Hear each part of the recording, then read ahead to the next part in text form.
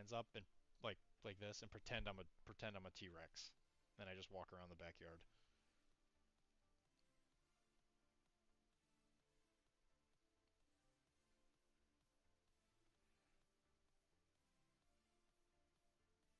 I'm hoping that got clipped.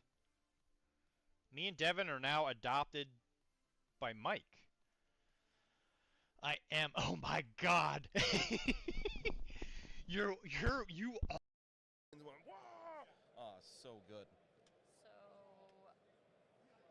before I pop off, why don't we ask one of the new trivia questions? Yeah. Well, we'll do one right now. We've got a bunch of people here ready to get your fingers ready or thumbs ready to type in your answer. First one to get it correct will get your information to send you one of these card packs. What do we got for a question? We're going to do a couple more too soon, but when Tim gets back on. Okay. It was a wild. It turned into a blood. Alright, so we have 2 crits because we have a skull and a regular crit. Which ones are the ones you rolled? These are the 4 that I rolled. Okay. Alright, so you're blocking 1 so far. Okay, so yeah, this is gonna dazer. Okay. We do trigger the flurry. Beautiful. And we get a medium move as well. Okay. So we do the 1 damage to a dazer. Okay. Because we daze somebody, we're gonna trigger. Slowed out. Didn't have my scanner in my butt. Well, happens to the best of us, I suppose. Let's take you out. Whoa, that was bad. Oh, whoa, whoa! Hotsy motsy. Those got real close. This free loadout is a weapon that I was not used to. Thank you, Tim, and as a reward I will say this. I was at a bar last night and the waitress screamed, "Anyone know CPR?" I said, "Hell, I know the entire alphabet." Everyone laughed. Well, everyone except this one jerk.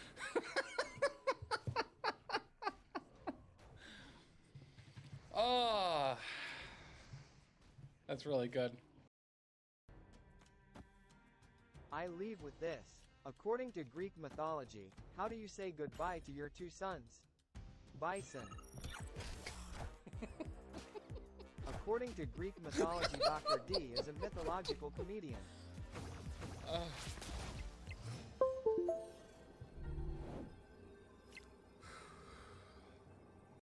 Also in Syracuse, this will be Might actually hurt my brain. When these are gifts. Ooh, yay.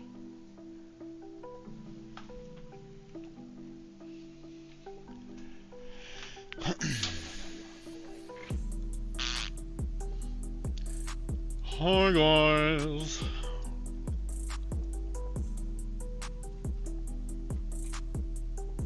There are rewards enabled. What does it mean? What does it mean, Kara? I have no idea.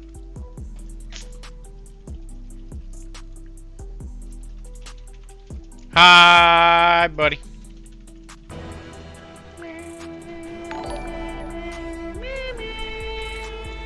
Hey, well, thank you, Ernie.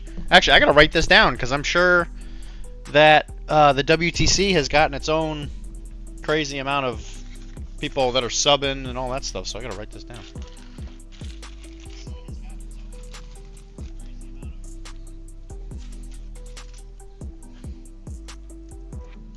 So, subs 1. We did it, guys. That's why we're here.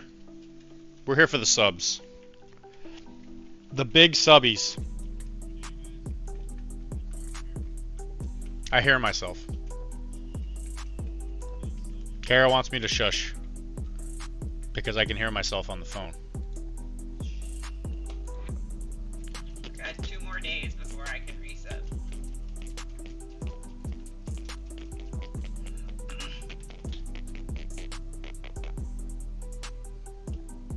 Quit looking at Gabby. You happen to be a streamer now. Well, that's because you aren't listening closely enough, Mr. Ernie. I almost called you Wilmar, Mr. Ernie. You guys look a lot alike to me. Sorry, I get you guys mixed up a lot. What did we finish? I finished the monk. Let me go grab that. Oh, you finished that guy? Oh, you finished that guy. I did. I know, and I appreciate that, but that's not the monk. Why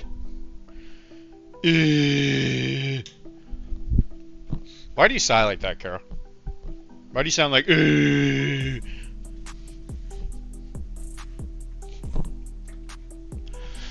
Oh, Mr. Dan. You get that? You get that a lot? Yeah, I don't doubt it. I mean, you guys look remarkably the same, Ernie. I'm just saying. You should work on that. You should work on differentiating yourself from Wilmar. You guys are almost the same age. I think you're both like 62 or something like that. They're pretty close. I think he's like a couple years younger than you. Hi, Dan. She sounds like she has a beautiful voice. You should tell. You have a beautiful voice, Kara. Thank you. Yeah. The bird thing definitely it brings the blue out of her eyes, you know. Brr. Also, Dan, Rob said he wanted to talk to both of us Word. about Big House or Little House Big City. I don't know if you got that message. I told him you were away, so I didn't know if you actually read the message or not.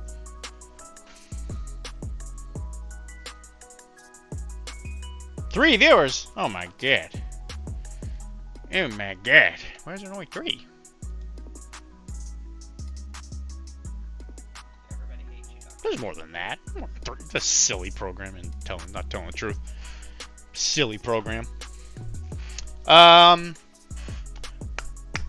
guys, we're here again. It's the Deezaster Zone, baby. There's been some whips. Last week was weird because I was distracted. I don't know. Like, I guess because I showed up late. Because of the wonderful traffic from Connecticut. I believe that was that. I think it was that weekend. Oh, you talked to him yesterday? Okay. I was gonna talk to him today, and I got totally wrapped up in stuff. So I told him I was gonna talk to him tomorrow.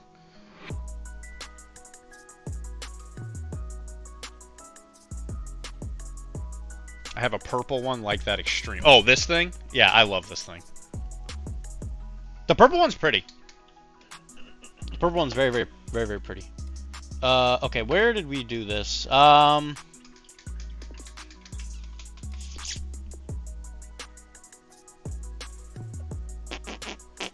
I think we go back a couple streams because I don't think I did a whip that day.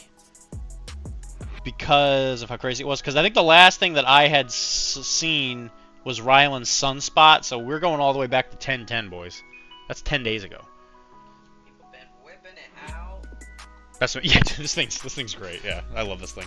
I did a review of it on the blog. So if anybody's actually interested in getting one of these, if you use the link in that blog, I guess I could link it now. But it actually does help us out. Yeah, I can't actually type anything in there, but I'm pretty sure I reviewed this thing. If you use the link in there, it actually does help out the channel. But like top 20 for sure. Yeah, this thing's really good for helping paint. Anyway, so this is what we did well, this is what I've done since I guess the last time I saw you. So I guess it's been a week, a day short of a week. So I went to a Malifaux event yesterday, and not everything was painted. I was ashamed of myself. Oh, you bought it because of my review. I appreciate that. Yeah, it's a really good investment. If you're interested at all in a wet palette, this one's the one I would totally recommend to new people. New people, old people, any people. Yeah, I would say because they have an even bigger one now. I think the bigger one might be like too big. But if you have a painting space for it, it's definitely what I would get. But they make them in different sizes so that you can figure out which ones you like the most. But what we were painting last week was this Yamabushi Monk. I have finished him since then. I think it actually came out pretty good. I agree. The Yamabushi Monk is for the new Infinity Army, which is what we've been painting, right? Because it's sort of like this Infinity thing. It's on my wish list. Yeah. Well, make sure you use the link if you need it, Miss Liz.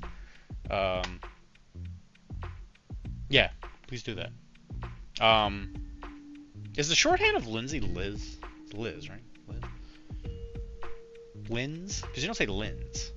That doesn't make sense. That's something you should ask each woman rather than me. It's not up to me, it's up to her. You don't get to pick your nicknames. Lins. It is Lins. Okay. Alright, there you go. I learned something. Did I pick those colors okay, Dr. D? Yeah. Close enough.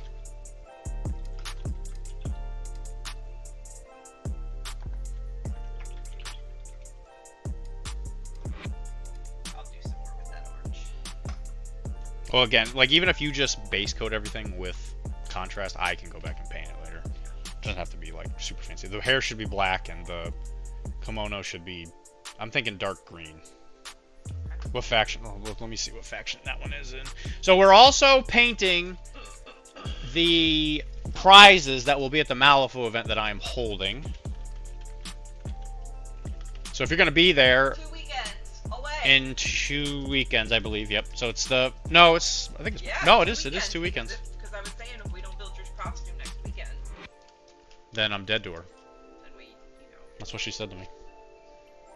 This is what they went. They went with a white one, turquoise hair. We can switch it up, but I like the black hair, but I was thinking of this for her dress. that works. Yeah, there you go. Anyway, I should finish one thought. Anyway, so the Yamabushi monk we finished. I'm really a big fan of this sculpt. We went off of the army colors that we've been using before because the monks wouldn't be a part of the military structure. So we did a little non-metal metallics here on the quiver and on the shtick. So this is all non-metal metallic work. It's not I am not great at non-metallic, but I think I'm good enough at it. I think it works, and I think it came out really good. Hopefully these guys are good. They haven't really revealed the rules for these guys yet, but here's to hoping that they're good. I like bows. I think bows are actually pretty good in the new edition if you have the right unit for it. Like I think the hard case is good with a bow.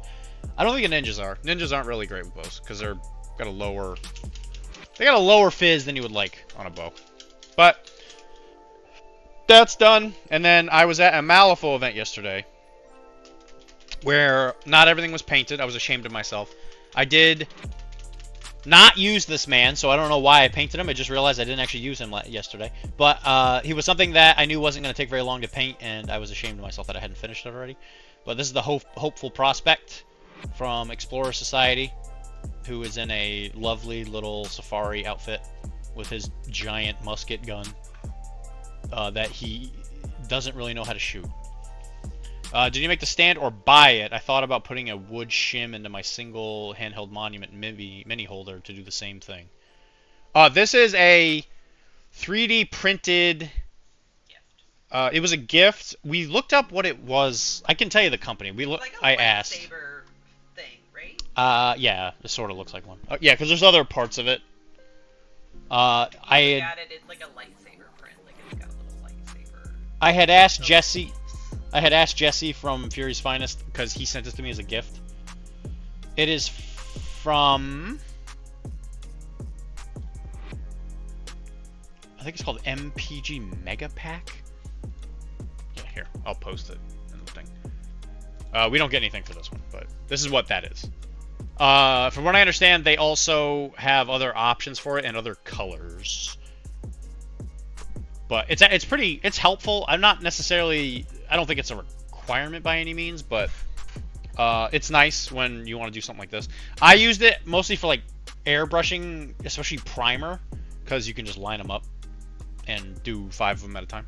And they also rotate, since it's modular, so you can spin it, which is kind of nice. So if you need a model stand, and you have magnets on the bottom, you can hold it there and you can paint it like this.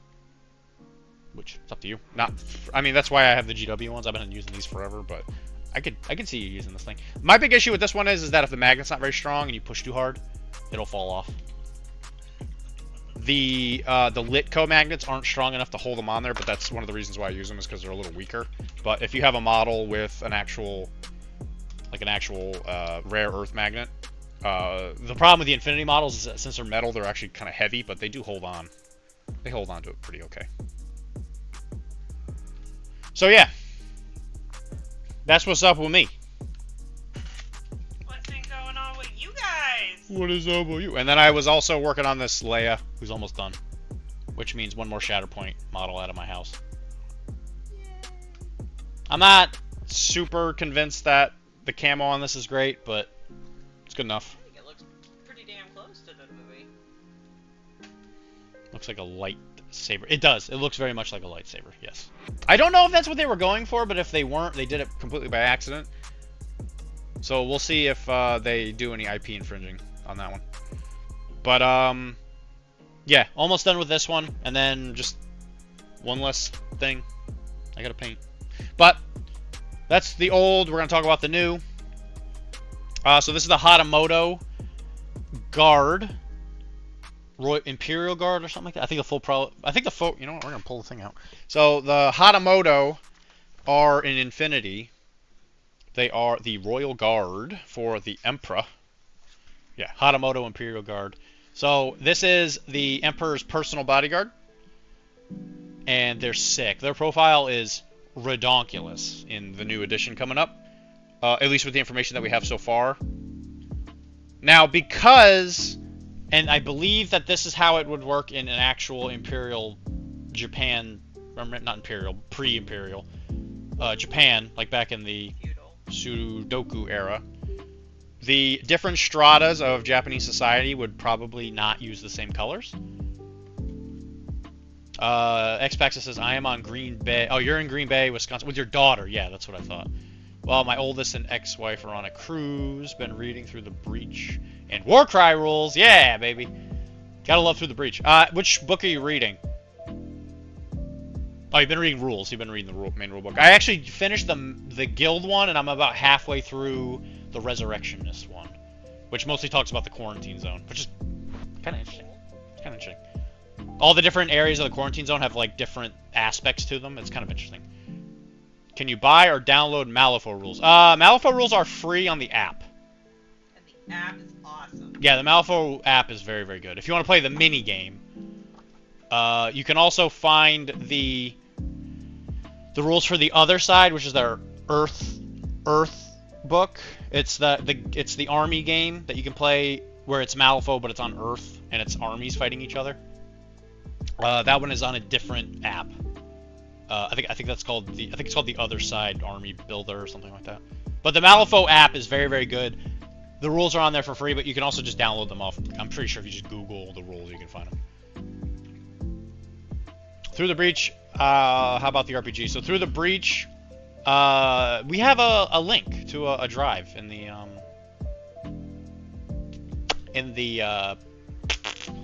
Discord. I can send it to you right now.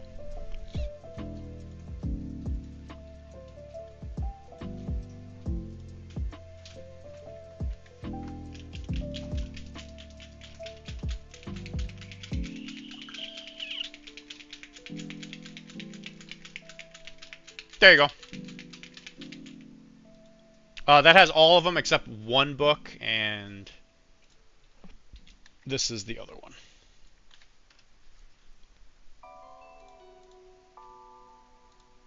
I mean, we should probably do a whip it out session like first thing since it's been a while, right? Have people put anything in there yet? You're reading from the Shadows. Yeah, that's the 10 Thunders one, I think. Yeah, we'll get to it. I think that's the 10 Thunders one from the Shadows. Yeah, from Shadows. Yeah, from Shadows is the 10 Thunders one. Yeah. You're welcome, Dan. You're welcome. Anyway, so today we will be painting the Hatamoto Imperial Guard. Now, the whole point of what we're about to do, so this might be something that comes up later as people ask questions about it. So I've been painting them in the new Spider Clan army colors, which is mostly black and whites, which ironically enough is pretty similar to this, except it's more white than black. My thought process is that because this is a Imperial Guard model, my book has 11. Your book has 11 what? Anyway, because this is a model that serves the Emperor specifically, he probably would not conform to the army color of a clan, because he's like the next step up, because he's part of the royal part of Japan, which is technically speaking separate from, historically speaking anyway, which has been separate from the different clans that made up Japan with the major clans. So what I'm gonna do is I'm gonna paint these guys, I forget what the studio colors, I guess might be the right word. I'm not sure. I forget what the word would be. Like the canon colors or whatever you want to call them. The studio color scheme. So this guy will actually be studio color scheme. So we're gonna closely mimic this as opposed to the more black armor theme that we've been doing. Which thankfully, at least with this guy, it's not so different from the rest of the army that it's gonna make a huge difference.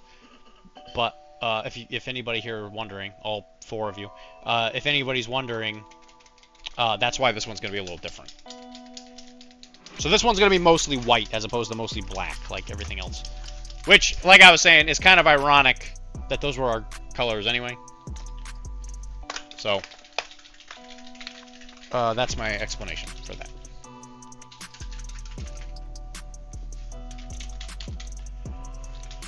Okay, so now we just get started.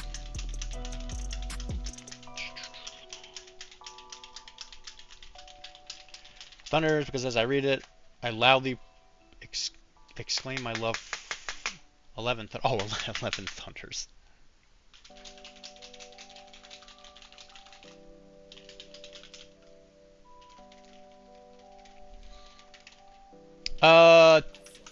It's like your phone. Yeah, that's kind of what I was also thinking. I thought that was I don't know if ironic is the word, but I thought that was what's the right word? Where something happens by chance. Serendipitous. 11 thunders, because as I read it, I loudly exclaim my love for PCN in a thunderous voice. Wow, like Ooh. that. Thank you, Dan. I appreciate the metaphor. I guess it's a simile, technically. I don't remember what the I don't remember what the thunders are. I think the thunders are. I forget what the actual thunders and 10 thunders are supposed to mean. 1,000 for Colossus Roar. Boo. Boo. I think it's because WTC is going on, so I think he adjusted the points. At least they brought it back. It wasn't in there before, right? It's like you're flipping the colors, using 3 colors. Think it's going to look great as contrast and piece. I am big on flipping the colors in the big model, so it works out well. Yeah. Fortuitous. That's also a good word for it. Kara, we're in public. I know. So yeah, Kara's over there. She's gonna be working on the models that will be given away at the Malifaux event. She's gonna hit them with some contrast, so that when I get my hands on them, at least they have something. And if I don't get a chance to paint something, that does look better. So that way, when I get my hands on them, at least some of the base coating is done. Alright, so I gotta have this book available. It's mostly white. There's a lot of white. And then the Under Armour is black. I'm gonna put this on for it so I can look at it when I need to.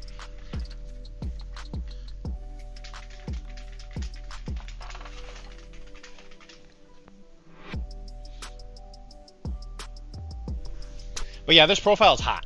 This is a hot profile.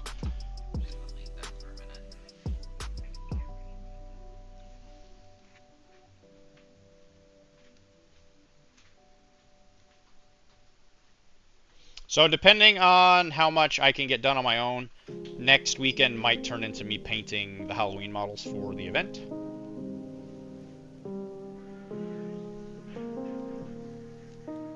I'm sure here nobody cares, but figured I would warn you. Because we don't really come here for the painting, we mostly come here to make fun of me and...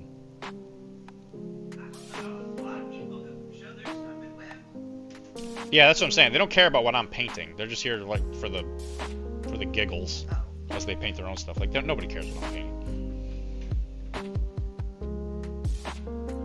I care what you're painting. You only care if it's yours. It's still a carrot.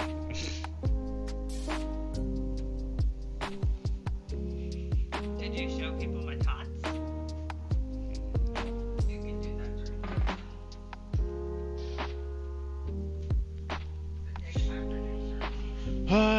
I need me the Dr.D painted Mothman. No, that one, yeah. Like I said, I'm gonna paint as many of them as I can. Otherwise, some people might just get the contrasted version. And if they want to, I can always paint them, like, later.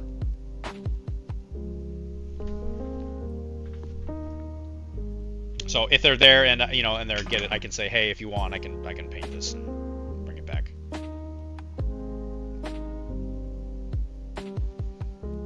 But I imagine there's a lot of people out there that wanted the models, but they didn't necessarily want to buy the entire pack of for the Halloween models. So I was like, oh, what a great opportunity to make somebody's day. Oh, is Bubby on the camera? Goes to Bubby. Yeah, well, makes sense. You does need to get a mirrorless camera so we can see the detail better on what you're doing. Yeah, I agree, which, again, there have been some changes financially in the house, which is going to make stuff like that a lot easier. Which is good. I'm excited for that.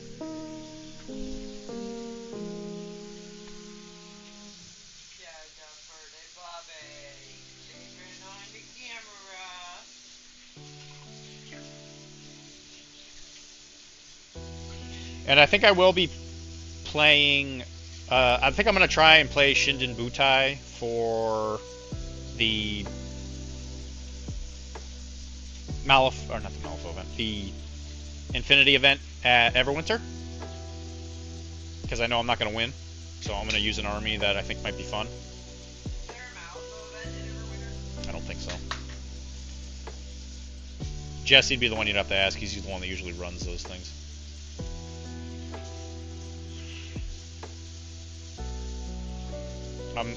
I'll be at the one in PAX. Brendan's running that one. He's trying to find a place to stay at PAX.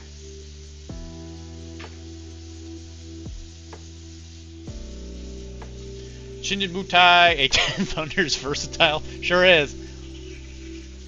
I'll buy the box. Just one less model to paint. Yeah, sure. That's fair. Right now there's 11 people signed up, which doesn't include me, which doesn't matter because I won't take anything, but... I still haven't signed up. Kara hasn't signed up, so there's 10 people. There's 12 people sort of signed up. I'm a little worried we don't have enough boards.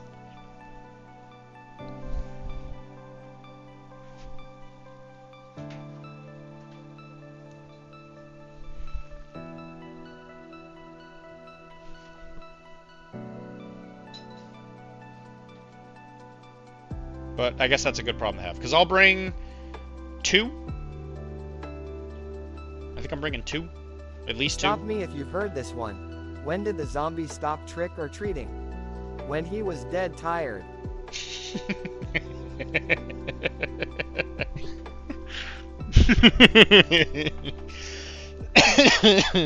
a good one. Okay, so we got another one with Mr. Wilmar. Stop. That's a good one, Dan.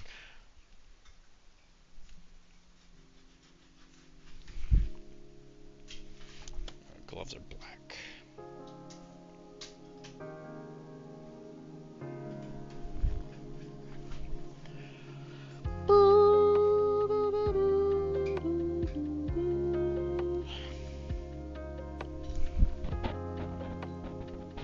I think I'll just make the elbow thing also red.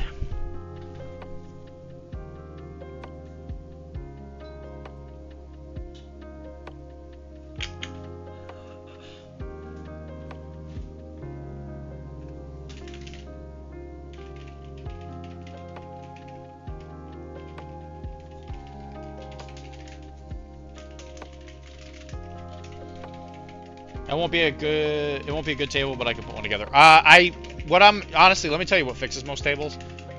Just some like smoke, just concealing non-blocking terrain, which I think I am just gonna make a big order for a bunch of smoke templates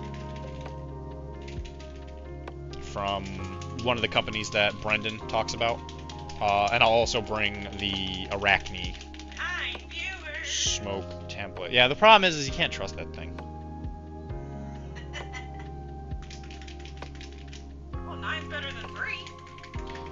We can't have lower than 3 because of the bots. Yeah, I know. And because we pay China to up our numbers. I won't be a Widget Wizard is good. I don't remember the company that Brendan suggested.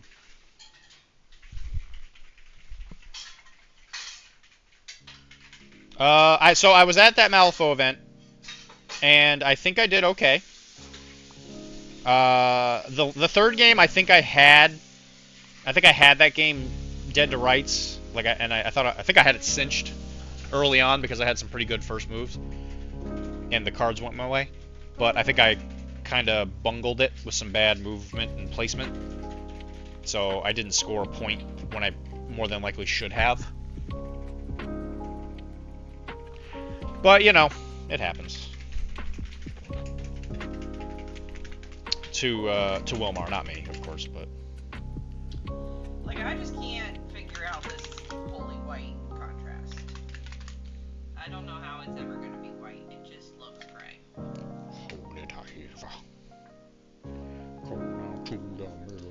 So, I think her bow should be white. What do you think? make it yellow. This one? Yeah.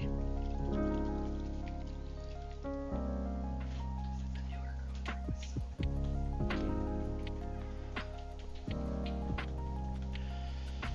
Hi, bot. Hi, bots. You were following through Longshanks, yeah. So what were you thinking? Wow, this idiot probably messed it up. Yeah, my first game didn't go well. I don't know. I think Cooper is just not. He just can't pull his weight. I think he's great against certain masters. He's not particularly happy when the enemy can literally get right into his face from turn 1. So I don't think he's good at fighting the Nephilim keyword for sure. He's not great. He doesn't want to. It's not that he's not good in melee. He just doesn't want to be there. He doesn't like hunting things that can defend themselves. He's a smart man. He sticks to, you know, defenseless things mostly. Fights he can win. If Nekama. His gaining grounds may not be good for. Yeah, for sure. I'm not saying he's. Yeah, I definitely am not saying I'd never play him again, but. I think the keyword's fine. I just don't think it's. I don't think it meshes well with how I try and do this gaining grounds. But I played Ivan, and I had a lot more success with him. After I had talked to Mike on, not our Mike, but a Mike.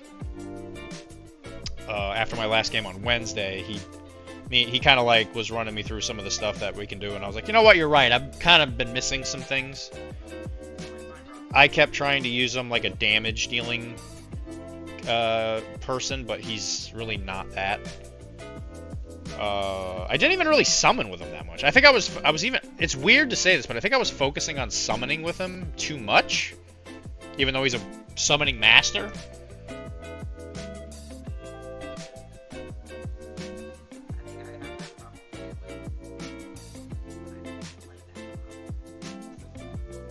Well, I think you're playing the wrong Nekama if you wanted to summon. Well, you know, when I do that thing with the Yeah, okay, man.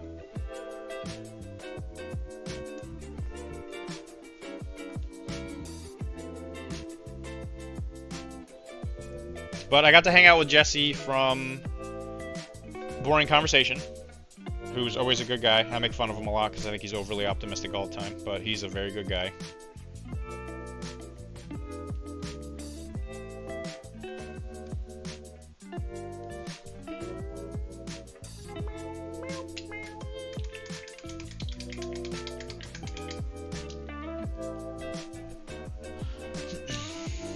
Yeah, Nekama's she's a thing, that's for sure. She's my thing. Oh, wow, thing. Smart thing. Try not to pay attention to Kara. For paychecks from weird help off. It's true. Fat paycheck. Okay, yeah, that makes more sense. Yeah, fat paychecks from Weird definitely help with optimism. I agree. He must get paid like the big bucks. For real though.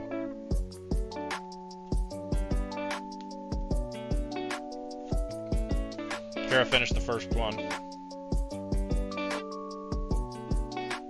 She doesn't have a right hand. See, look at that. Little good prime job and some contrast. And BAM!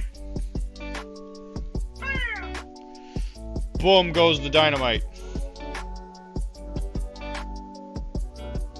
Pow! Catalina wine mixer. Pow!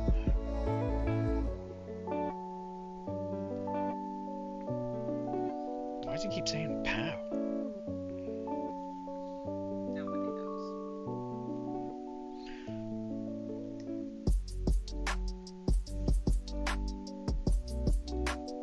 One other thing I should say about the event: there's a lot of ladies. I would say just less than half were females, which I thought was really cool. And one of them won first place. No.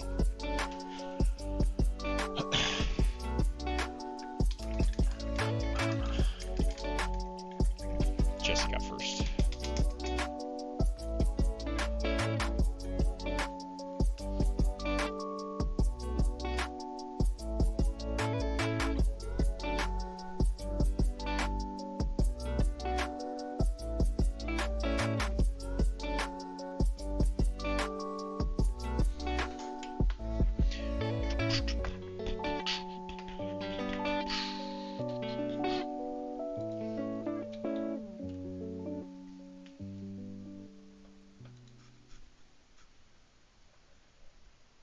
You did. I gotta say, you really dropped the ball on that one, Wilmer. Orange eyes for him.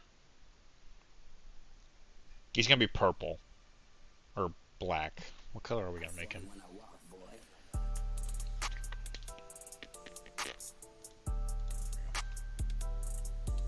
They went with a white. I would do... Yeah, do the purple eyes. I like that. Then use that same blue on his, like, arms. That you did for...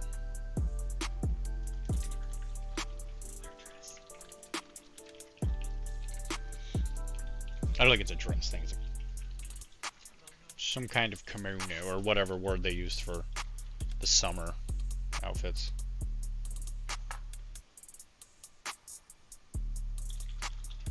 Yeah, I'll never remember that word.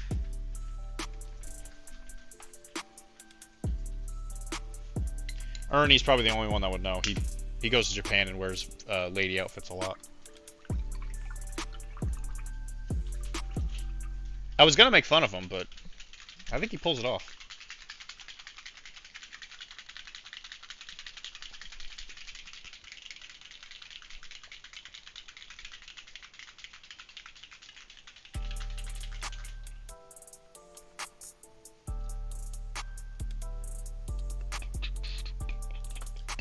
Say this color is better than it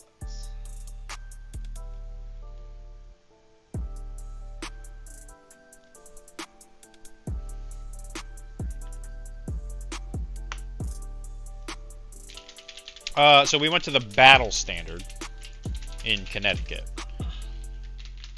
I will say, All game stores should be. I will say, it's probably one of the nicest game stores I've ever been to. It was 100%. very, very, very nice. The food was very good. They served Plenty of room for drinks, everybody. a lot of room, very, very welcoming staff. Really hospitable and kind staff. Like, not like all up in your face all the time, but just very kind. Yes. They were very, very, very good at what they did. And they all really put, you know, a solid community effort in. And there was lots of people doing stuff. Like they had a painting thing going on. They had like what appeared to be some kind of kids D&D thing in the back.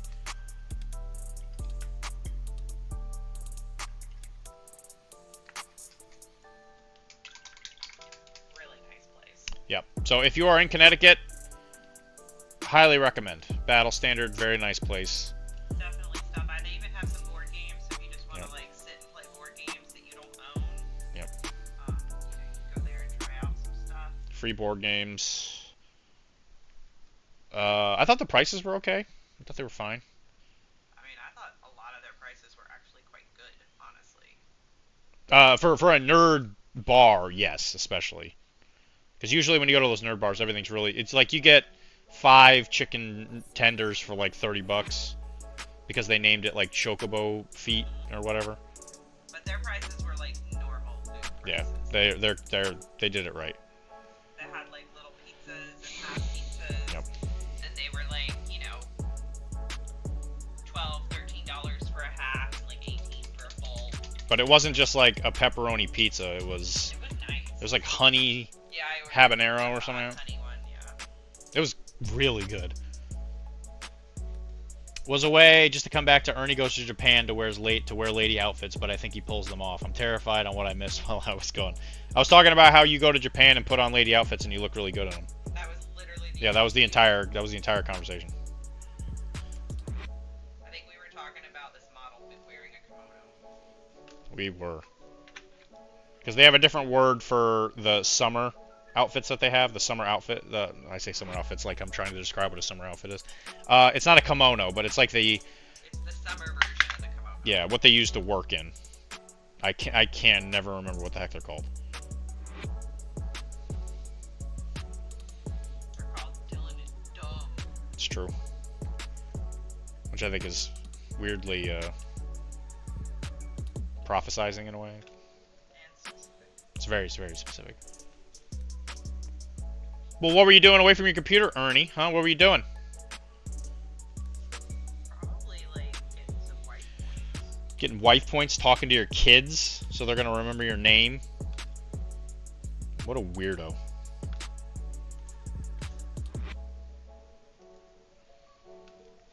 Making them brush their teeth so that they learn good habits. He was putting on a kimono. Aha! Full circle. Well done, Josh. You did it. You've won the stream. Well done, sir. Congratulations. Forget whips, you won. Take a lap. Take a lap around the building. Sheesh. Helping my son with PMP questions around critical path when it comes to schedule. What's a PMP question? Project management. Oh, project management. Why would you think it was anything else? It's Ernie. PMP? I don't know. It might mean putting on man pants.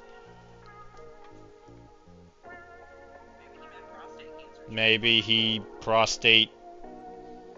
I don't think that actually is MP, but you know, it's fine.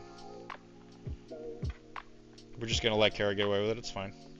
We're all, most of us are female enjoyers in this room.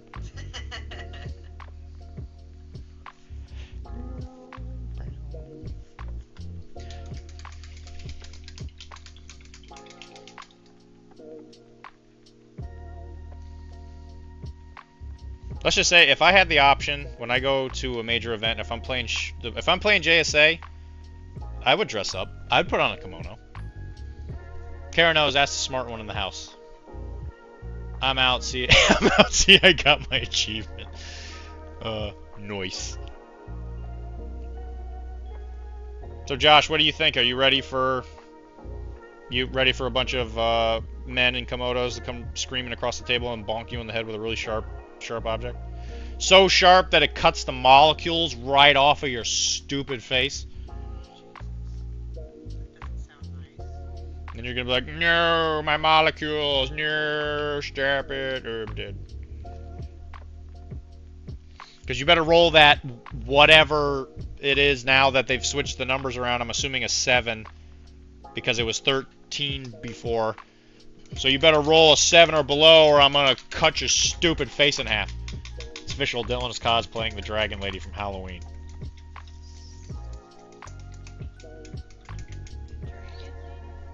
Don't know what he's talking about. I'm probably not, but whenever ready. I'm ready.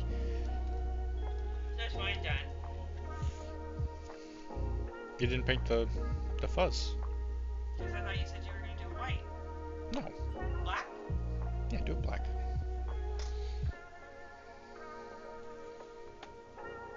I assume Mr. Headless Halfling's not done. No. He just got his orange. He had a lot of different things. I want you to tell me what colors to put on him. And I want you to figure out what green, or does it not matter what green I put on him? Because I feel like we need to be like specific to your green.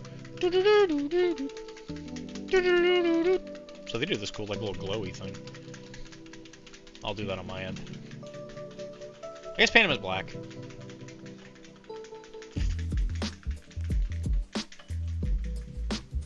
I got Oh, the Dragon Lady HVT. Dark Angel's green. I don't have an umbrella. Dark Angel's green. For what? For his base color, I could Dark Angel's green him, and then you can bring it up. No, just paint him black. I'll do all the other stuff.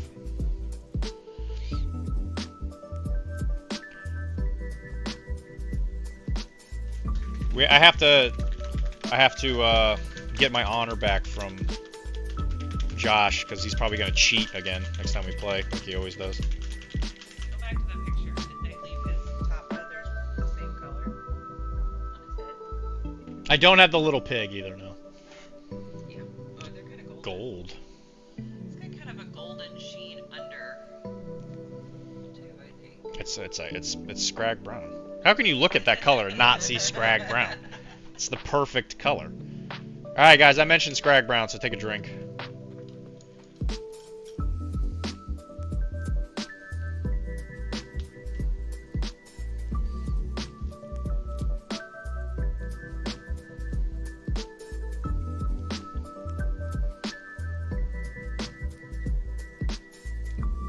Kara's talking to herself. Shit happens. You just have to talk to yourself sometimes. Who said that? Kara.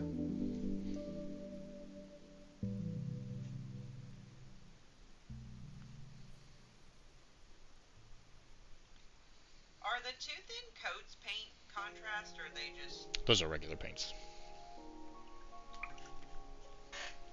Like, when those came out, I thought they were going to be contrast. And contrast wasn't even a thing yet. That's, like, what I thought, too. These coats was I think those came out after contrast. before contrast. Because those came out. Those came out when we went to LVO. They weren't out yet. That was when they. That's when they were demoing the first ones. Yeah, and contrast had definitely been out by then. Maybe I was waiting for Army Painter at that point. Yes, that was not out yet.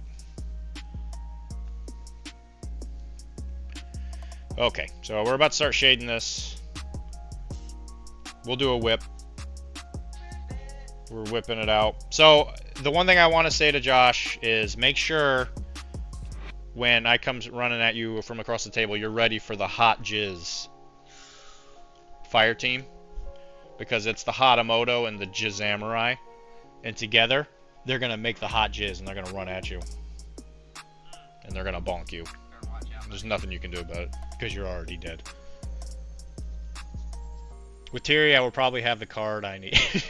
Probably. Yeah, Tyri pretty good. I haven't actually seen anybody play Tyri at any of the events I've been to. One time, and I wasn't cheating per se, I just didn't read my rule correctly. Interesting. Then you also discovered you did it wrong and purposely didn't tell me. That seems kind of obfuscating to me.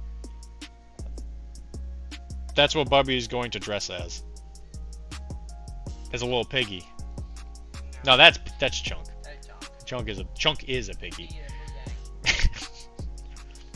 Apparently he's Mudang. He's a little chunk ball. Okay, so the white's on there pretty solid. We're gonna go in there with a little bit of a dark blue. A dark sacre blue. So we're gonna use the fan favorite, totally pronounced correctly, Phthalo blue. And I'm gonna keep throwing stuff because that's how excited I am to use Phthalo blue.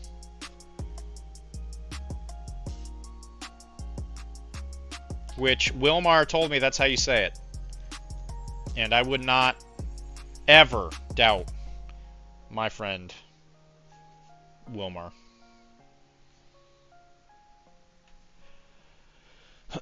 Whose last name I believe is in fact Sanchez.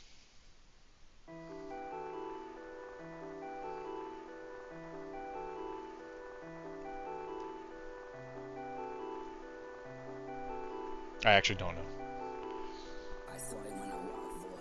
I got 2 thin coats, waves 1 and 2. I am still waiting for wave 3, but I expect it any day now. They are pretty okay. Is there anything in there that you think is useful if you already have like a paint range? Is there like any specific paints you think might be more valuable? I've heard the paints themselves are good. I just don't know. It's like I already have so many paints. It's like I don't need another paint range. But if there's a color in there that is just to die for, then, you know, I gotta die. I have to die for it, Dan. I'm trusting you, Dan. You're my only hope.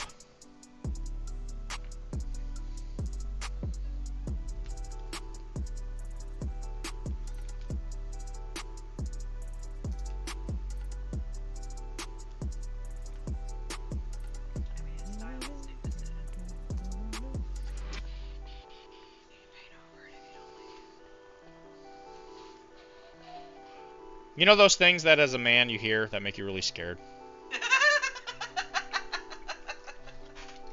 Like, you have prostate cancer, or the kid is not yours, or something like that. I just heard that.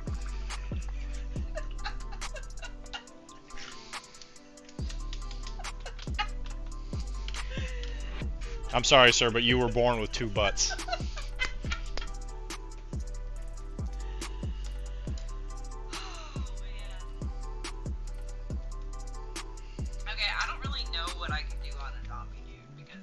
He's a mummy.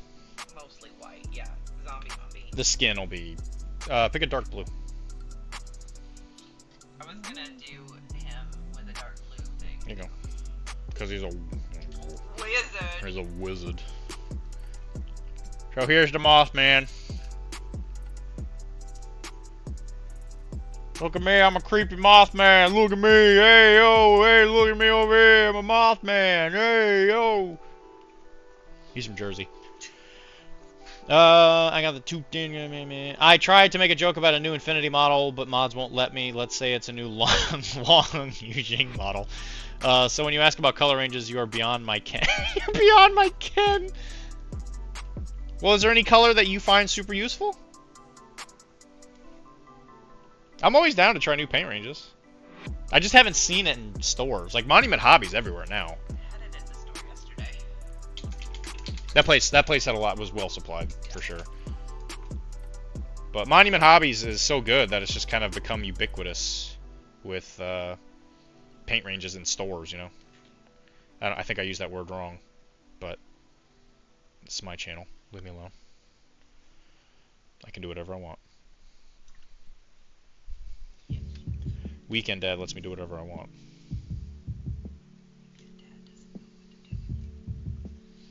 What? What did you say? Weekend Dad doesn't know what Oh, jeez.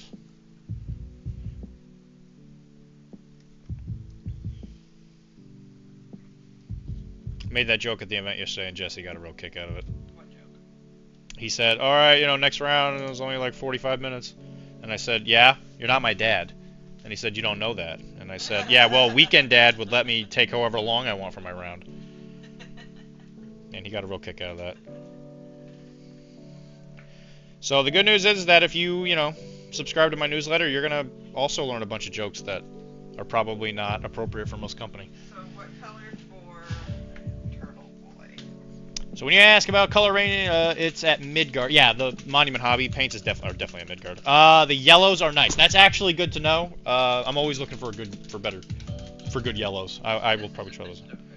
The Phalanx. This is one of the new ones. I also like Zella Yellow. I feel like this one's more orangey, but it's a good one. This one is very yellow. That's what I painted the first time, and you were like, "Ew, I don't like that." Pumpkin. Yeah. I was gonna say it's not a very good yellow. I think it makes a better orange. Well, orange.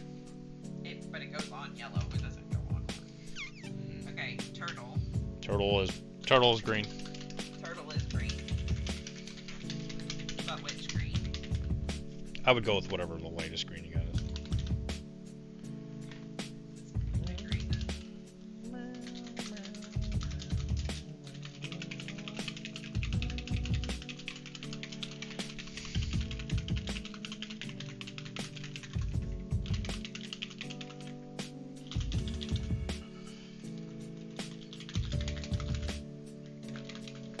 I can't see our chatters. Cannot see our friends. Folks complain about yellow quite a bit. It's a little tricky. A little bit of It's a pain in the patootie. a Halloween witch. It can definitely be a real pain in the patootie.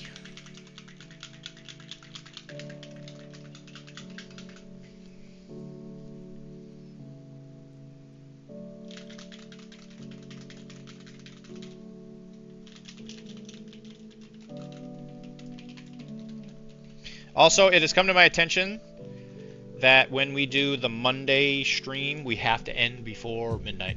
Why is that? Because it messes with the algorithm thing or something like that.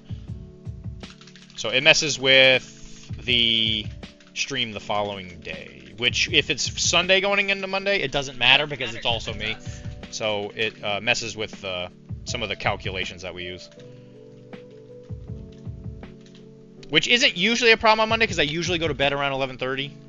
Or I get off the stream at 11:30, but I think last week we stayed on a little later because I was talking about something. Also, why the stream stops? I bet it's at midnight when you have to restart the stream. Or did you guys figure that out? No, that's just because our internet is blitz.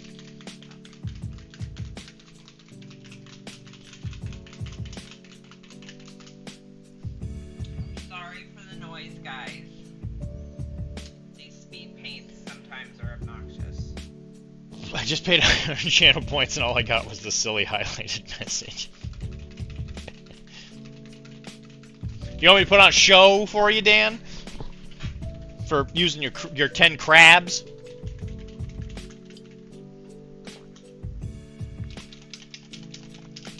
I'm putting on a super amazing shaking the paint bottle concert for you guys. See? Why I went to school and got a degree in art performance so I could shake paint bottles for entertainment online. She got a degree in... Shut up. Yeah, that's what my teachers wanted me to do. Got him.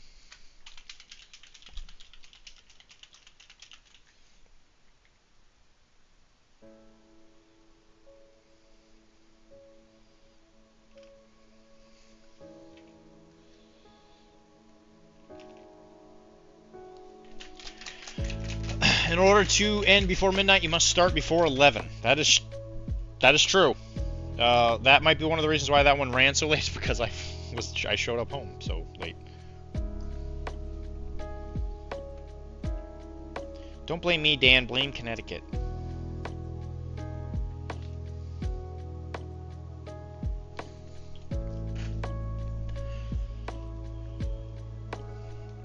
I was trying to leave and the traffic bullied me. I got bullied.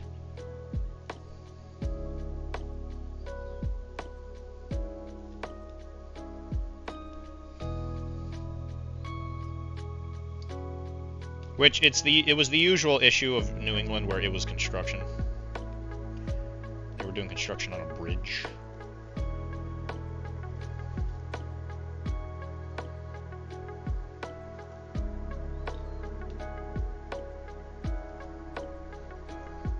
As Winnie the Pooh would say, oh bother.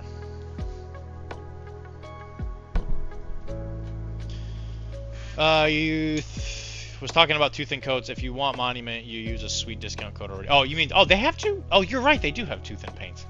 Or tooth and coats. Yeah, I actually try that. Maybe I'll pick the yellows up. Because that's where the next Infinity event is, right? Is that one at Midgard? I actually don't remember. Dan says that your rattling is quite melodious. Nice. Nice. 2 seasons in New England, winter and construction. Yeah, for real. Same 2 seasons in it. Or Illinois. Yeah. I bet Illinois is probably colder longer though. I think we get more snow too from like the Canadian. lake effect snows. From Canada. Yeah, my dad grew up in central Illinois, and sometimes, like, we went there once when I was a kid to see the snow. I wasn't a kid, I was a teenager. But, there's definitely a lot more snow than we get here in Massachusetts. Like, don't get me wrong, I know that Massachusetts is fully capable of having a nor'easter that shuts down the whole city, but in the last 5 years that we've been here, it just kind of looks like global warming has taken over. Global warming's not real though. You could say it's a myth. What? That's what Crunk said after Professor Ghost Anus. Yeah, I know what we're talking about. He said that global warming was bad. It was Crunk said it was a myth.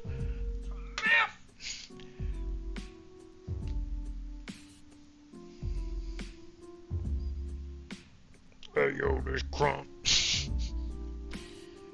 I'm here to tell you that Professor Ghost Anus is a liar. Liar!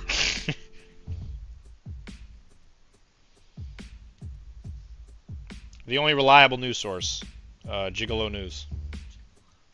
It's the only people you can trust these days. They can't even tell me how magnets work.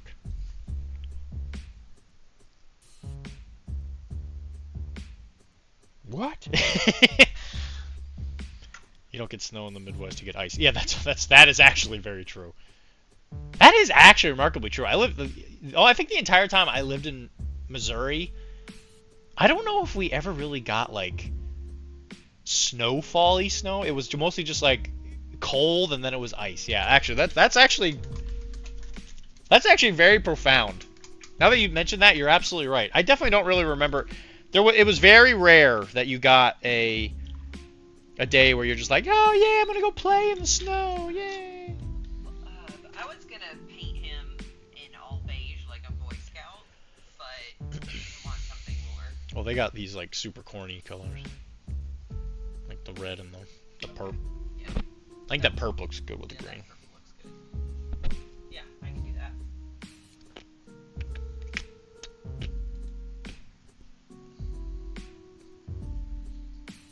We get lake effect snows in a mother. Like a mother. So Red and yellow. red and yellow. He's got a little propeller. Yes, He's such an innocent little kid. okay, I'm gonna do those eyes orange and let you do the rest. Yeah, that's fine.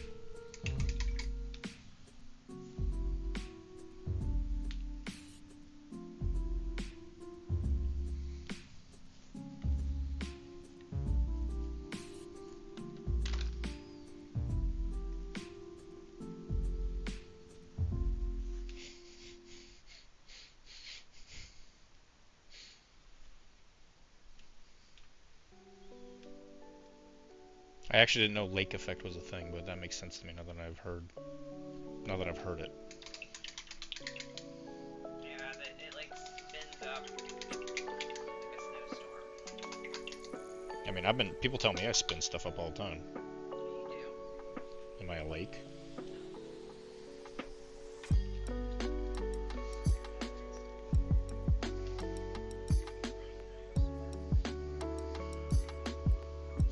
I'm sorry guys, I failed you. Because you didn't know what lake effect snow was. Well, and I'm also not a lake.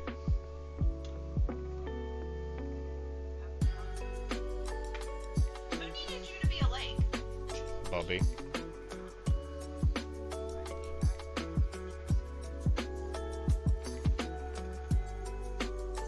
Bubby, are you going around acting like Bubby's sleeping. a Norse frozen god and being mischievous?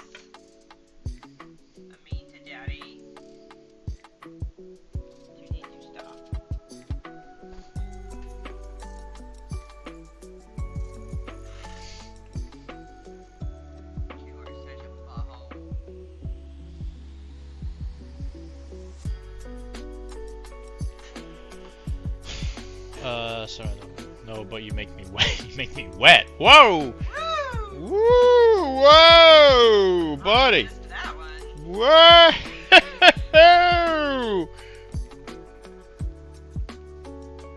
I don't get it.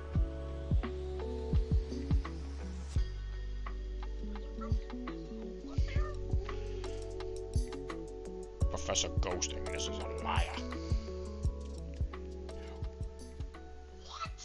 What? What? What? F in the chat for Professor Ghostings, you know? Keeping it classy. Keep it classy. Magic!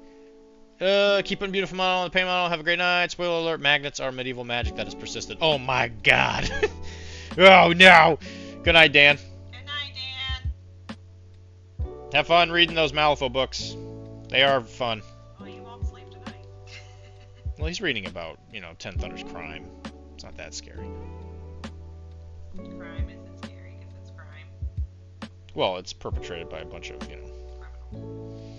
well, you know. You know, Karen. I don't think I do, Dylan. You know, 50% of Lexington. Still think that that's all you, babe.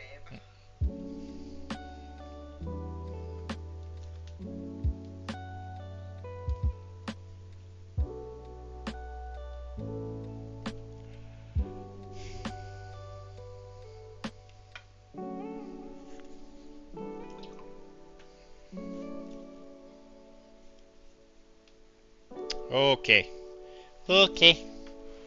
Now we're gonna start putting some white on y'all. Also, Mike, I don't think will be joining us today. I believe he's in Arizona. For Mike. He continues to send me very inappropriate TikToks throughout the week that I find very funny. Good for Mike. Do you have time to read Mike's TikToks, but you won't watch my Instagram messages? Didn't I literally respond to the 2 you sent me today? No, you only respond to one. And I said yes. Come on, Dylan. The gaslighting continues. Day 57. How was dinner, Dylan? Did you like it? Feel nourished? No. But breakfast was good.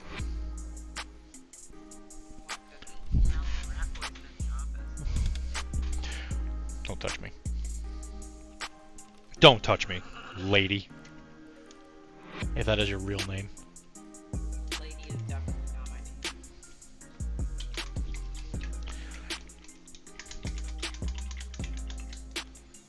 Time for whip it out. It is actually time for Whip It Out. Because I need a break. Kara needs a break. And I want to look at what other people are doing. But I also have like 15 things to show and whip it out. Mr. Bucket. Alright, I guess we gotta show Kara's stuff first. Alright, so Kara has been painting Neverborn. These models don't even have magnets on them.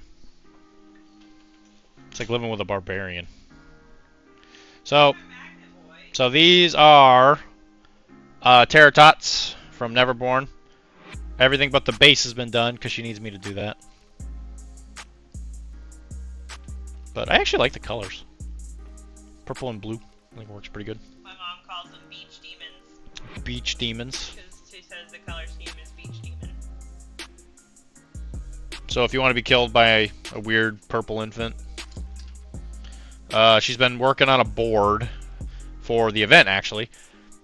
And so she's making a dreamer board. And so we used some template things from Game of Thrones. Because we have a bazillion. Because we have a lot of them. Yeah, because you get them in all the starters. So we bought some kids' toys. Dollar Tree. Yep, Dollar Tree toys. And then she painted, after I primed it, she made it look like water. They're big old duckies.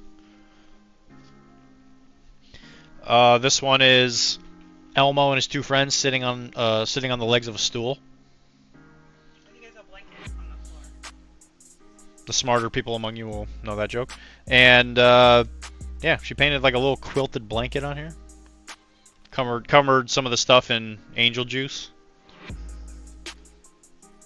It's pretty good.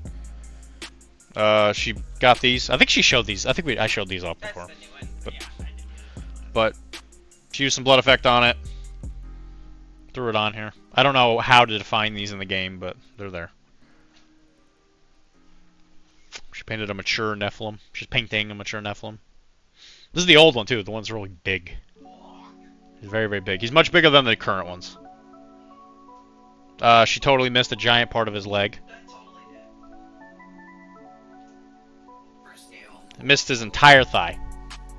I thought it was his skirt, but he's a slut. Yeah, this is the different. This is the old one. This is the new. Usually it's the other way around. Usually as a company goes, the models get bigger. These got smaller.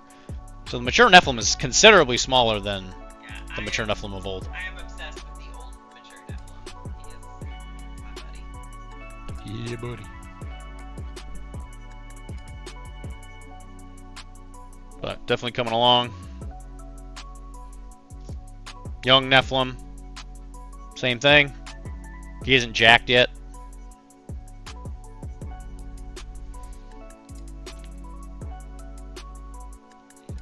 I've been showing these. Working on the snail. Just a happy little snail, man. He's going to Innsmouth. He's a turtle. That's not a turtle. He's a frog. Isn't that what I said? You said a snail.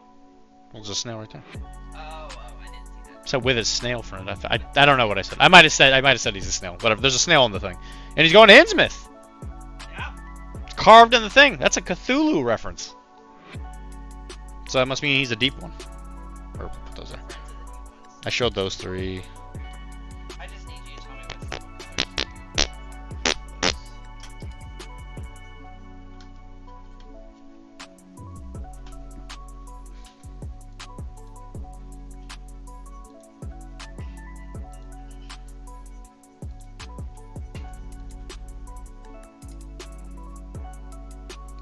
Dark blue.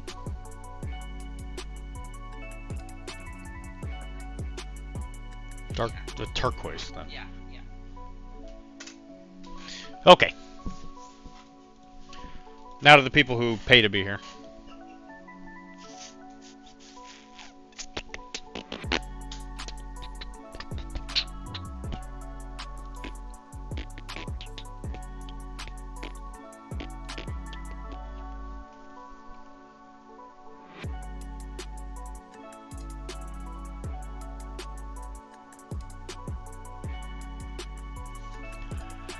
Oh boy, we got a lot to get through. Alright, so we're going to do this quick and dirty for a couple of them.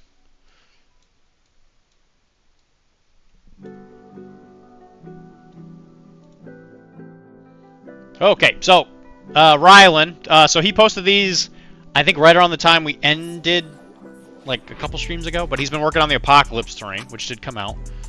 It looks like he primed it.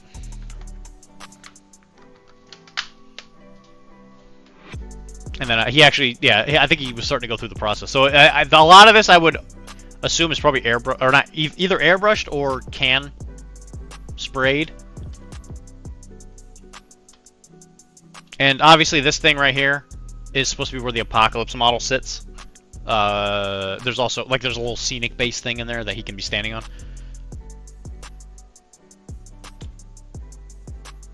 See, standing on it right there. So he's still working. He's working on it. Apocalypse looks pretty good. He likes to take it outside so he can get some sunshine. It's hard. You wouldn't want to be cooped up all day. Looks really good. Who is this? This is Rylan. As always. Blowing it out of the water. Then he did Archangel. Nice. This is all for Colors. MCP. That's actually lore accurate. He's a beach guy. That's Maverick. Maverick, I think. It's Maverick or Havoc. I think it's Maverick. He's the ex-warrior killer. This is Warlock, also an X-Men character. He is also technically a mutant, I think. It's coming along well. Are you hot? No, I'm Dylan. Are you getting warm though, Dylan? I am. Do you want me to open the windows? Yeah. It's 73. Yeah, go ahead. This is Thor. Wilmar was painting this. This model's actually done. I've seen I haven't seen it in person, but I have seen it done. But this is the whip of it. It's looking good. The red especially is good. I really like the differentiation between the colors here. That's pretty good. Then we got Mr. Cheddar. He's over here painting the bygone keyword for Malifaux. This is Tyrion's keyword. So there's Last Light. I think that's the Iron Matron right there. The Au Warriors. Parson. Ket. This is a construct. That's a construct. That's Tyrion. That's Ouroboros. So he's got. I actually don't know how many boxes are for Bygone. I think there's only 3, right? There's a core box, Ancient Traditions, and then there's the one with Last Light in it. So this is everything you need for Bygone to be in keyword. I don't think there's anything else. Oh, actually, that's not true. There's Slipstreamers, which I don't remember if those are technically out yet, but you don't really need them. Yeah, okay, I was right. I did it before I saw your words, so that means I'm still a genius. Alright, Rylan. He was saying in this that he has painted 100% of his MCP models. What a guy, that Rylan. This is Angel. I like that purple edging. Yeah, I wonder what the purple means. And then there's Archangel. And then I'm assuming this is when they're done, because the bases are done. Looking good as always. I don't know what the purple means. We have to actually ask him. But as always, he pounds through his models real quick. And it looks good. This is Bird Teeth. He does show us his Chaos stuff pretty consistently, so... Wow, that is really great. That banner is beautiful. Yeah, banner's really good. This is probably either a BSB or a banner carrier for a unit. It's really impactful looking like it got burnt. It's just really, really great shading. I think he's a Zinch lover, so...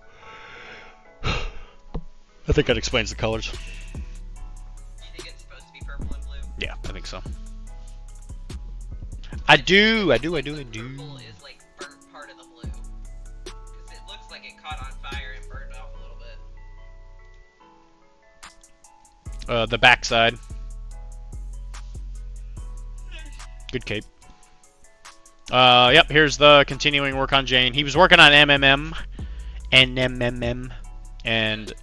it looks really good. I don't even think this is the finished NMM, which it already looks pretty good. That highlight on her tits is really spot on. Like the glare. It looks like a nice glare, you know? Yeah.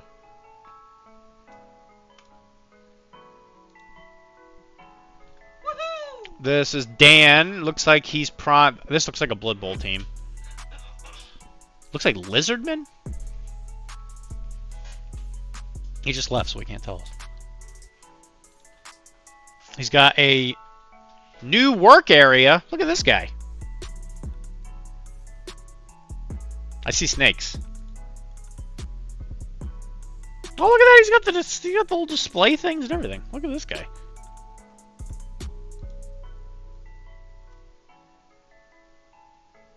I have seen him in this area because this is where he sits when he's doing RPGs with us and stuff. He got some kind of... This looks like... This might be the Black Dragon.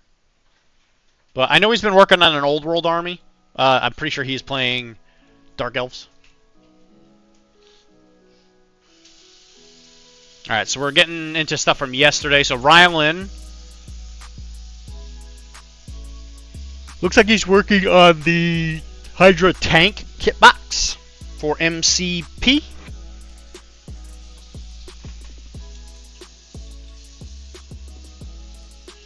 Look good. He was wondering how he makes the glowy stuff look glowy. It's a Josh. He's working on his Bygone keyword. He's here. He can actually talk about it. Looks like he started adding in the browns for the leather. I really love Last Light. I think that model's absolutely amazing. The fact that it's like a weird mechanical giraffe. You don't see a lot of giraffes in wargaming. That is an unexploited market. I just came back. What's the question? I didn't ask anything. I was just saying you can tell us how this is going. But I'm just saying it looks like all you've done is the blue skin and the leather. Like that was what you were working on for this.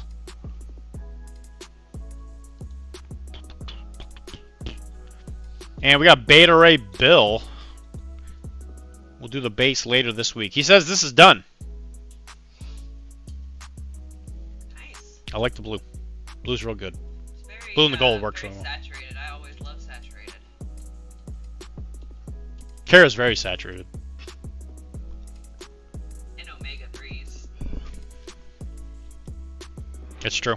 It's the lotion I use. Omega 3s? Why would you use omega 3s? Prepare for streamception. There you go. Good job, guys. That was really good. Who's the winner for that one? Probably Rylan. Guy can't stop painting. Guy can't do it. He can't stop. Can't stop, won't stop. Those bracelet shows are like 6 hours long, so.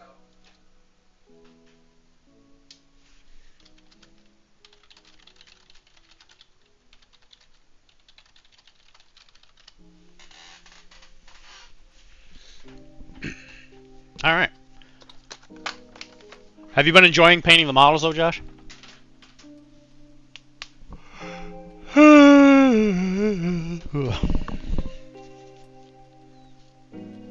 Oh, I also did finish one other model.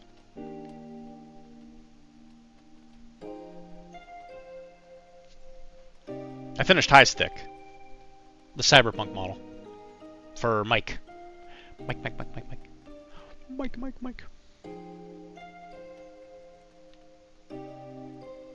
I've actually thought about this, where I think it's actually worth maybe having more models do the bubblegum thing, where you use like a little bit of green stuff, make a little circle out of it, and put it on there. I might do that for some of the Infinity models. I think that'd be kind of cool.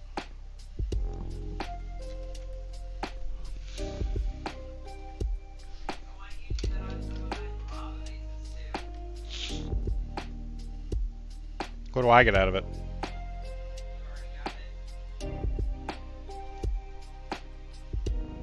I don't get it.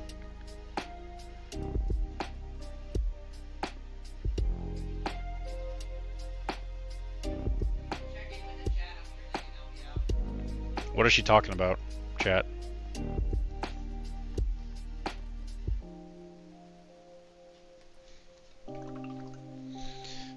Josh says, yeah, still trying to figure out what colors I want, so I'm just doing the stuff I already decided on batch painting these as they are all mostly metal. Yes, that's a good idea.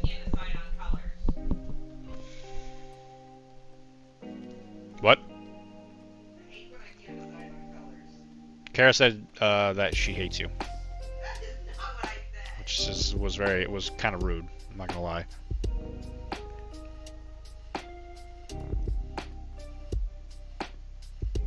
If you would like me to ban her from Twitch, you just give me the word. Okay, Josh?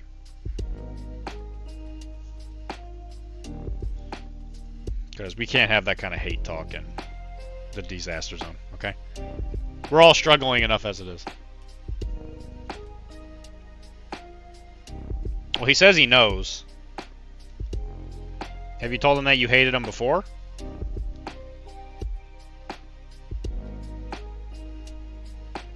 I've never told anybody that I hate them except for my ex-husbands. Josh, is there something you want to tell me?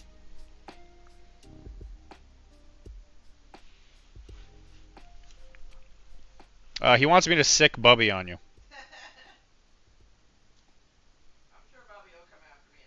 Yeah, don't worry. I think Bubby's always in a constant state of attacking us. Especially while we're trying to sleep. That's when he strikes. I just figured because she never remembers who you are. I was gonna say, Kara's notorious for not remembering anything. Never mind just people. To put this into perspective, this has happened. I'll be sitting here, painting, crying, you know, whatever I want to do. And she'll show me a video. Let's just say 12 o'clock, for ease's sake. And then, at, let's just say, 4 o'clock, she'll describe that video to me as if I'd never seen it. And I'll sit there and I'll just have to listen to that. And I'll be like, wow, babe. That's amazing. Incredible.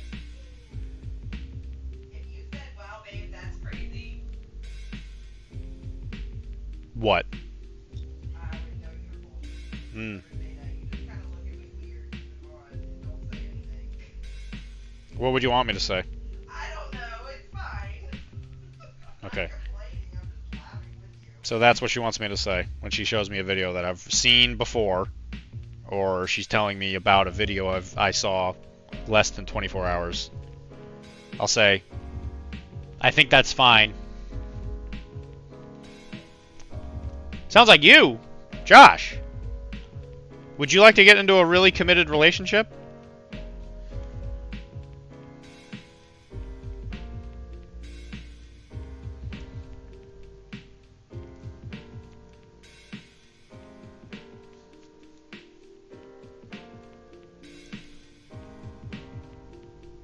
I will have to warn you, I'm very easy.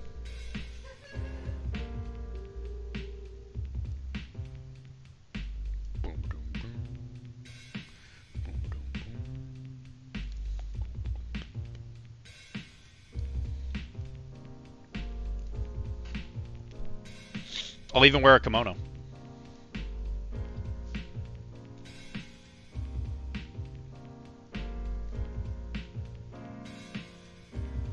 I know how much you like that.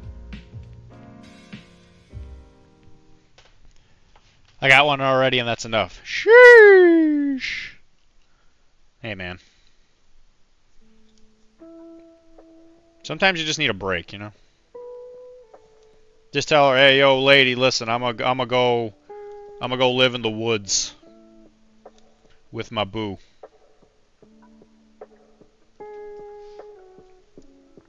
Don't wait up for me, baby cakes.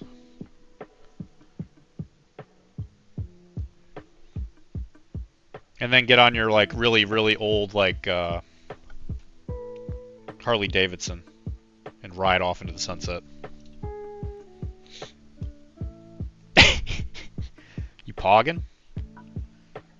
Are you a poggers?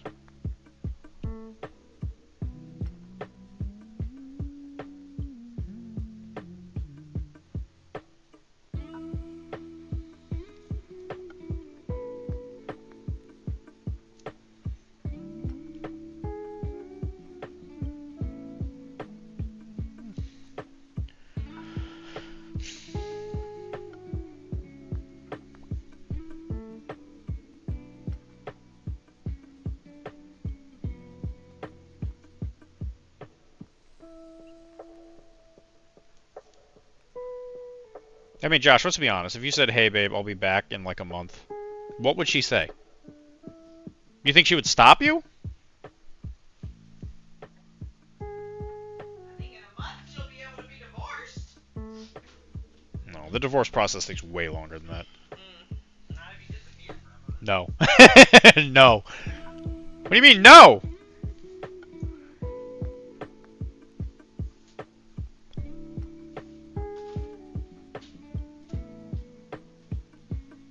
Well, I asked you, do you think she would say no, and you said no. So, do you think she would say yes? Is that what I'm getting? She'd be like, "You're still paying our bills. I'm still paying our bills, right?" Yeah. You can go, but I don't know what money you're going with.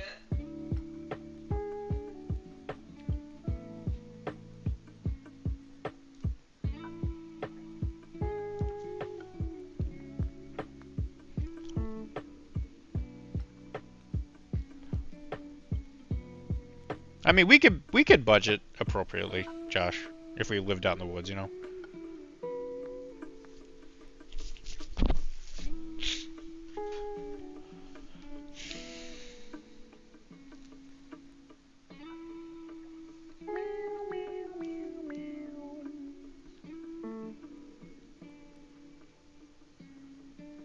And because he is running around in the desert, we're going to rough up his armor just a tiny bit. So when it's done, we will go in there and rough it up a tiny bit.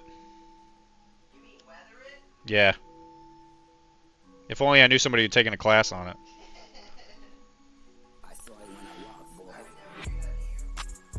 I've been watching Lost on Netflix. We got this. Lost keeps coming up today. We had a buddy of ours who's a big like film guy telling us we should watch a show called From. I think it's all it's called. It's on Amazon. Yeah, it was on Amazon. What the heck was it called? I think it was just called From. I don't think it was called From.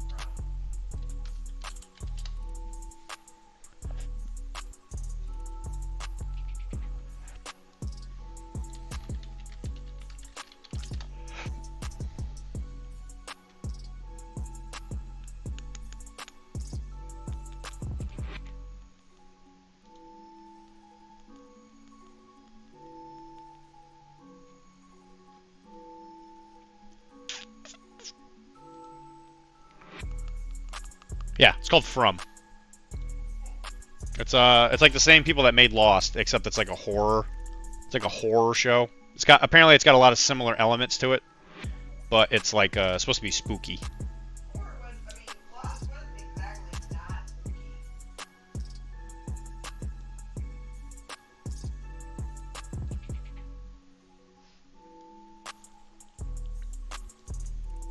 I like to let our audience make their own decisions, okay? So stop yelling at me, please.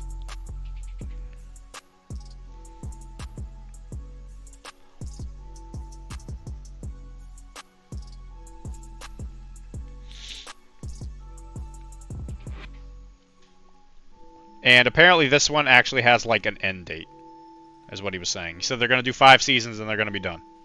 So it won't have the same issue that Lost had, where they don't know how to end it. Again, that was a J.J. Abrams issue.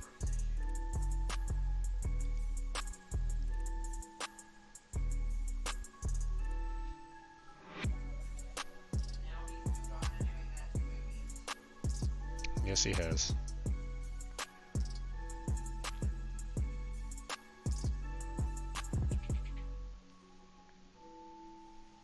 I admit I haven't really watched anything from JJ that I've been like a huge fan of. I feel they're okay, I guess. Alias was it for me, and everything else I'm always like, fine, it's just not amazing. Was JJ a part of that?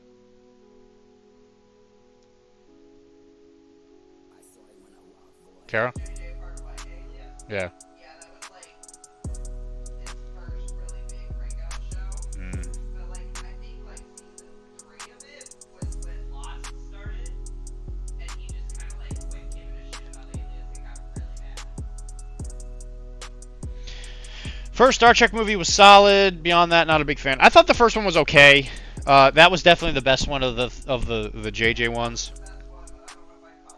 Yeah, I thought it was okay. I mean, it was okay. It's not something that I've ever felt the need to go watch again.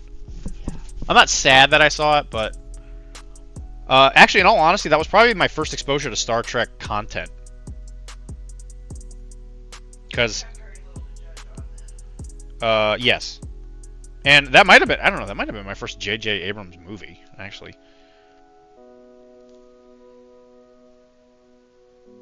And that was because I was too young to have watched The Next Generation. And, you know, my dad wasn't really like a nerd or anything, so... Well, not that kind of nerd. I mean, he was into cars, I guess, but... My childhood was mostly being exposed to cars. I got exposed to a lot of car stuff.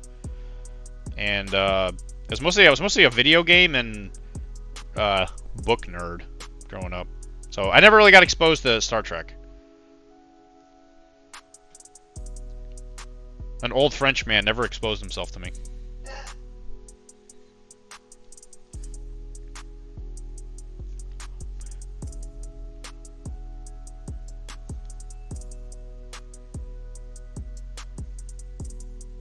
I think Ernie's about to say something old.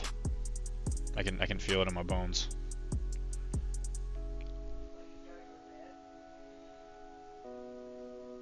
Like I gotta take my old man medication.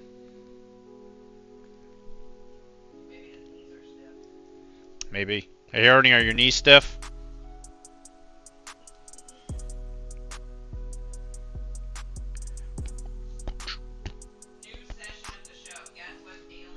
Yeah, what's wrong with Ernie today? Nope, nothing to say. Nothing to say here.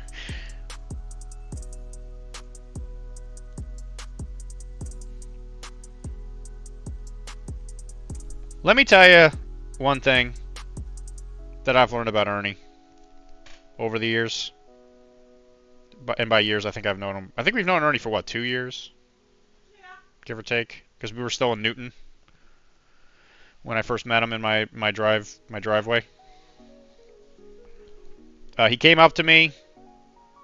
He was a young old man. He was wearing a little propeller hat. He had a kimono on. Yep. I remember it like it was yesterday. He came up to me and he said, "Here's this, I think 012 model." I'll be honest, I don't really remember. Trying to help Jay into Hoffman. Why would you do this? Why would you want him to play Hoffman? Hoffman is a loser. What'd you say, Kara? He was in a kimono. I mean, 100% that was the case. Let me tell you about Ernie, okay? He is a super swell dude who will do anything for you.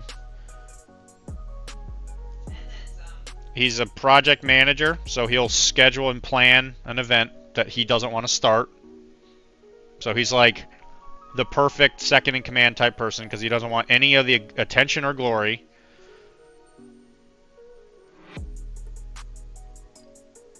He'll prop you up when you're feeling down on yourself. And he's always got the best Skittles in his medicine cabinet. There's some really good stuff in there.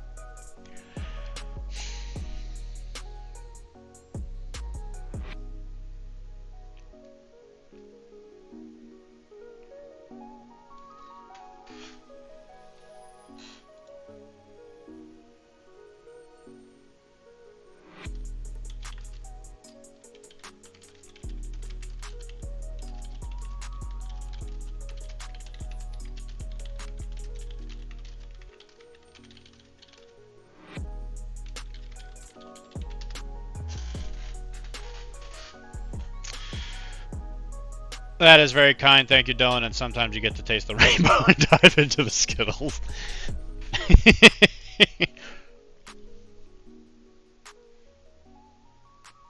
Some of them are jelly beans, actually, now that I think about it. These are some good jelly beans.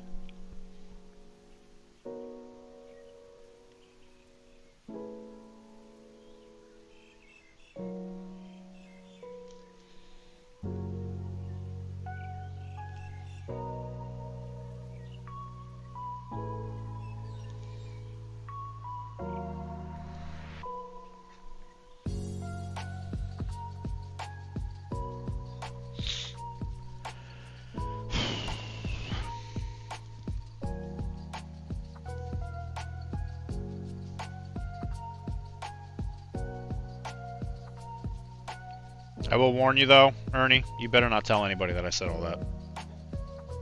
Because I will deny it.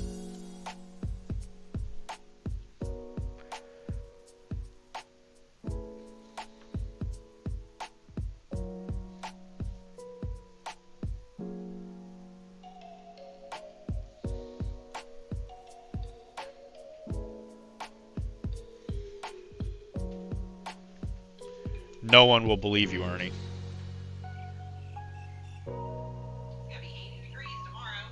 80 degrees! I think maybe we should shut the windows and turn on the air condition. If you want, I don't care.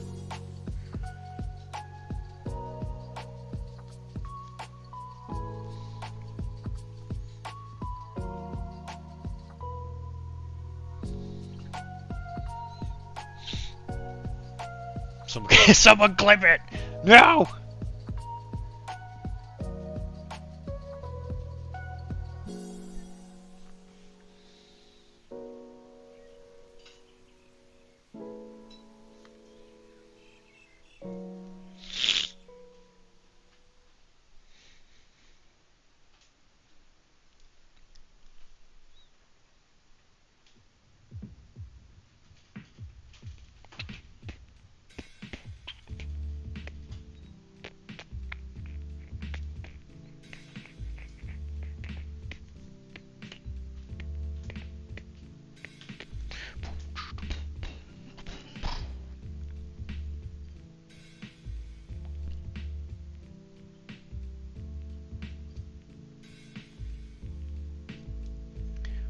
These are some good jelly beans. Be back here shortly.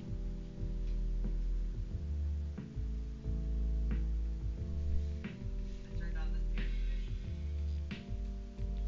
conditioning. I hear that. So, your anger should be subsiding soon. I am pretty angry. I know. Not letting you wait. You got here. I'm sorry, babe.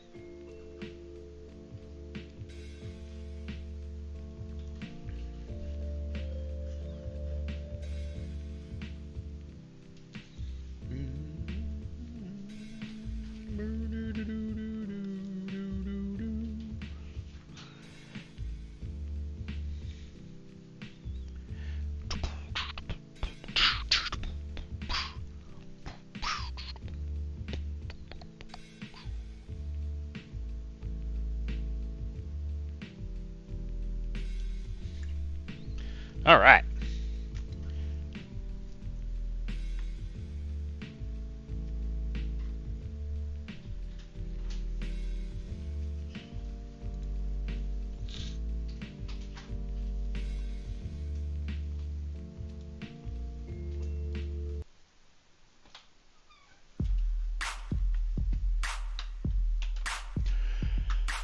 Is that a KFC employee?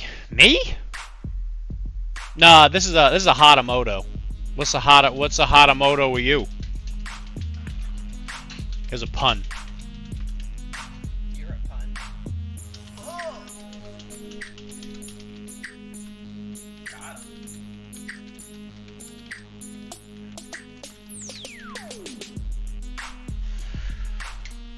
No, all the KFC employees are over there. Because I'm going to paint them after all of the Japanese. Hatamoto doesn't even come with a motorcycle. He is pretty lame. But the thing is you can say, and you can't even get in trouble for it, he's a part of the Hot Jizz fire team.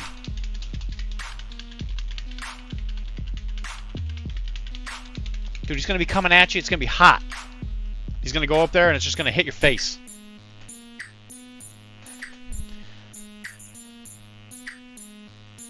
And you're like, ah, it burns. Please, sir. I think this back thing is supposed to be...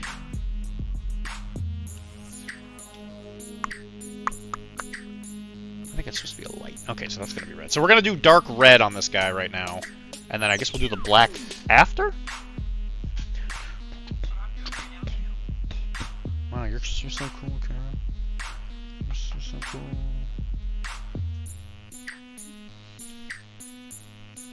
Okay. Dark reds.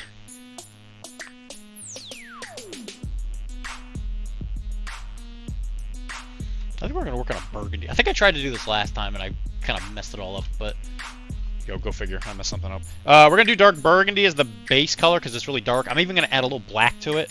I noticed that reds look way better when you mix some black in.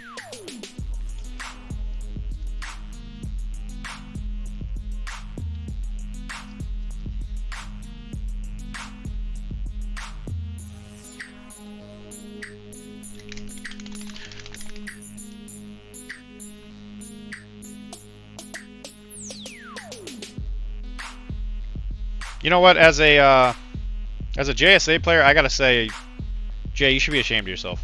You're not even gonna play JSA in their greatest time of need. Shinju is under attack from a bunch of foreign powers, and you're just gonna sit there and eat pizza. Bonus points to anybody who gets that reference.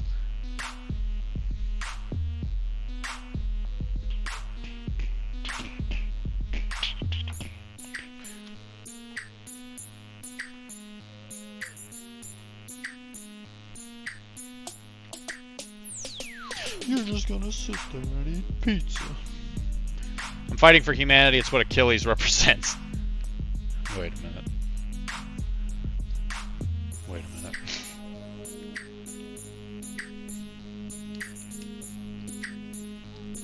That doesn't make sense.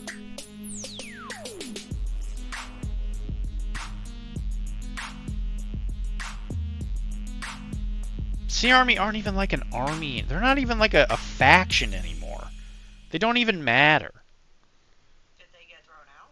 Yeah, they sure did. Sea Army's dead.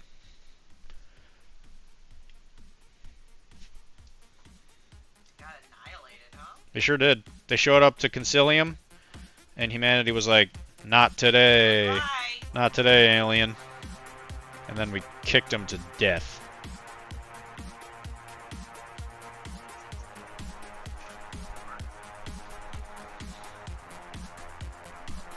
So if you play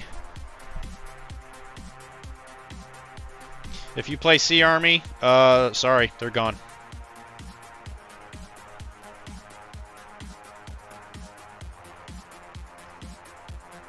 They're dead. It seems a bit frustrating. I'm not playing Carmi though, I'm playing Team Achilles. Oh, well, that's fun. We'll see how long that lasts. We'll see how long that willpower lasts.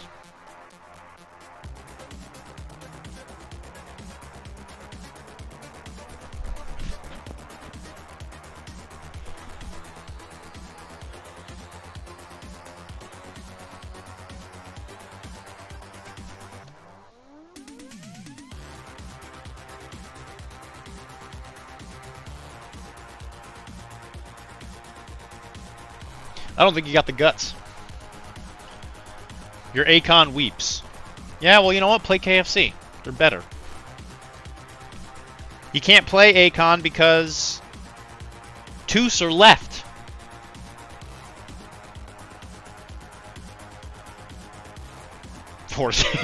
Usually 4 to 6 months. That's fair.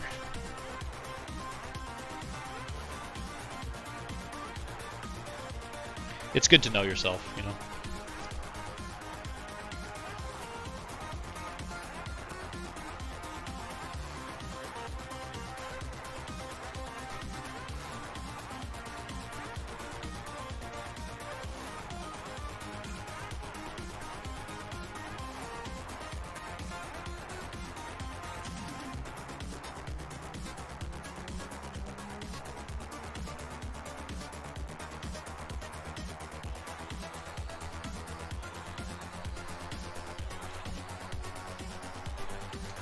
Are you gonna play the new sectorial, Mr. Josh?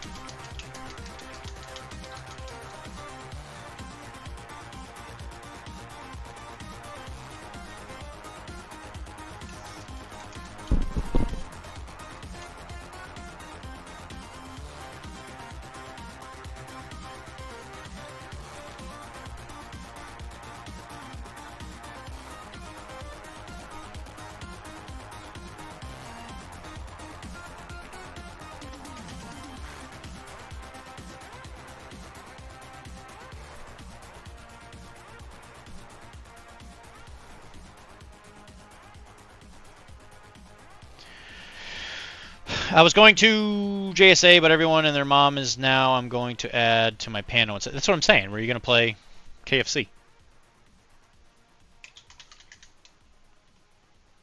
Yeah, I think JSA is going to be a pretty popular faction.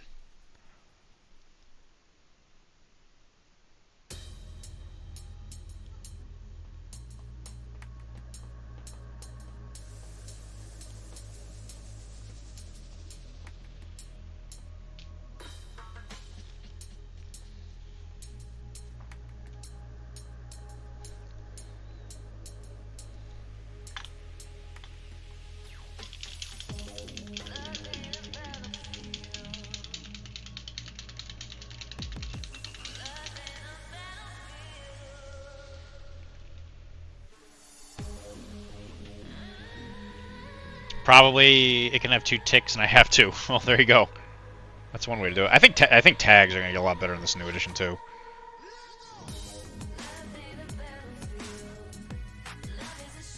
Just the natively higher BS and the thickness, since you don't have to worry about as many super vicious AROs. And now there's going to be, I think there's going to be less hackers, since it's harder to get yourself a 6th Sense hacker. I think some armies are still going to do it pretty easily. Like I think Nomads are probably still going to be able to do it fairly easily, just because like cheap 5-man linkable hackers are pretty affordable. But we'll see. We'll see how it all starts to shake out once the edition starts. It's going to be a little bit of a Wild West kind of situation for a little bit.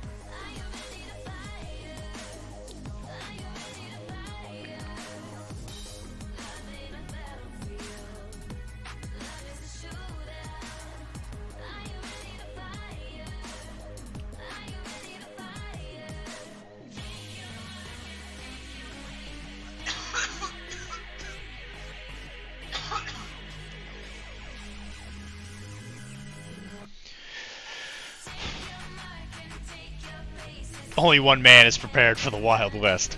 Oh my gosh. I'm on the edge of my seat. Who is it? It's Calamity Jack.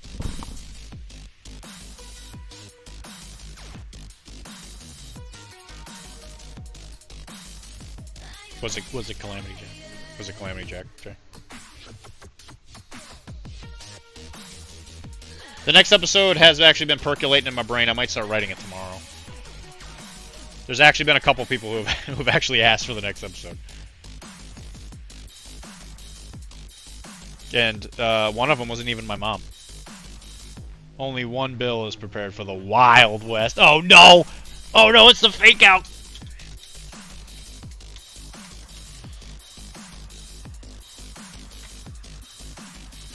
Yo, if Bill is going to be good in this next edition, I will consider this edition a massive success.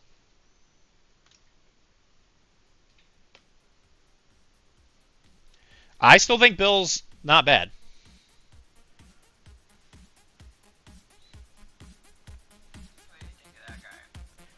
And also, Jay, hold on one sec. I'll look at it in a sec. Let me finish this thought. I also lost an army. I lost US. I lost US. He is a contender. Oh, good job with the hat.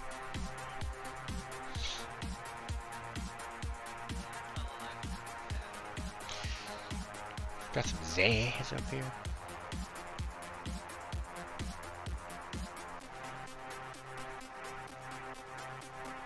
It's not a sectorial anymore.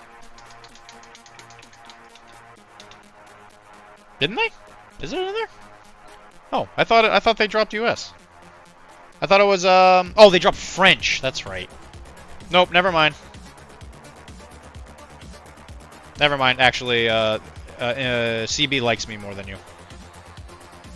They told me.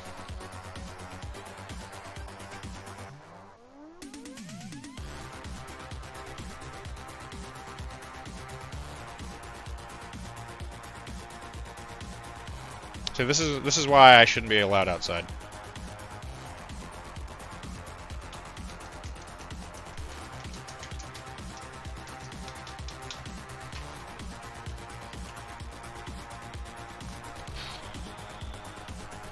French and Caledonia. Oh, for some reason I was thinking the US also got kicked. Can I get a hell yeah on the channel? In chat? Then I'll open the thing up so that I can allow hell yeah, because it's probably gonna get blocked.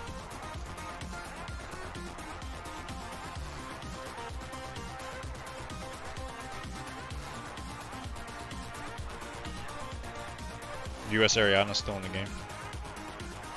See, Kara gets it.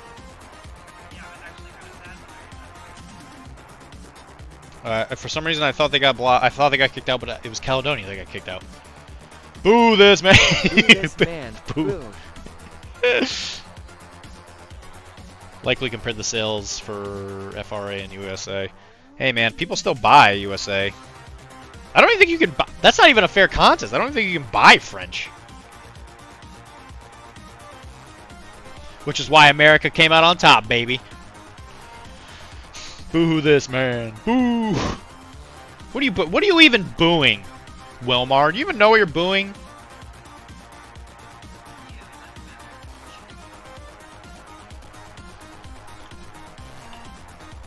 What are you booing?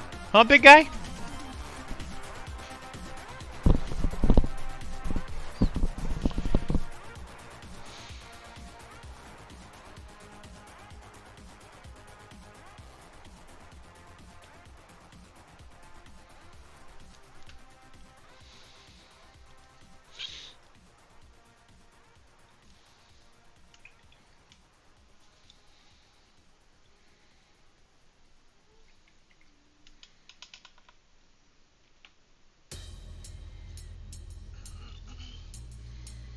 Would you like him to have a wooden pail and have that wood on the other side of the model, that same brown on the other side of the model, or do you want him to have another color? Purple. We got a little purple pail.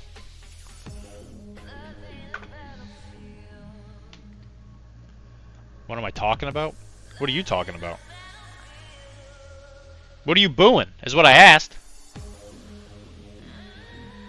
I'm talking about being always correct. I've never said anything wrong.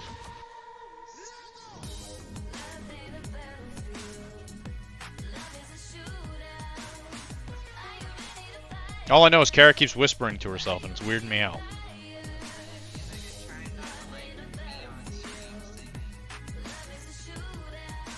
Talo Blue. I already made that joke, and you weren't even here.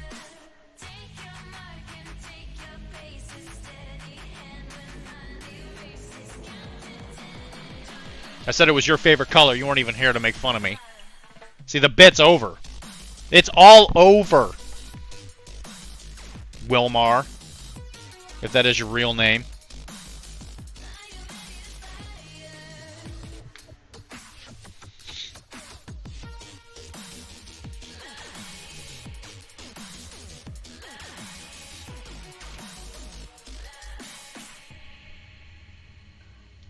What's on top of, like, on top of the wood, but below the snail, it's like some goo or something? Yeah, it's a slime. It's him. It's the snail. Is it like green? Yeah, it's like a dark, sickly looking green with a brown shell.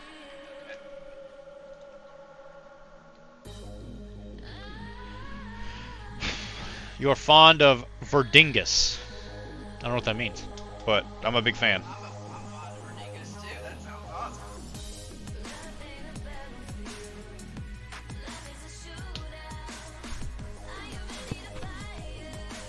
Care to explain what that means?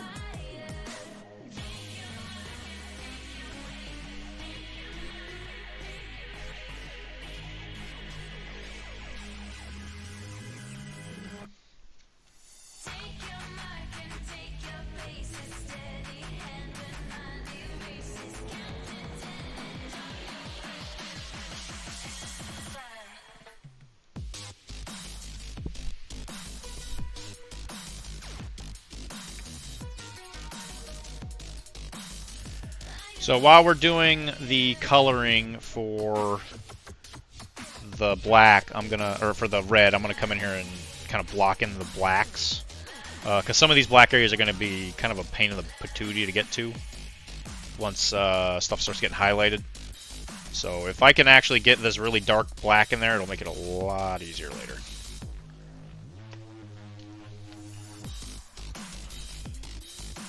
Call back to that sloppy stake terrain paint job a couple of days back, never mind. I might not have read that. It's very difficult for me to keep up with the chats. The Discords, there's so many of them.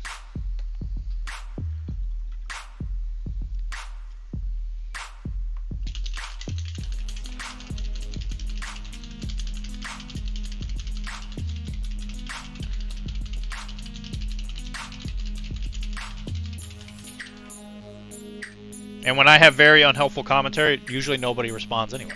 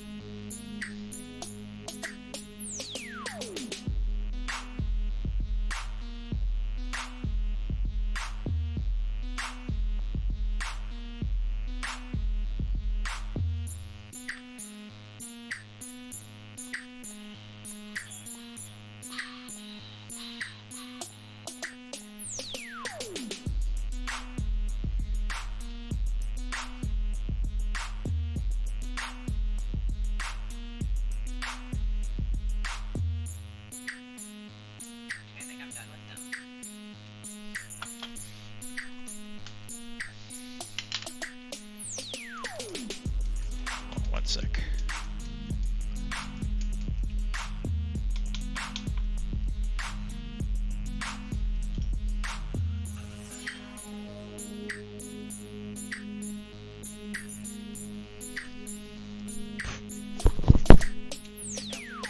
Yeah, I think so too.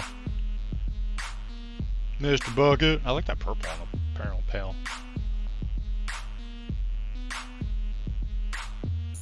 Got a prize pool near you. That's purple alchemy on that pale. And then pants are high level purple. I like the alchemy one more. It's more of a raspberry color to me. Yeah, I agree. And I like that, but I also like purple.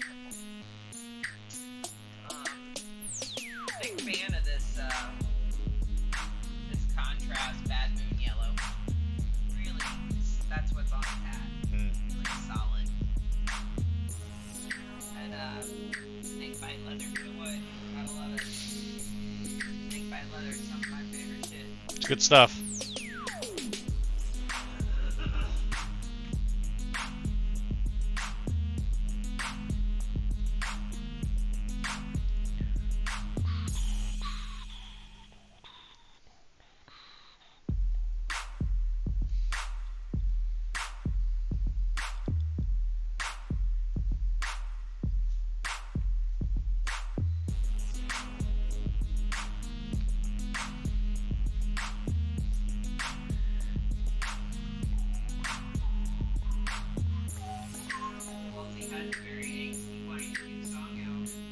Hooray.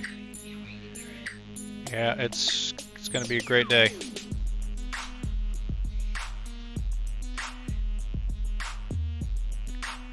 You hear that, guys? A lady who makes way more money than we'll ever make in our entire lives is gonna complain about a boy or something.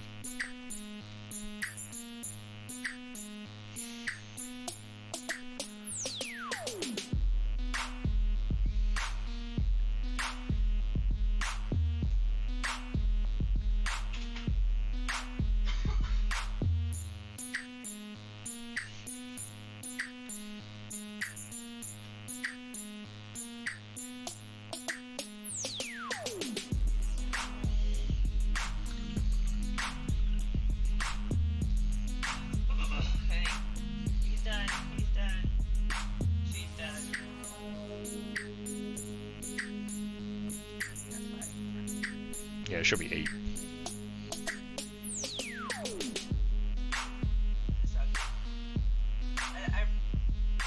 My pot's dry out. It's running out of pot space. So I was trying to do things with the colors that I already had out, you know? Sure. So what do you think of his green feathers? That was the decision I made. I think it's fine. Yeah, I think so too. It turned out cute.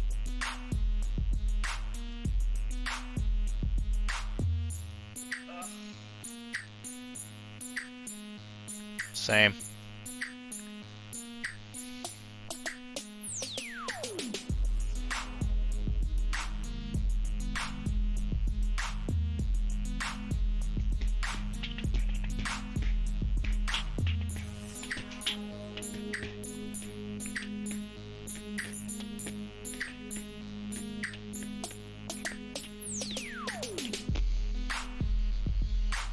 I'm thinking maybe we just paint this neckline thing now. Because I think otherwise this is going to be a little hard to get to. I'm going to try. Bagels. Yeah, that's fine.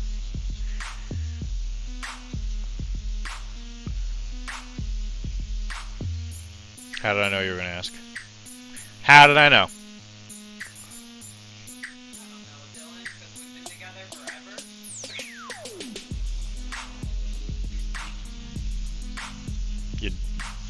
You're damn right.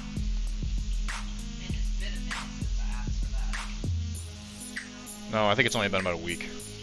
No, I didn't ask for it last week. I thought about it. Well, it's been a lot longer than a minute.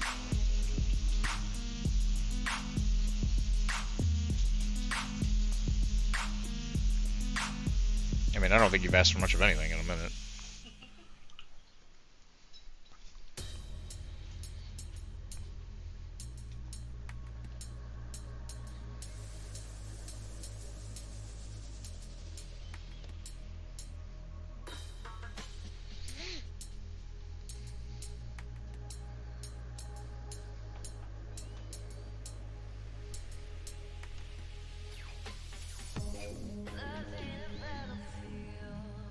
Does it keep playing the same song over and over again?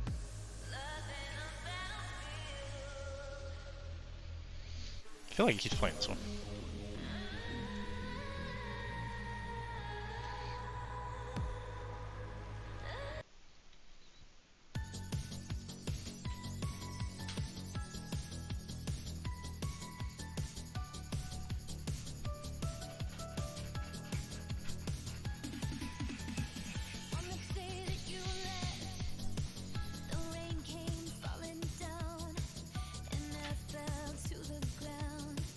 Wondering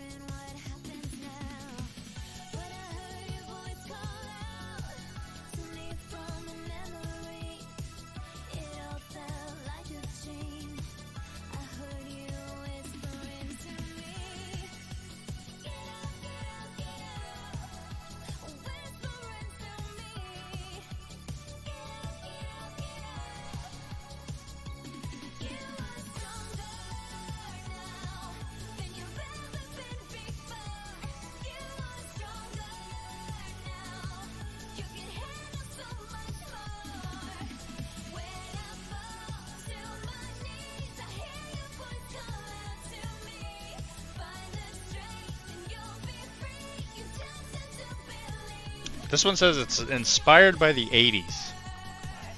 I guess that's why. Yeah, actually, I think you nailed it, Jay. I think it does sound like a training. It does sound like a training montage, doesn't it? I'm just sitting here thinking like this doesn't really sound like the 80s, but yeah, I guess if it's a training montage, it does. It does actually sound like it's from the 80s. Well done.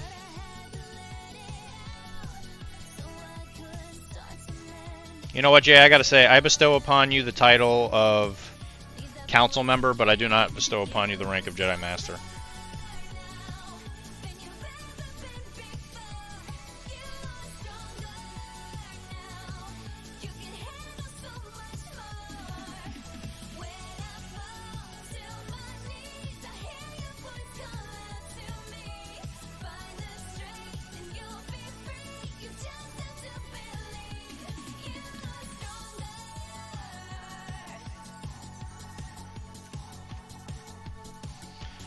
You're the best. You're the best. Alright. Nothing's ever gonna keep it down.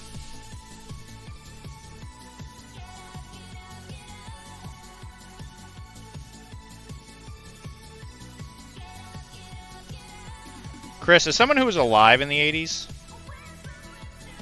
what was it like?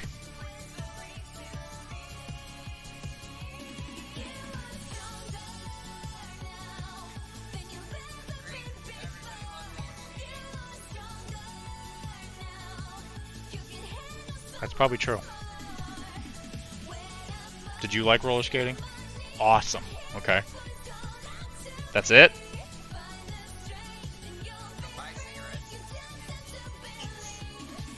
They probably thought it was good for you. No, they kind of figured out it was bad for you by that point.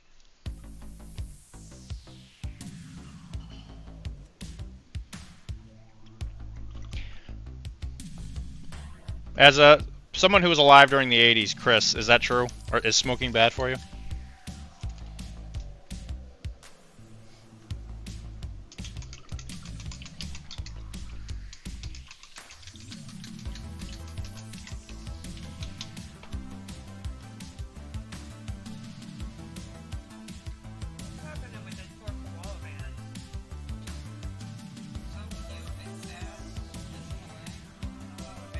He's not missing a leg. He's not right there.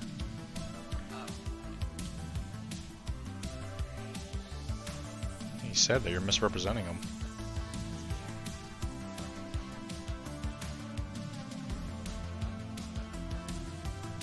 That's what they call a crazy koala.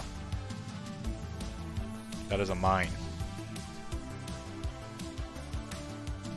As you walk by it, it runs up, hugs you, and explodes. That's how we lost Jimmy. That's how Carl died.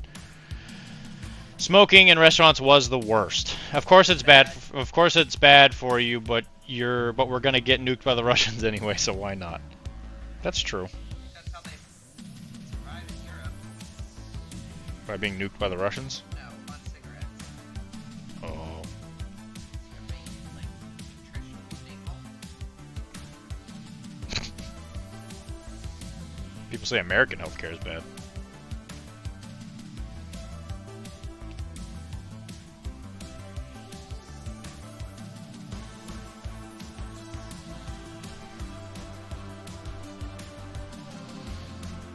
Smoking in restaurants was bad. Yeah, I got to agree with you on that one. I don't look back on that fondly. I don't really mind that they cleaned up Big Daddy's. I just wish they'd kept the same.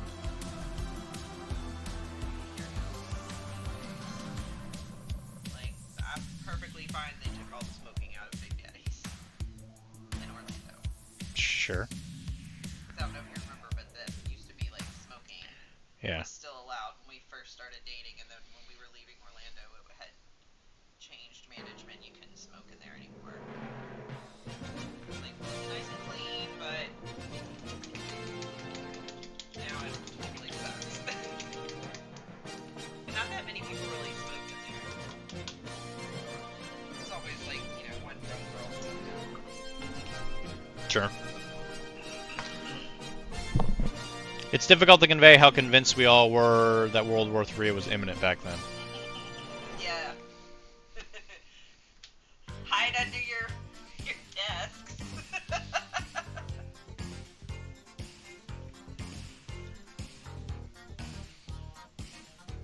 I'm assuming that the news didn't help.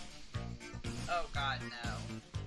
And like, you should have heard the way they talked about AIDS. I mean, like, people talked about anything like that now, they'd be totally canceled. Like, just news reports were so, like, mean, just like inconsiderate.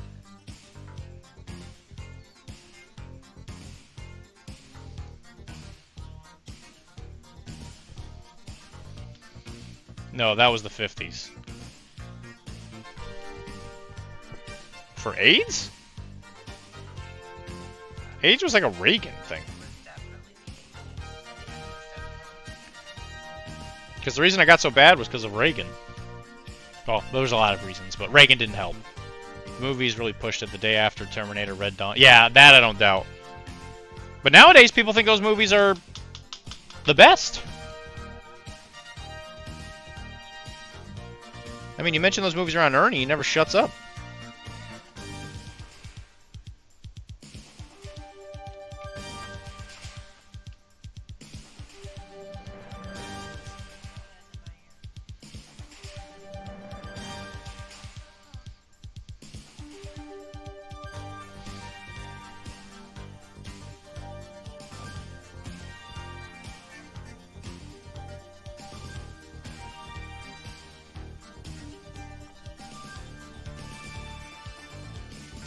When is she going to tell everybody their name's not actually Selena Gomez?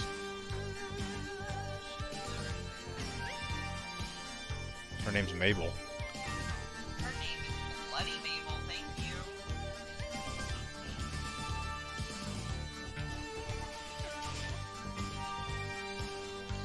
Chris, when are you going to grace us again with your presence? I feel like you've been gone.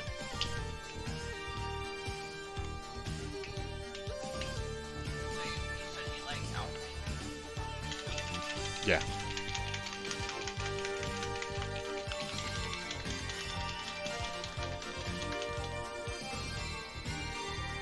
Yeah, this music is pretty 80s. They were your teen years. Oh my goodness. So is that a good thing or a bad thing?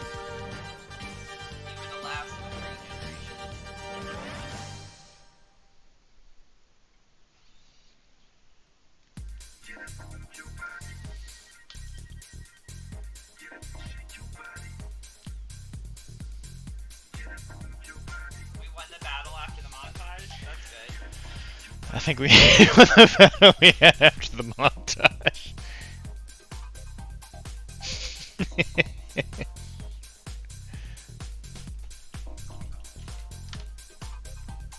That's all you can ask for, you know.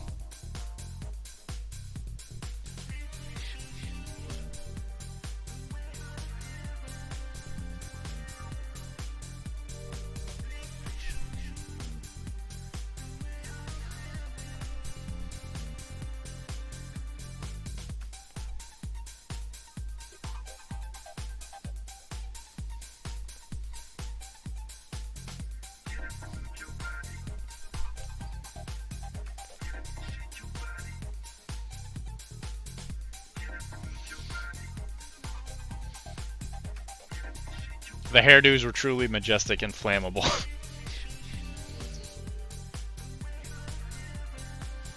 Was that actually like a thing that happened? Oh, lots. I mean, they were smoking and they were using the hairspray. That's true.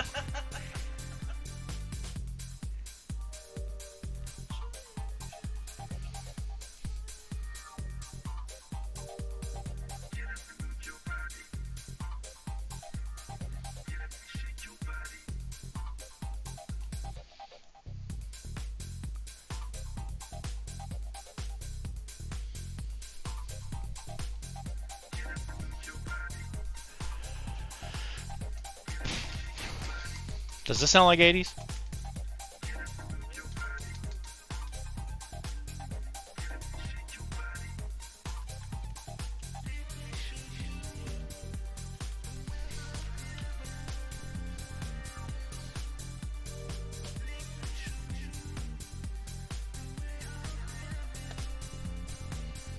Maybe 90s. Yeah. I'm thinking 90s.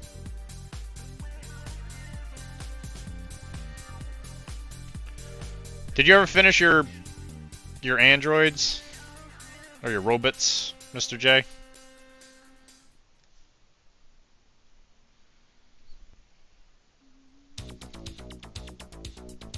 Needed a few cans of Aquanet each week to keep that hairdo looking good to go out in the 80s.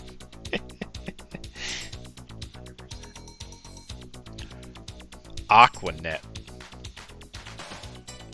I guess it speaks to my age. I don't even know what Aquanet is. It is like, you can still get Aquanet, because I sometimes buy it for like doing laundry, because it's like the best aerosol for doing like laundry. It's good for getting ink stains out of clothes. And I just feel like it works a lot better than the spritzer hairsprays, which are basically the majority of hairsprays in the stores these days. So, yeah, it's just a really old, like, give you dementia aerosol hairspray. Feels good to be an American. Aquanet is why we have ozone It problems. is 100% why. Yes, it speaks to your age. I got some color on some testing schemes. You're pinning another foot. See, this sounds 80s.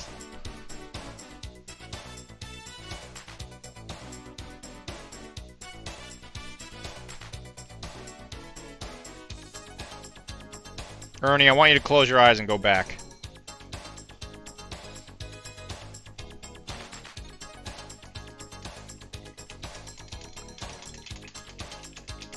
Ernie's old, so if it's the 80s, he's probably like in his 50s back in the 80s. So imagine you're sitting at the shopping mall watching your grandkids oh gosh, play Pogs.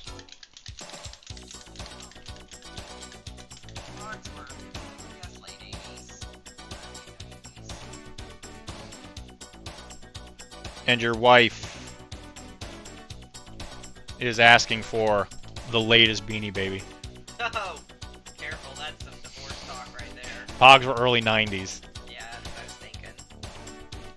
I remember Pogs a little too well for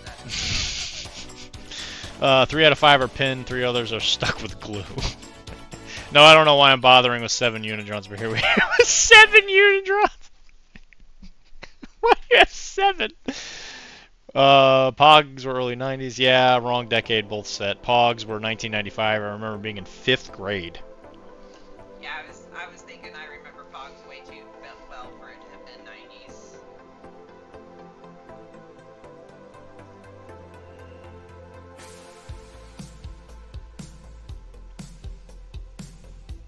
We got some old ass friends. Well, I'm pretty old.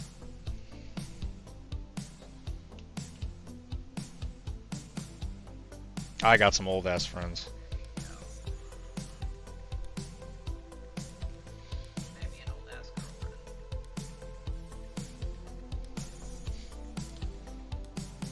That my boss thinks I'm dragging along. I was in the room with her. Dragging along or leading on? Leading on, yeah. Okay. Dragging along makes me sound like a bird. Where she said, "When are you gonna propose?" And I looked at her and I was like, "I'm not gonna propose." She's like, "Oh, does Kara know that?" And I was like, "Yeah, we talked about it.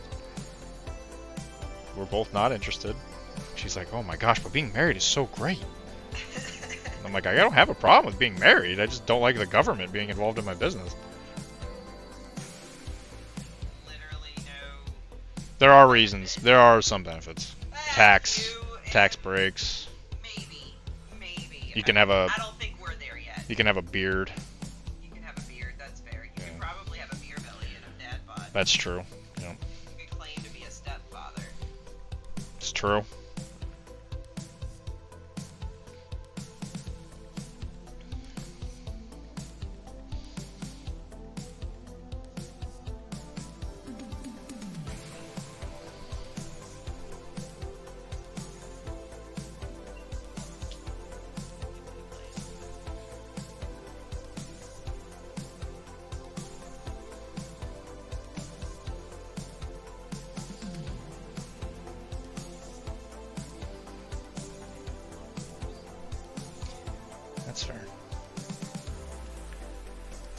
Anyway, where was I?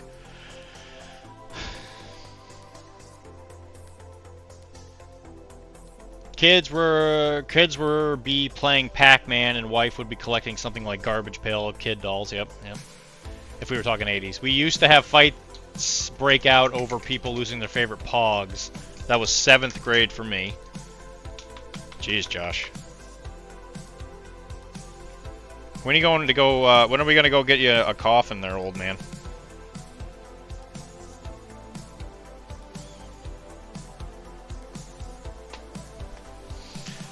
Honestly, for hospital visits alone in case something goes wrong. Honestly, for hospital visits alone in case something goes wrong. We must have said something. I don't know. I've been talking, I've been thinking about these colors. Don't distract her. She's working her patootie off.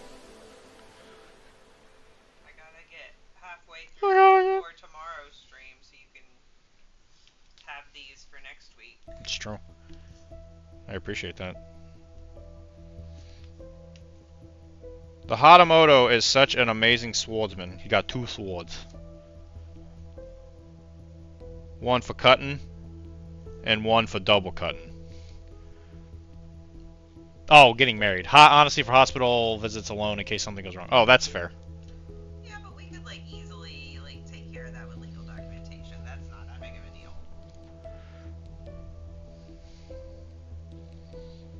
If I'm in the hospital, I don't need anybody to know I'm there. Okay? I'll just go quietly into the night. Wilmar can have all my stuff. Not your Malibu stuff. Why not my Malifaux stuff? That's mine. Alright, see. Now I guess we gotta solve this legally. Wilmar, do you want to get married? Not a real swordsman if he doesn't have 3 swords! The other one can't be shown on his profile.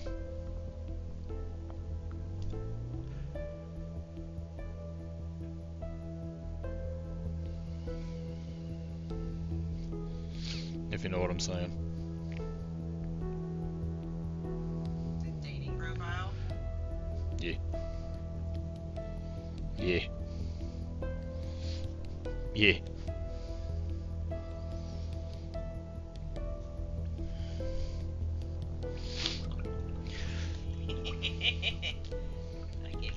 I don't want the I don't want the government in my business.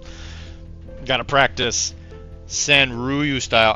Sanryuan it's like One Piece or something, right? Isn't that what the sword guy puts like the sword in his mouth or something?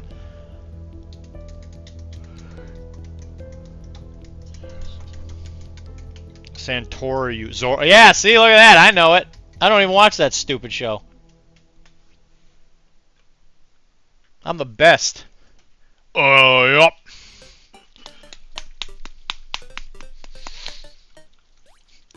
You don't, so wait a minute. Are you saying that you don't want to get married, Wilmar, because you don't want the government to know? I don't want the government in his business either. I don't blame you.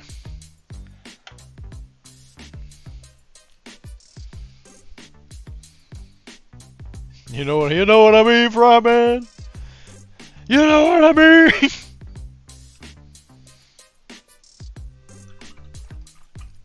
Although, if you know, history repeats itself. From what I understand, the Emperor might be like, "Hey, yo, you can't have a working thangajang around my consorts and wife."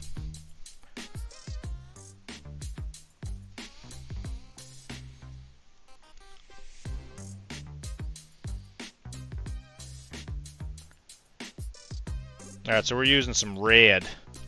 So right now it looks real dark. It's gonna get real red here in a second. Yeah, already has the mint in his business. I do play the mint. That's true. The additional swords in his pants. You know what I mean, Fryman? The government will want to wet its beak. No thanks. That's true. They're gonna want to get invited to the ceremony, and we can't afford that much in food.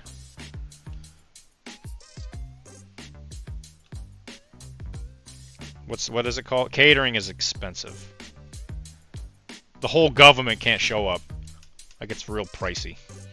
Let me see what this flame or something on his head color is. I think it's a candle. I think it is too. That's just a White. candle. It's like bone colored, you know, tallow. Don't kick me. Don't tell me what to do. Kara just kicked me. One more time, I need to see the boots. Sorry. They brown boots.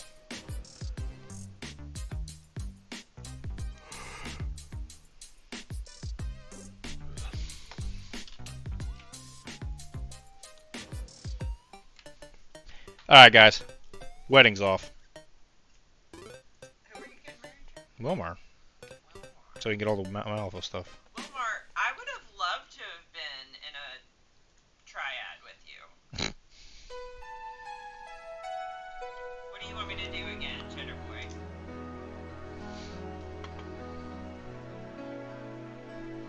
I think he's talking about you making me switch the screen.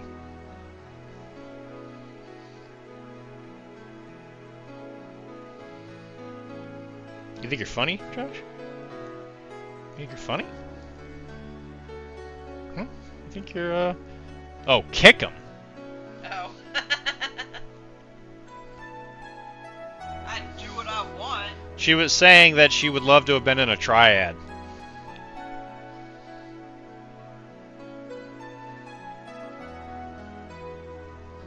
So, you know, we share weekends and, you know, or well, we have alternating weekends and stuff. You're the pivot. Oh. You're the pivot between us. I'm the pivot. Yeah. You're the glue that keeps us all together. That's true. Let's go. Let's go.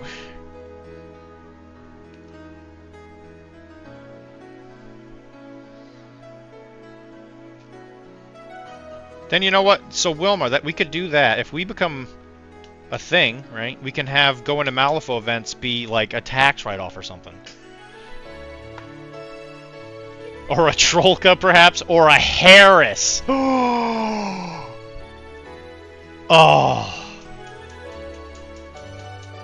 or a Trinity. Oh my God! Get Carlos Belli on the phone. I got a mad, crazy idea.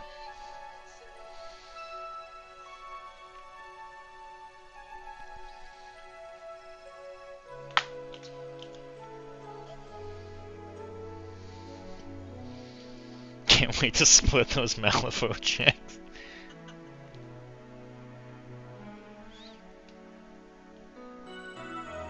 Dude, we're gonna be making mad content.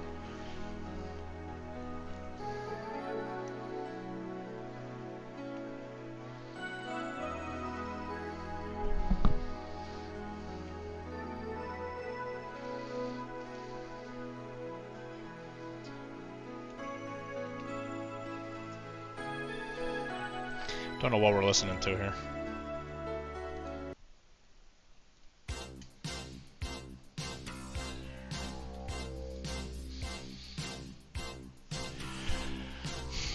And when we're done with that content, we'll record a rec. Damn right, buddy. This guy gets it.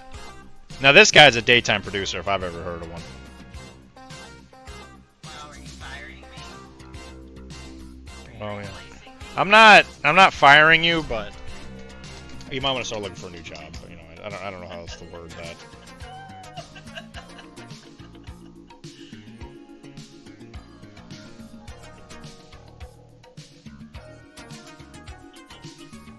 Something funny.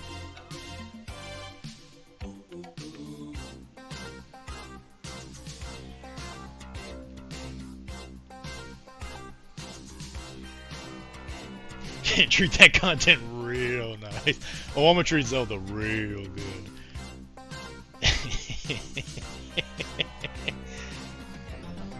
My wife keeps telling me how much time I want to spend gaming and being in my dungeon. I should start making content so I can at least help fund my habits. Hey, Nan, listen. Let me tell you. Making content kind of a pain in the butt. It's fun, but it's a bit of a pain in the butt.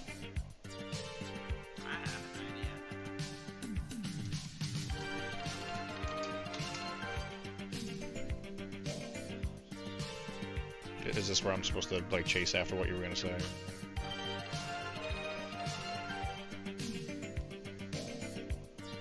She's saying that you and your wife can make content.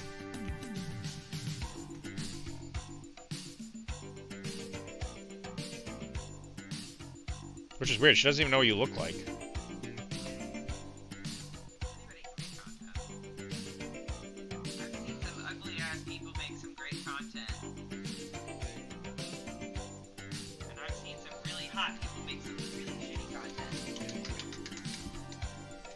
So isn't painting all those damn LLs?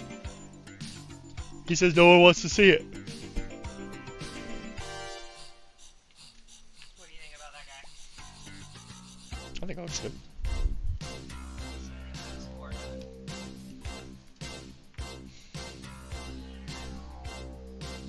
It's the Halloween man.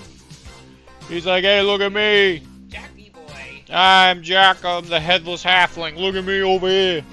I'm over here and you're trick-or-treating. Yeah, what she said. And he says that you have met him, which you have. It was at Ernie's house, which we've repetitively gone over. 100%. That she can't remember anything, so she definitely has not met you.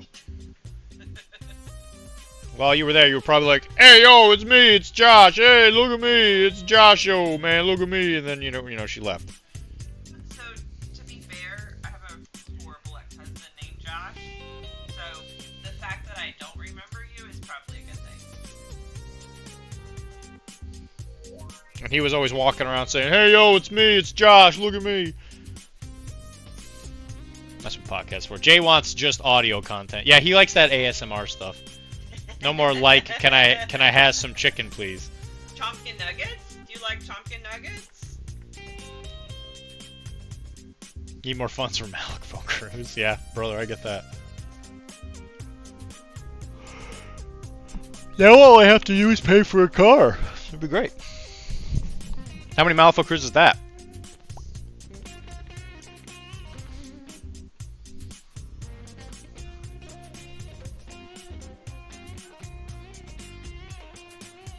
I feel like the Arcanist one's a little too much.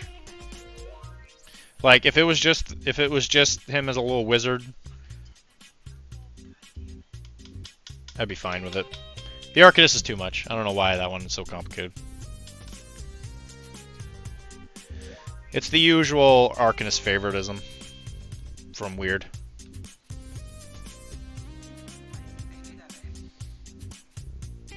It's because they believe in human rights. Ugh.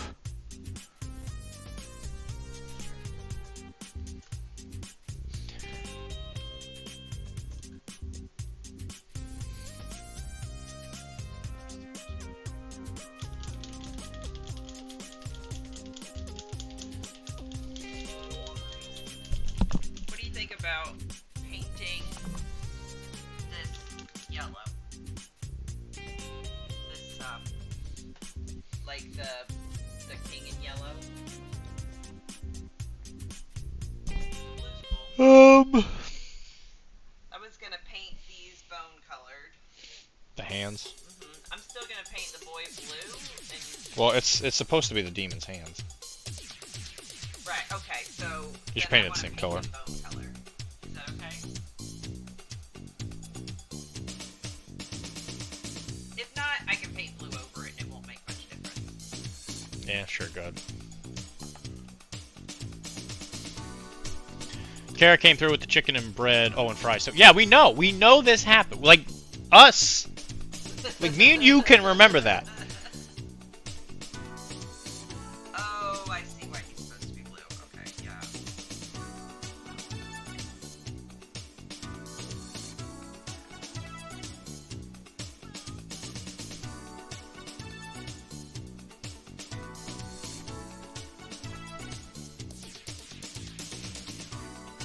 Just another one of those. I'm taking creative freedoms and everything. Where I'm gonna start Like sweating. Like I said, bone is not that big of a deal. We can put blue over that and cover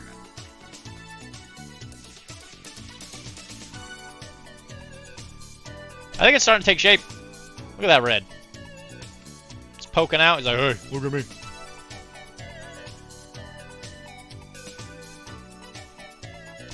Do you think that robot's really stupid, Jay, or are you just taking it out on it? I think that robot doesn't deserve the abuse.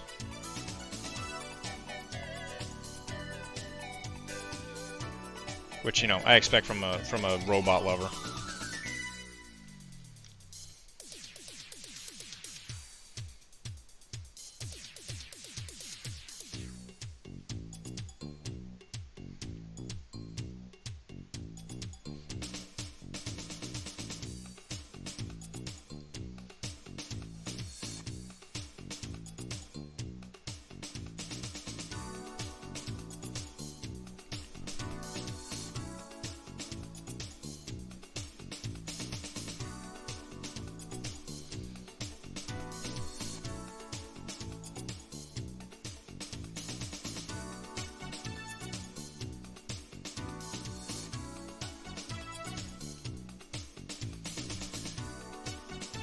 Well, let me ask you a question, Jay.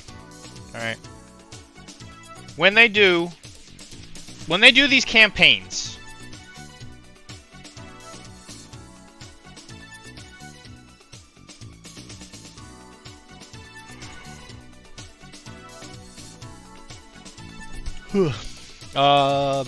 Iron Jaws contrast with layering of Iron Jaws and Phalanx up to pure Phalanx. Yeah, I can see that working. Only Wilmar and Ernie get remembered. Only maybe Jay. I think it has stupid feet with no surface area. I agree. I think the feet are pretty dumb. Speaking of stupid feet, it's about time I walk my stupid feet to bed. You're not stupid.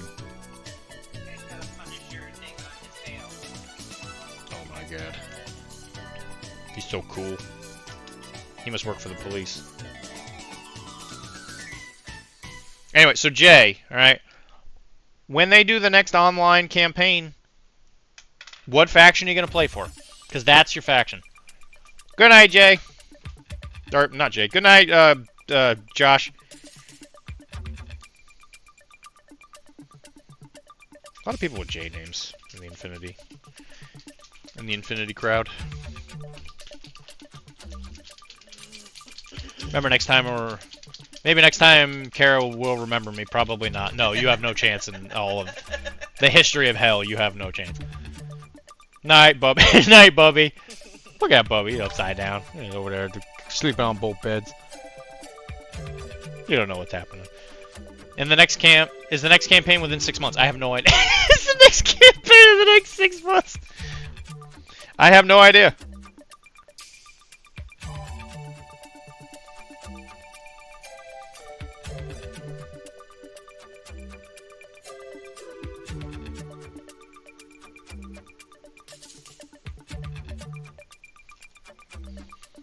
Then neither do I.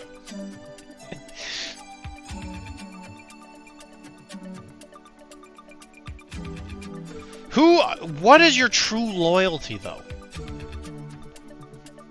I'll be whatever the wind takes me in 6 months. I'm just saying, I'm saying like the next online Infinity campaign, Ernie, when they do one. Because, like, I would always go back and play O12, because I was an O12 fanboy, and I was loyal to O12. But after that last showing, I don't know if I can do it anymore.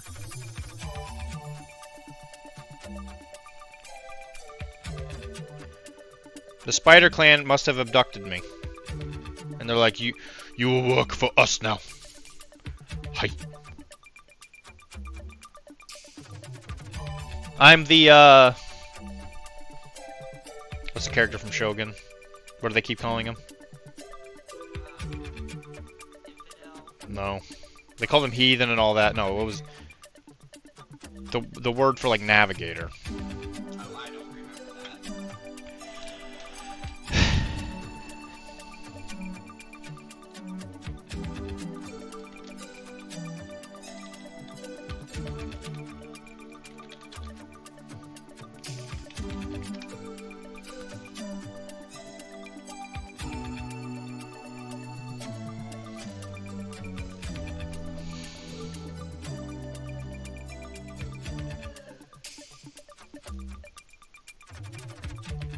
Anjin. That was his name. Anjin. Yeah, see, now, how do people just know that? Wait, you don't want to be one of five, one of 5 people playing Duel 12? I'm as loyal as my attention span. That's not how this works, Jay. You need to be there when your homeboys need you. Like if you get a phone call and they're like, "Hey, yo, some Jing boys just showed up in town. We gotta rough them up a little bit." You gotta be ready to roll. You gotta be there to roll. Family. You know? Dom. You ever seen a Fast and Furious movie? That's what Dom said. Said family's everything. You can beat anything with family.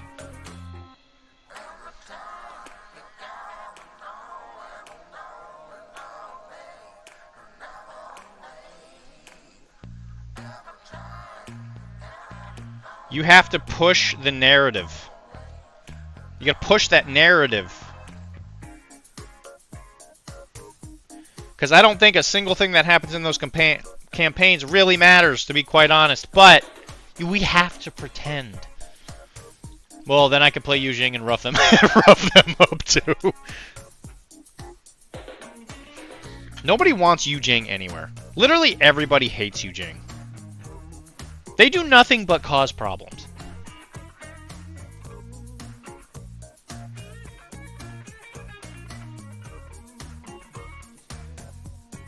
Jing are the scum of the earth.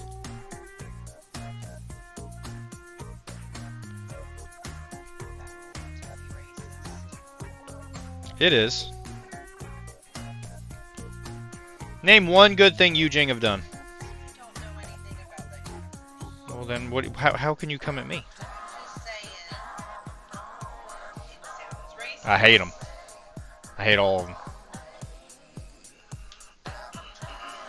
In every book, and every piece of lore, the Jing are usually doing something they ain't supposed to be doing.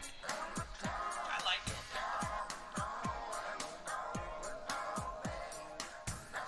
We're gonna have to paint the eyes differently, I guess. Just make the eyes something bright.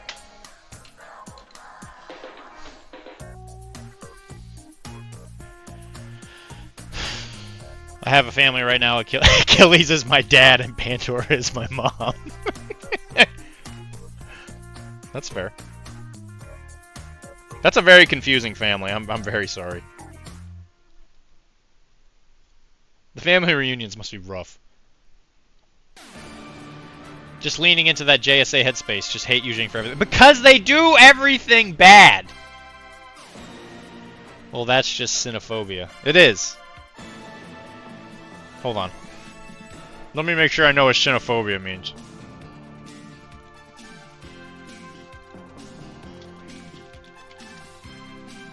Yes. 100%. But I'm not talking about real life Chinese. I'm talking about Jing.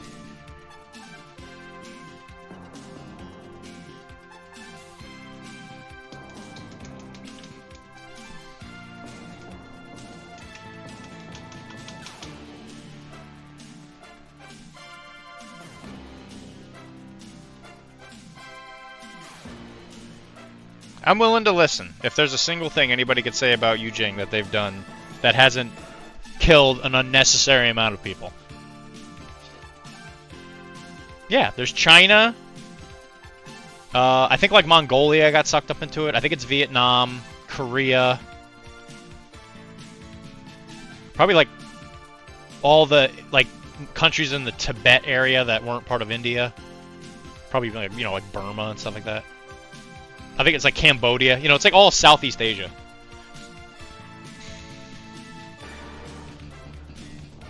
But it's centered around the Chinese government. So it was like the way PANO was formed. It was like a, you know, it was like a democratic conglomeration. But in China's case, they were like, "Wow, PANO's doing really, really well. We should all work together." And China was like, "Yeah, you should work for us." And they said, "Yeah, together, right?" And Jing was like, "No," or China was like, "No, for us."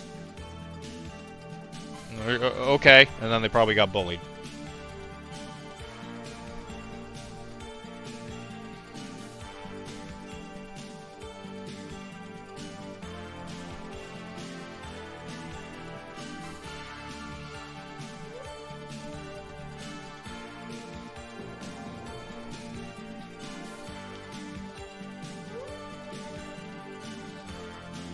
Because heaven forbid if China was required to follow any IP laws. I got the polysyllables unlocked. Yeah, you sure do, bud. I gotta say, that was well done.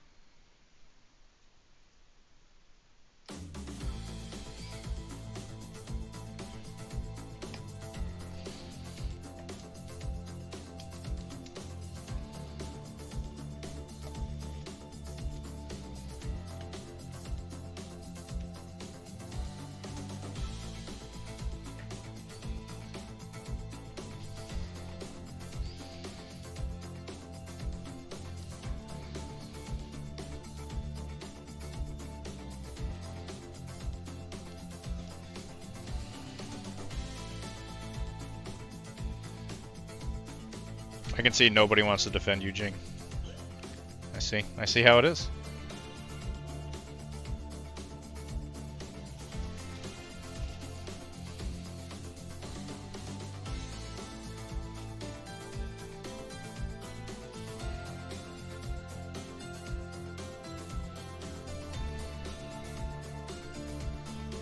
I mean, you know where my loyalty's at. Where do they lie? I've asked you that question. You won't answer the question.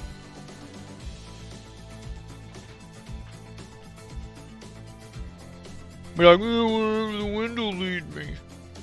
What does that even mean?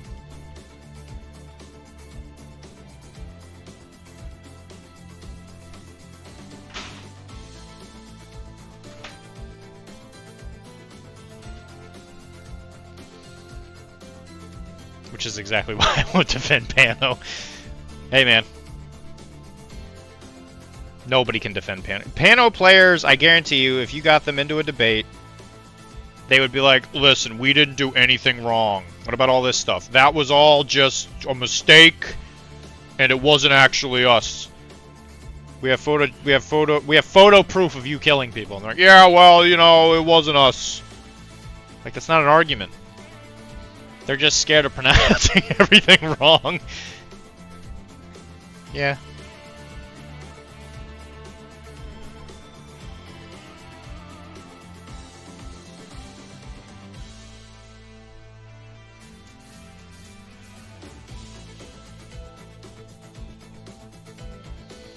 I just want our kids to be, you know, better than where we left them, you know? In a world that has Yu Jing.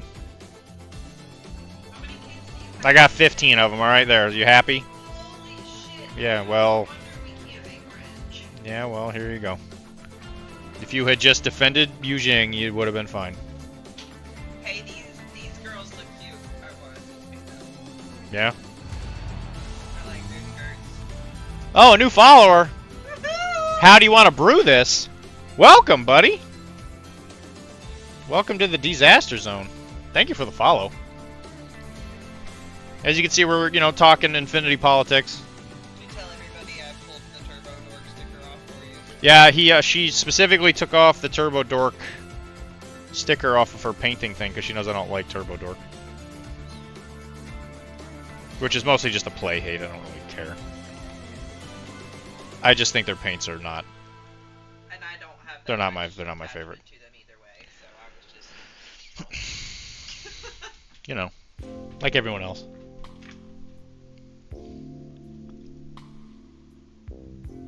What is this? It's the lid to the airbrush for the top of the... It's really fancy.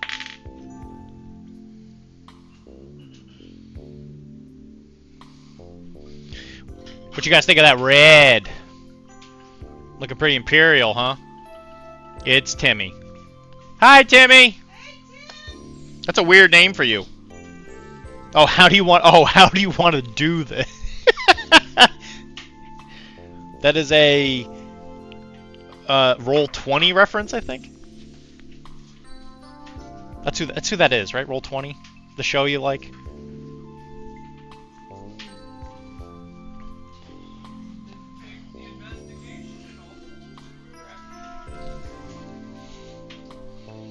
Critical Role, that's what it's called. Yeah. No, don't leave it there. Thank you.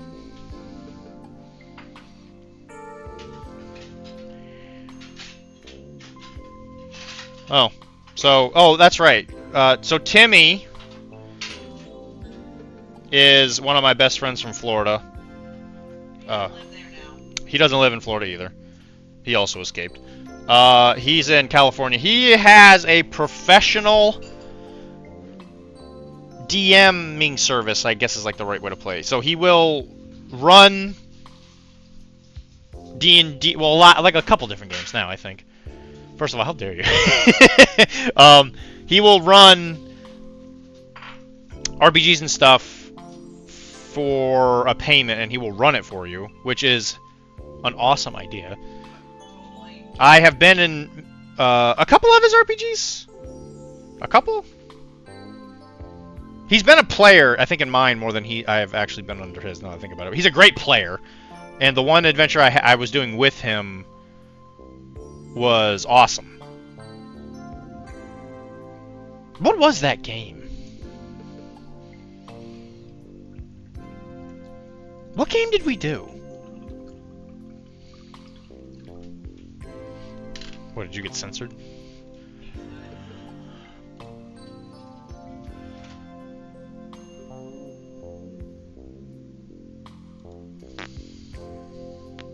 I forget what game we play. You ran something. I don't remember what it was.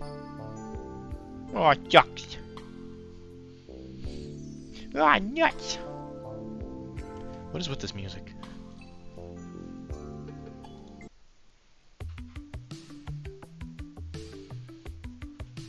I'm just gonna put it on my station because it's the only music I can trust. Lord of the Rings, that's what it was. Yeah, that's right. It's all coming back to me. Yeah, I had a blast. That one fell apart because we had a couple players that were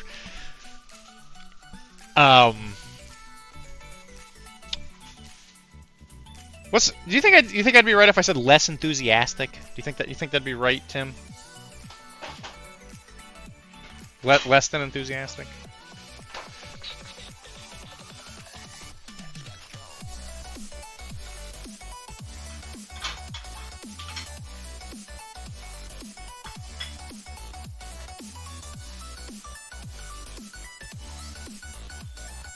Yeah, so I guess it was technically D&D, right? Because that was a D&D supplement?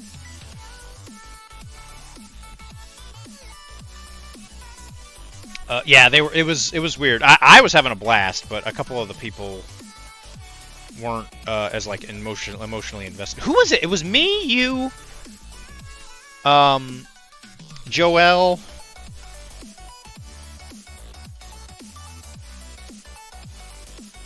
Who else was there? Dr.D is a great. Thank you. And if you're curious about my GMing skills, you could always go listen to the first episode of Little House Big City, which one of the other players needed to talk to me about something. So I assume he wants to move it somewhere. We'll see. I'll keep you guys posted. Scott. That's right. And Brendan. Right.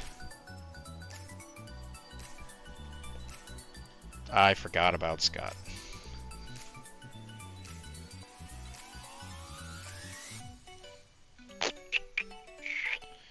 Yep. It's coming back to me.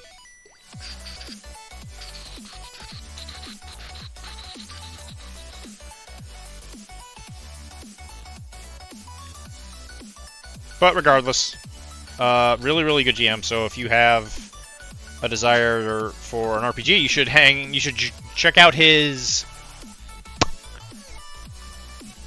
I guess it was, I don't remember the exact thing, but it was like there's a website where you can join these things. Yes, Scott would just straight up like enter another universe. Yeah, I remember that. it was really weird.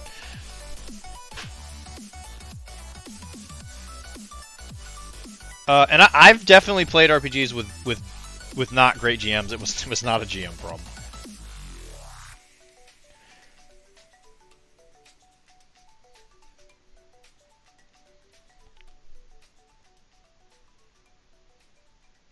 But yeah, excellent GM. So if you're ever curious and you're one of those people that just can't get a group, I would recommend his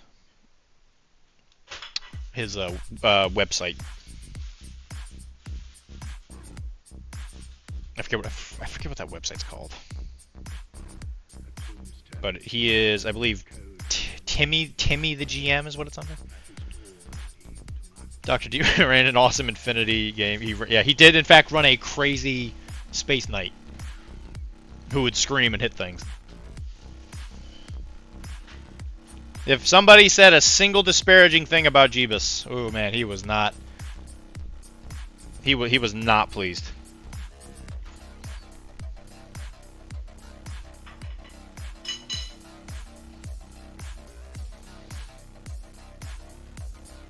Which that was another one that kind of fizzled just because the players.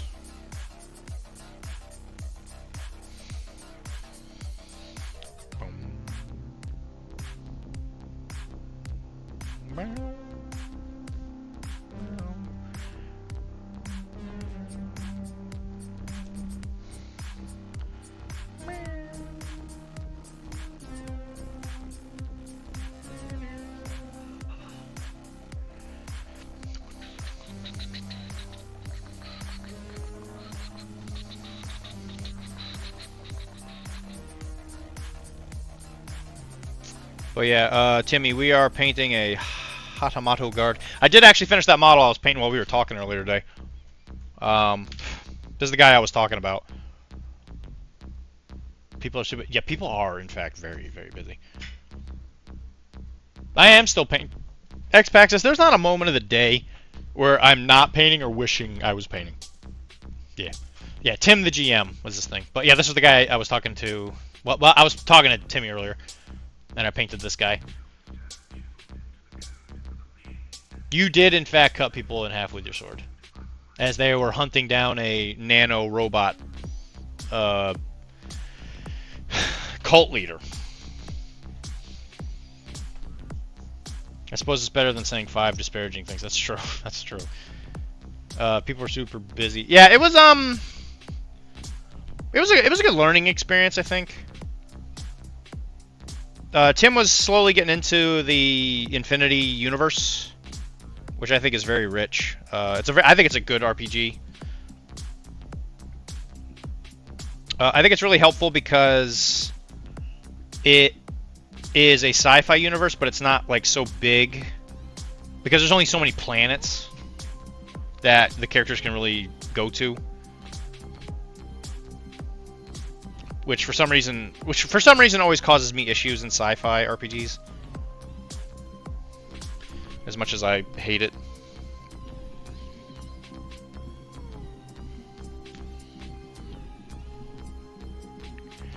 Okay, so because this is shiny armor, what we're going to do is we're going to go in there with some white. And we're going to make some real extreme edge highlights. And then we're going to kind of like tint it with that red again. Because it's starting to not become red anymore. It's slowly becoming like this pink, which we don't want. We want this to stay pretty red. So right now we are creating values with this yellow, which sometimes you can skip this part if you're good with your mix. In this case, I was not. But it's awesome that you got to finally come in, Timmy. Timmy is one of my best friends. He's a great guy. Unfortunately, he does not live close to me anymore.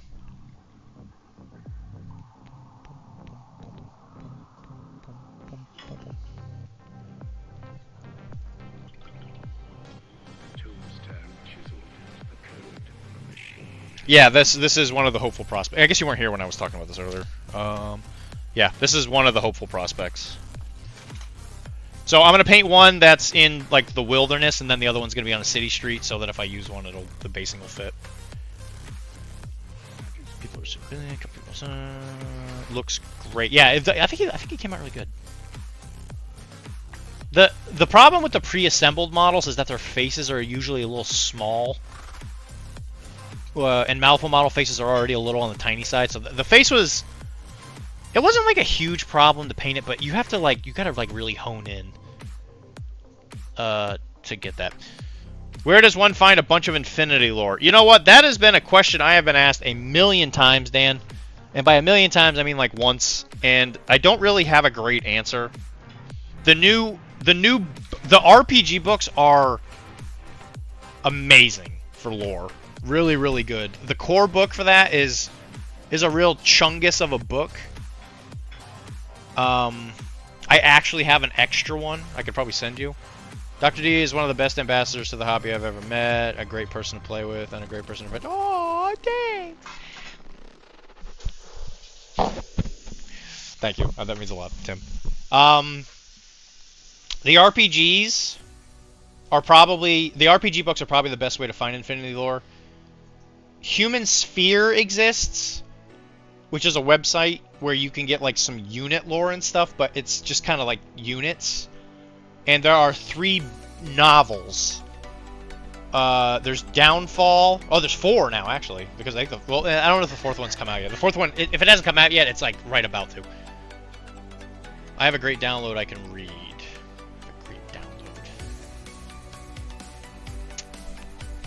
I have some of the books electronically too that I can link you to my Google Drive. Dr.D is history's greatest monster. Jeez.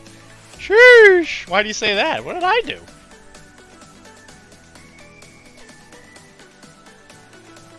Listen, man. I just play games, okay? I do my best to use my powers responsibly, okay? Okay.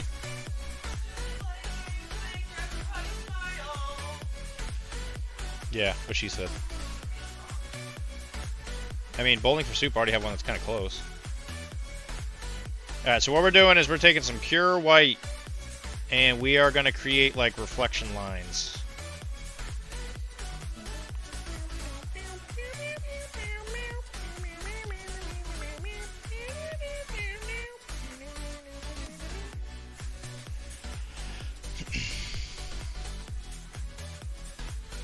So if it is a kind of curved surface, just make sure you know, just like look at curved surfaces before you draw the lines, because they're in places you wouldn't really expect them to be. And then when you put them in the right spot, you're like, oh, that's exactly where that should have been. So it's kind of weird. He's from Philly. Don't let him fool you. That's a long story that I might have to get into if things quiet down. You sent me a link to downloads. That was for Malifaux books. But I can send you one for Infinity ones as well.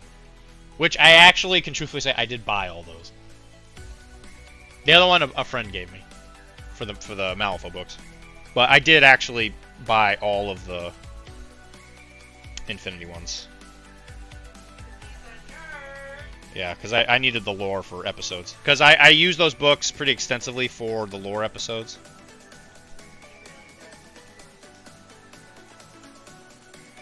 Which, the next one should be not too much longer.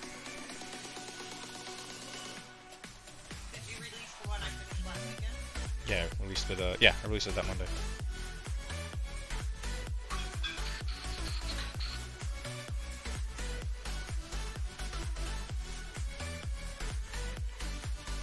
Yeah, I apologize to Arachne fans. It's been getting a little kind of inconsistent. Life has been really weird.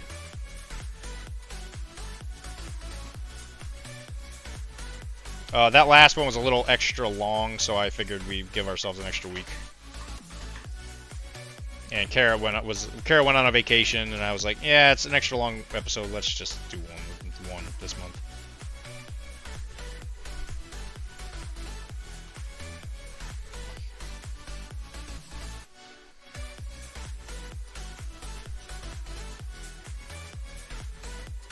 But I've actually been told by multiple people that don't really play Infinity that they started listening to Arachne, and they have all said that it's still like a great show because they kind of like the way I approached it, where it's not necessarily really about Infinity per se. It's mostly about like the people and the universe, which I think transcends settings in a lot of ways. So like if I invite on somebody who makes like content, so like Jeff is a good example, right? So Jeff plays Infinity, but he's like a lore guy,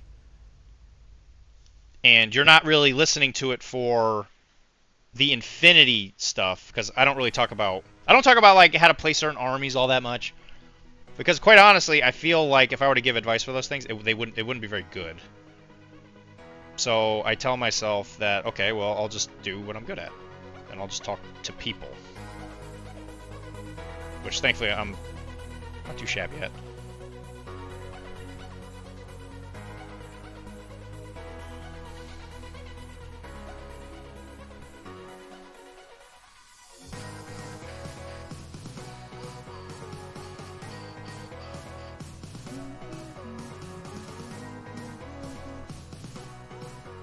So yeah, my Infinity is still very important as far as like priorities go. I don't want it to seem like it's not. It's still something I really enjoy doing. I just don't want people to think that I've lost traction with it. I've just been busy.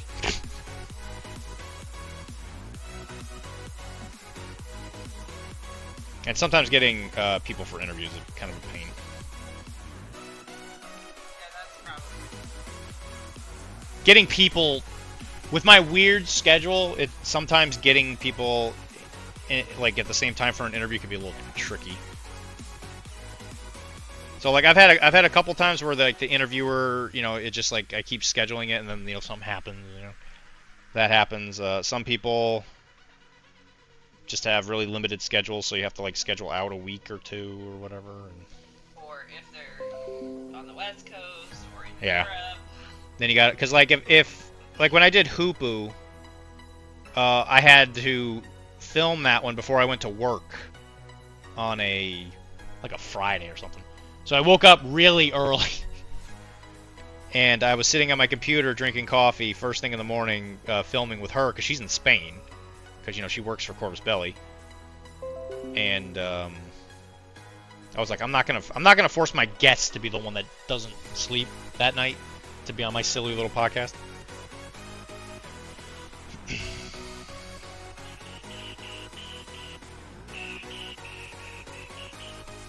So I woke up early, interviewed her, ran to work.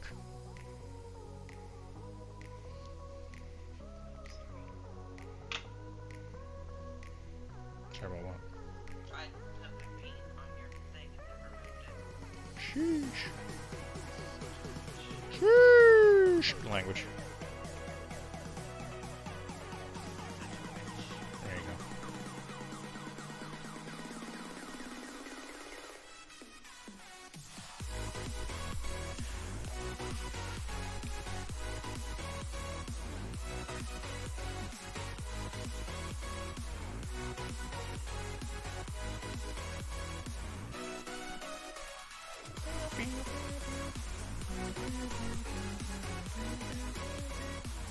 Well, anyway, done with my rant.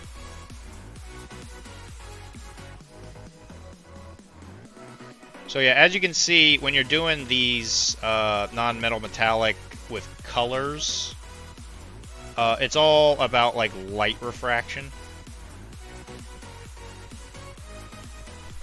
So like as an example, right?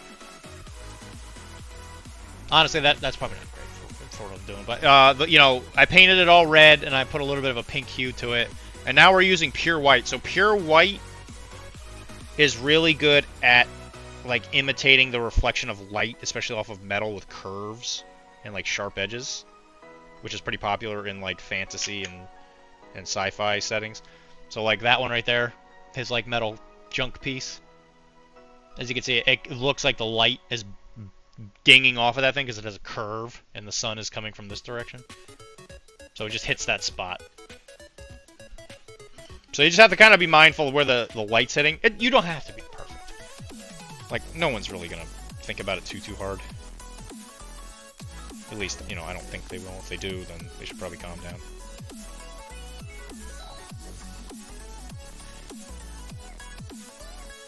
Just, like, edge highlighting with a pure white is probably enough most of the time.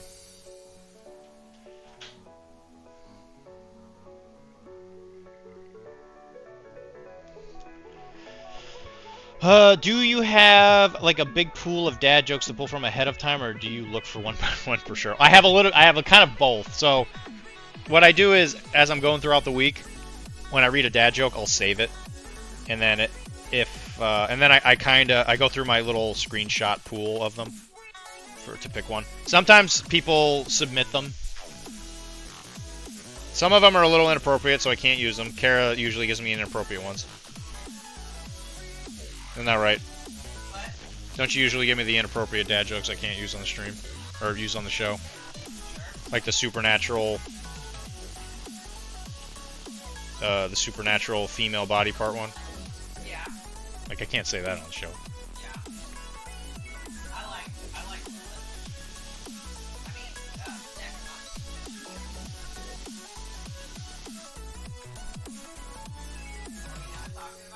Nope.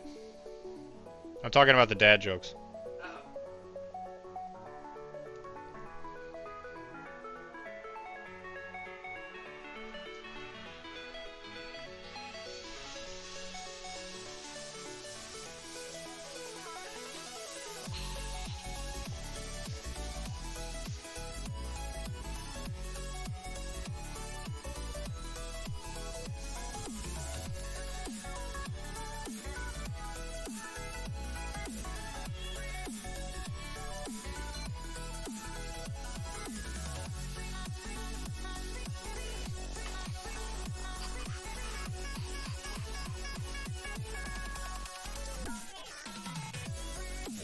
So that is kind of precise. Make sure I'm doing it right. So yeah, a little bit of both.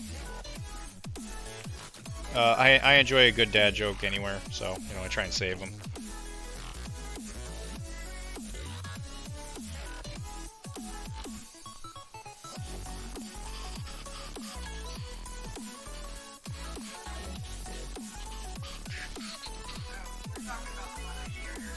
Yeah.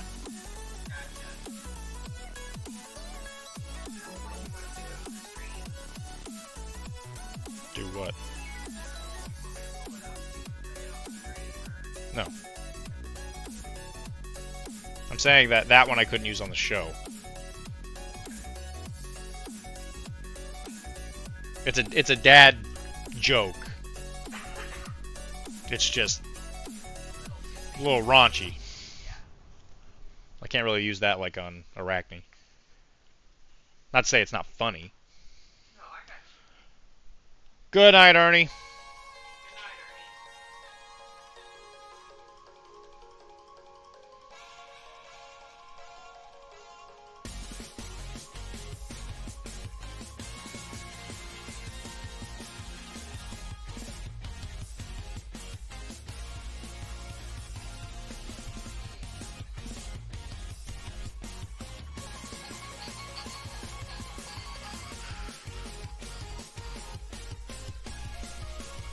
Okay, so now what we do is I'm going to use some of that thinned down red to go over it to kind of give it a red tint.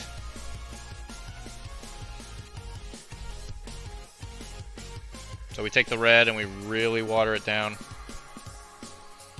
Take out some of the excess because this is going to be kind of like a glaze. So we don't really want to use it like a wash.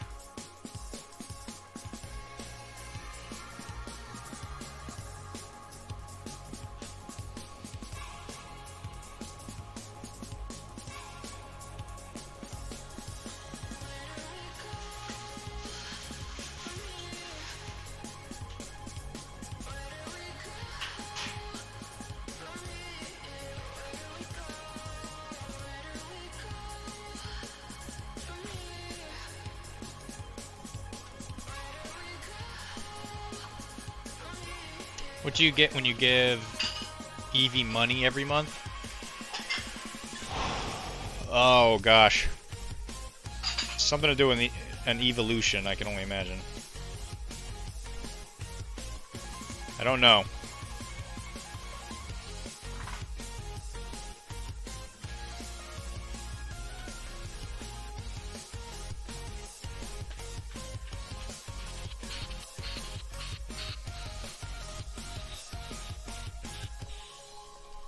It evolves into Patreon.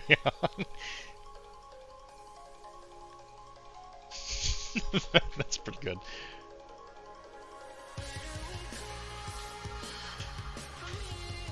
Oh, Dan, you might know. Do you know if the Starfinder campaign went up on the Patreon? Or is that still not been released?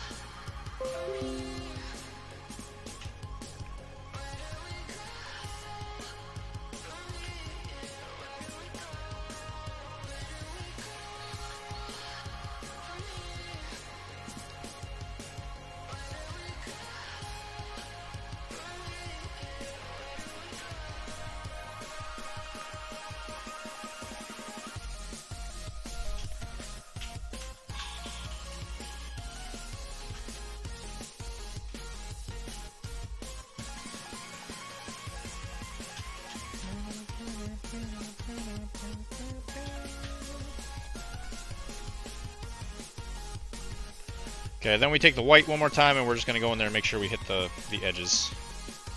Or anything that we really want to reinforce.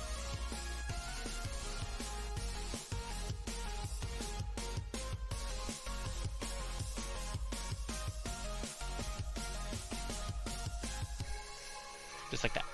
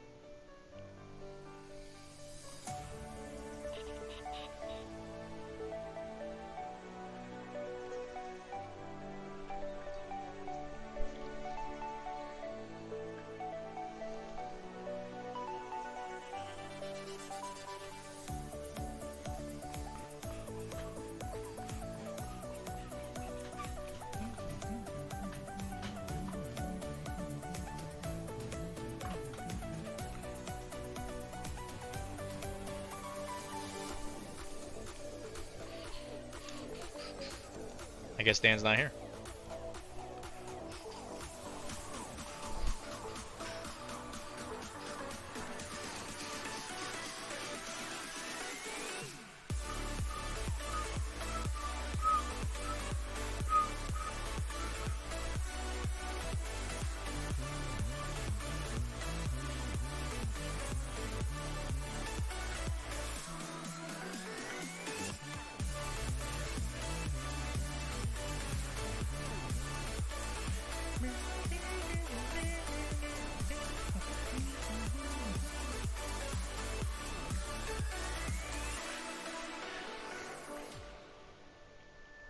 And so this is even something I need to practice more. Which is actually one of the main goals for this army, funnily enough, is to work on my light reflection skills. Most of the guys I've already painted were all wearing mostly cloth.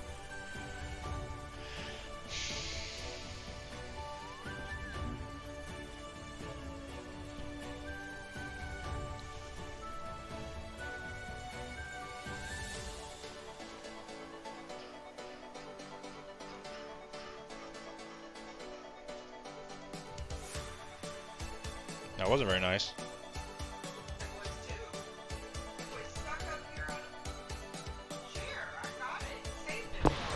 Oh, did you save his toy?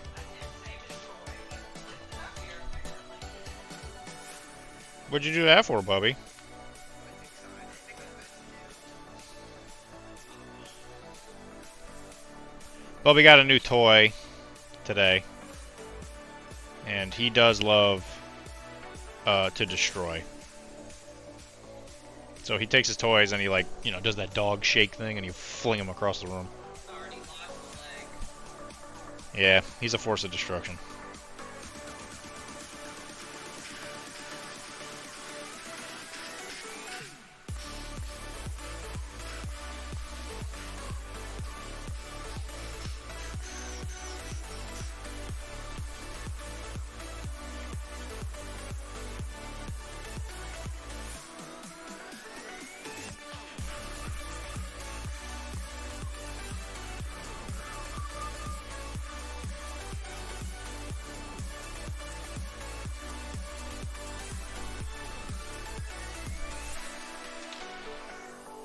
What do you think of that, Wilmar?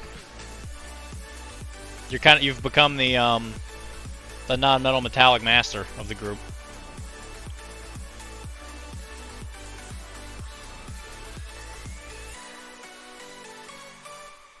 Not bad, he says. Okay. All right. Okay. Okay. All right.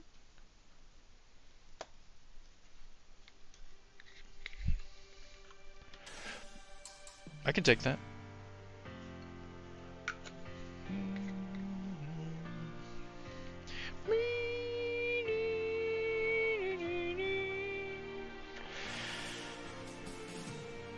I barely get hell yeah, dude, bro. Me too.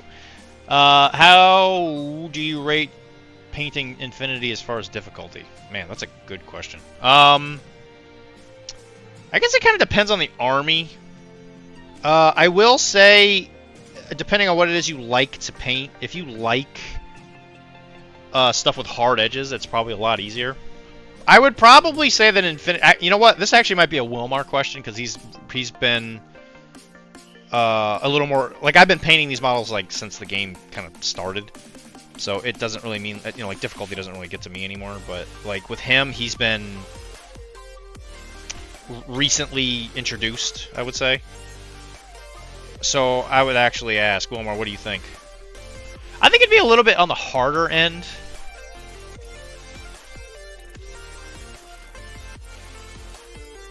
I don't think it's impossible by any means, and I don't think it's like one of those models where I don't think it's unapproachable. But I do think that it has a higher top end, I guess. If that makes sense. I wouldn't want my first model I ever painted to be an Infinity model. Let me just put it that way. But it's not that bad. I've only painted one Infinity model, and it was on the harder side, but that's their size. Yeah, that does... Their size doesn't help sometimes. They are, in fact, they are smooth. Yeah. Actually, how would you rate them against Infinity models, though, Mr. Wilmar?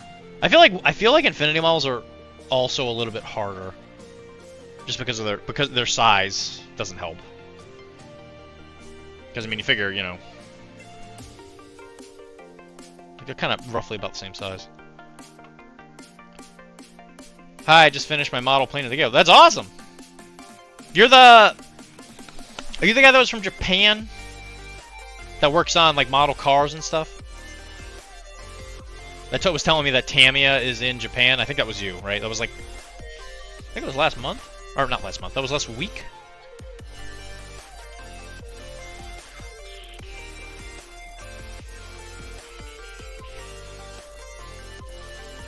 I'm pretty sure that was you. Yeah, that is you. Yay!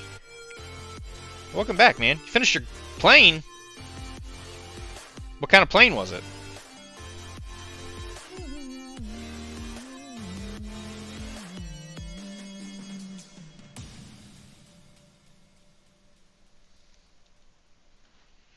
I never have worked on a model plane. My dad kept saying that we would, and we never did.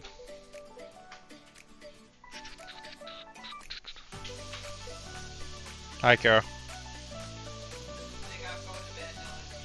Kara's going to bed, Dylan.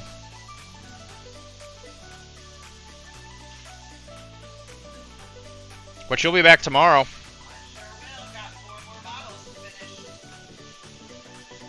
Which I will probably work on them throughout the week up till the next stream. But next stream might turn into paint the Halloween models so that we can give them away at the...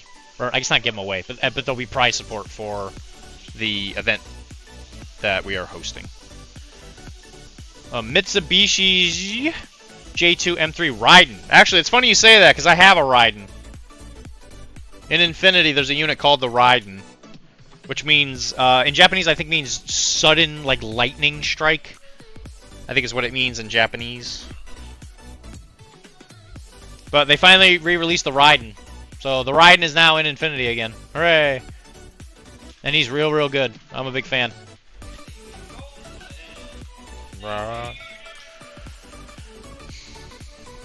Yeah, I think Raiden, I'm pretty sure, stands for, like, sudden lightning strike or something like that.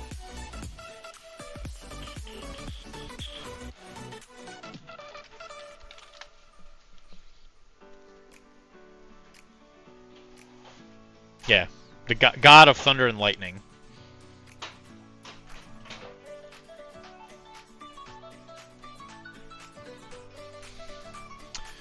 Right, was that a world? That wasn't a World War II plane, was it? Good night. All right, it was a World War II plane. Oh, this must have been. This was the water one. Yeah. It was something that was supposed to replace the Zero, I think. They're pretty.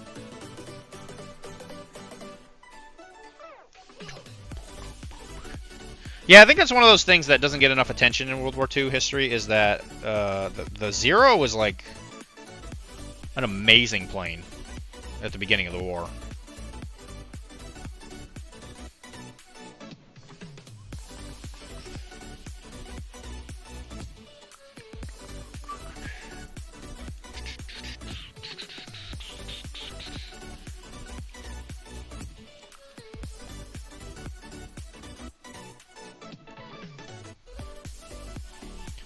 The Zero was good until it wasn't. Then it was useless. Yes, for sure. That makes sense as a lightning strike decal on it. Yep, it was late World War II Japanese Navy. Yep. Which I think is why a lot of times the Zero got relegated to like kamikaze duty, just because, you know, they would pack that sucker with explosives and just hit something.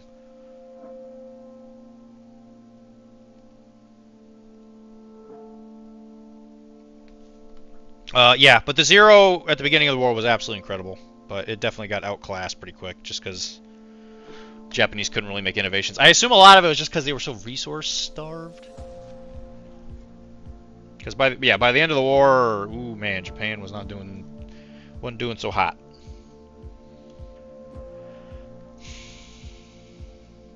And when you have a starving country, people aren't as interested in developing innovations for planes. It's one of those Maslow hierarchy of needs situation.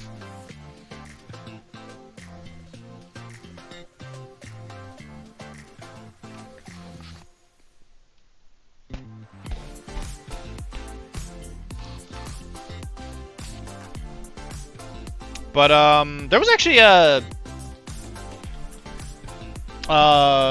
Miyazaki, I think there's like he made a movie, an animated movie about the Zero, I think. What was that? I forget what that movie was called. It's the same guy that did Kiki's Delivery Service and stuff.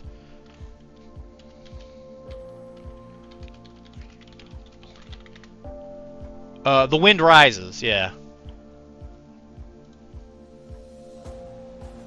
Yeah, it's loosely based on the story of, I might pronounce this wrong, sorry. There's actually somebody from Japan here. I don't speak Japanese. Jiro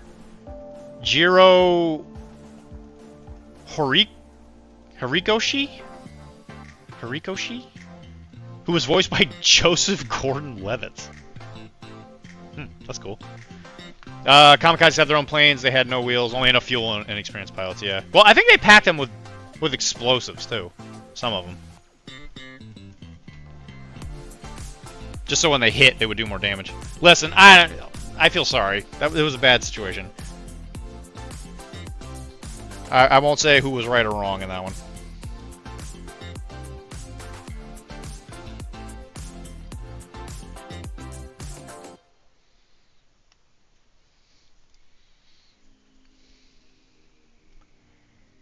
Actually, funnily enough, me and Tim were talking about that today. With the war in the Pacific. I think that was a war everyone was happy was over. I don't think anyone was having a great time with that one. I think when that book closed, I think everybody was pretty happy. Yeah, in the nose. Right. Yeah, I think I'm glad we get along now. I'm glad America and Japan are good good friends. I don't think anybody would want to repeat that. Let me tell you, man. As someone who likes Japanese history, it's fascinating. Japanese history is fascinating. All the way from the very beginning of the Sengoku era, all the way to the Meiji Restoration, all the way through the imperialization stuff. Crazy interesting how they would do things. And how Britain and I think America, it might have been France too, were like, well, we don't want the Japanese to have a navy, so we better have this like ocean treaty. I think it was called the Washington Accords, where you couldn't have ships with certain sizes, or you could only have like a certain amount of like guns on boats and stuff. And so like the Yamato was like how they were getting around it. It was super interesting.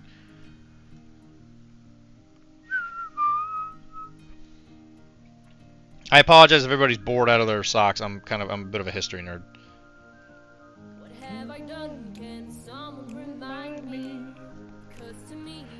But like just even like around that time where like the Sengoku era was happening, like the Oda Tokugawa era, like God, so much stuff going on.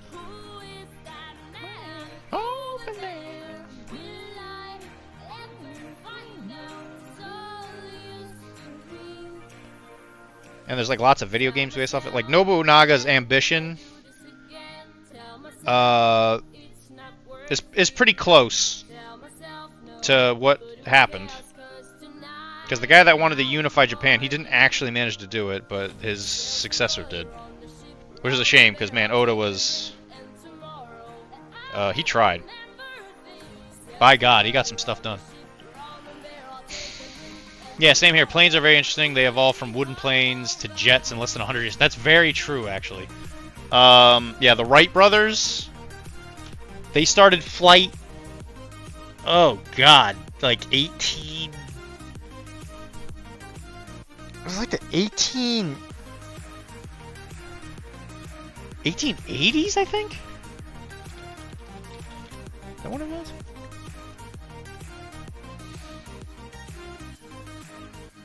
$1903. Oh my God. It's only like 100 years. Not sure if you're into watches at all, but Seiko has a really interesting history if you were looking into a rabbit hole to go. I mean, obviously. Let me write that down. Seiko.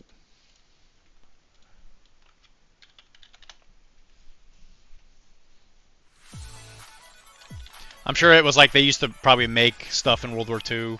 It's kind of similar to oh God, what's the name of the company? Where's the company I'm thinking of? Yamabishi. I know Yamabishi was a company in World War II. I think they made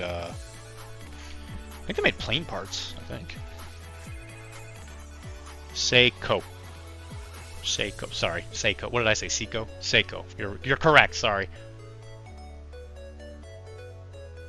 Yeah, planes are super interesting. I find planes absolutely fascinating. I am way too much of a chicken to actually fly one, but they are really interesting.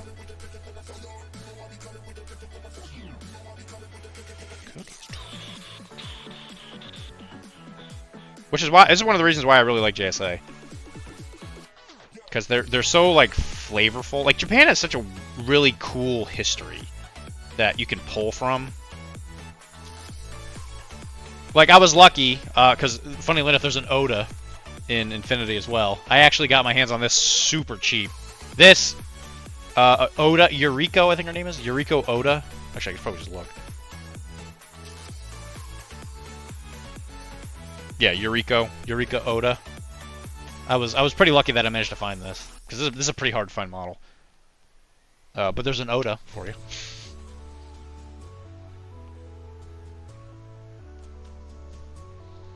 I wouldn't get into and fly a World War II plane. Literally milk dolphins. Yeah, brother. Yeah, you're not wrong. They almost destroyed Swiss watches industry in the 60s. Really? I didn't know that. Well, that's the thing, right? Like Japan, like Japanese manufacturing was like considered to be like dog crap for like a long time, and then they innovated. Like Toyotas were considered like junk heaps, but now they're like considered like some of the most dependable cars you can ever think of.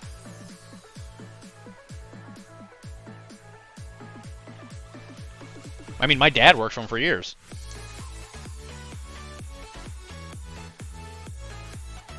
I can truthfully say I would not be here without Toyota. Just because, you know, Dad worked there.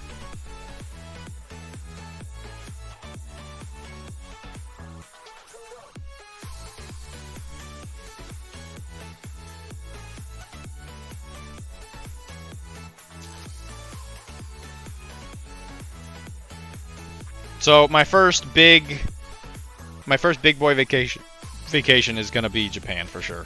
I really want to go there. I really want to see the temples and stuff. I want to see Tokyo. I want to see all that stuff.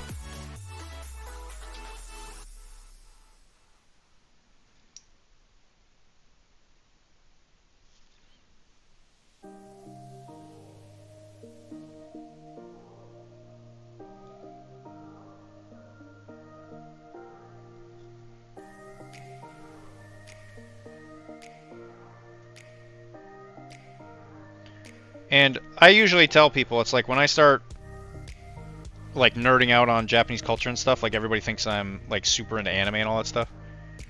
And as I always like to tell people, it's like I don't mind anime. Like I think it's fine. I enjoy some, right? But there's like just so much more to it.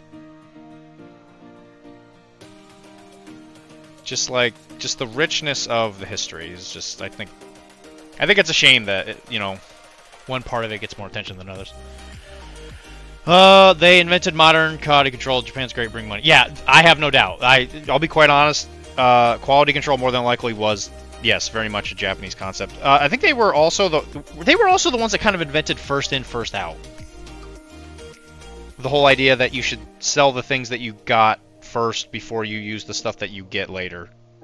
Toyota 100% was behind the concept of I forget what the technical term is, but like the just on time method, where you specifically order the amount of stuff that you would use in one day to show up at your factory like the day you use it, so that you didn't have back stock. Yeah, bring money. Yeah, trust me, I'll bring as much as I possibly can.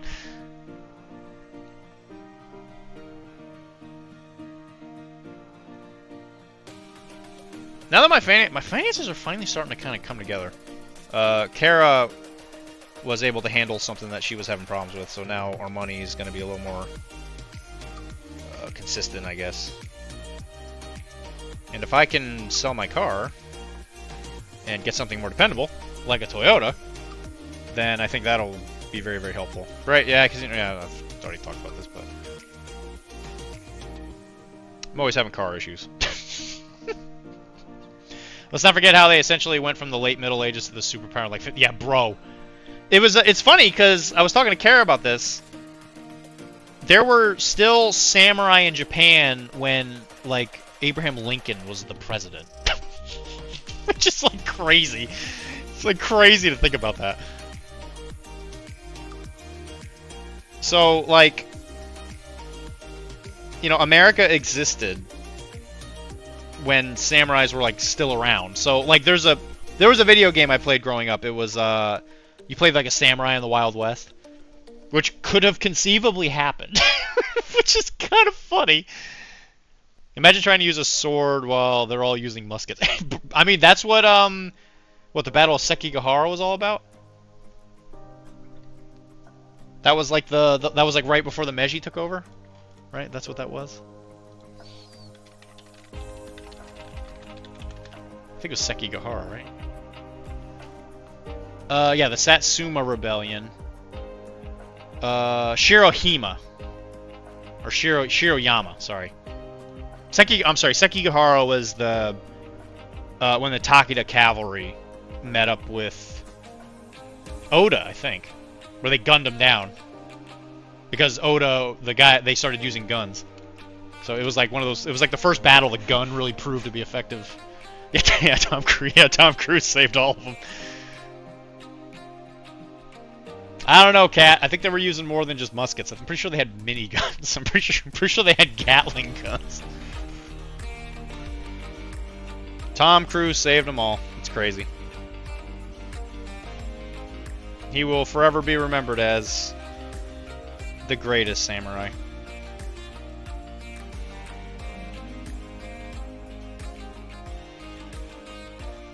Let me tell you, I recently watched Shogun. I loved it. I thought it was a phenomenal show. Dude, Ghost of Tsushima was so good. It's such a good game. You don't even have to like ancient Japanese history to adore that game. It's like it's a great game.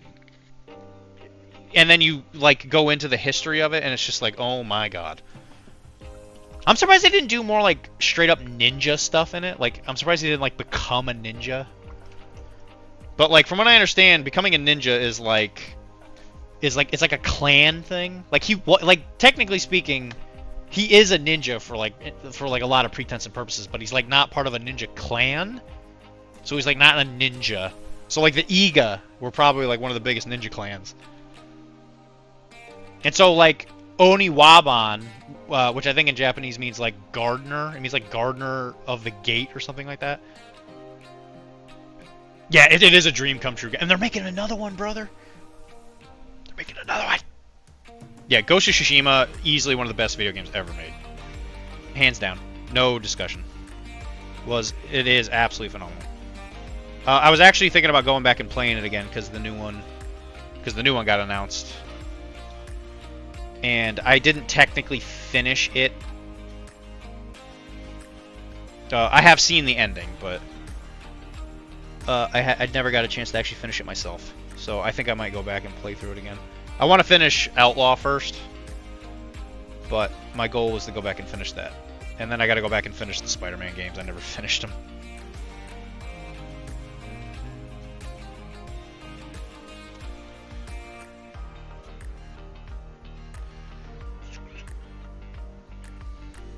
A lot of good things are coming out of Japan. I think ninjas are pretty frowned upon, and yeah, they were. Yeah, like ninja clans are bad business. You play the Japanese language mode? No, not yet. I might do that again. Actually, if I play again, I might do that. I heard the Japanese voice acting is like really good. Yeah, Outlaw. I've really enjoyed Outlaw. I probably will play that before I go to bed tonight. So after I get off of here, I'll probably play it for like an hour or two, and then I'll go to bed. I just got to Tatooine. Spoiler alert, you go to Tatooine. You know, like every single Star Wars game ever made.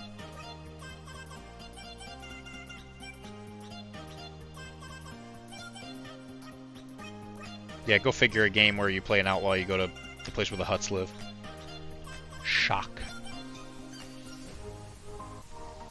Yeah, but like I was saying, Oniwaban are...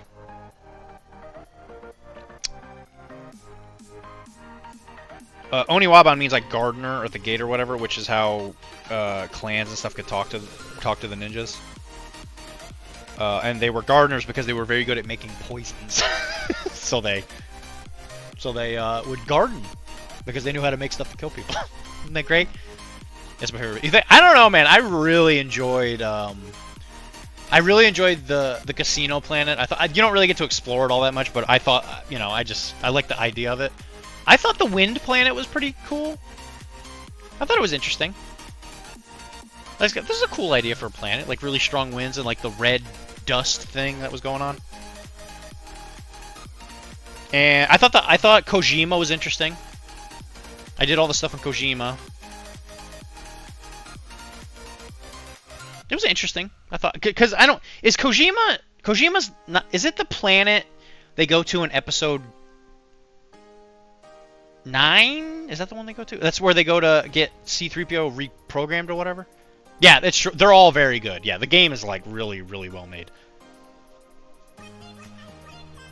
Tatooine seems kind of empty to me right now, but I've heard you go to Mos Eisley later, and when you first show up, there's like there's nobody there, so I'm like, it's really empty out here. Yeah, it's so thematic. You would know this a little better than me though. Is Kojima the planet they go to in Episode 9 where they go reprogram C-3PO? Because I remember them going to an ice planet for that. That is the okay, that is the same planet. That's cool. It's cool that they go back and use some of those planets. Because even the casino planet was the planet they go to in Episode 8. And I know that movie was awful, but I thought that was kind of interesting. Where they go there for the and they free the horses for the horse racing. And you can actually bet on the horse racing and stuff in the game. I was like, that's such a good tie-in. Yeah, Rise of Skywalker, right.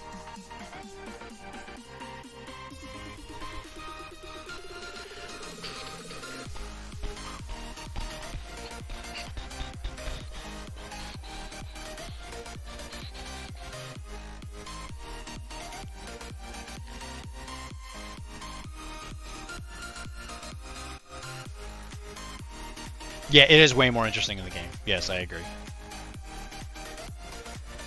Well, Katz, I'm sorry you had to join in and talk about your country with us.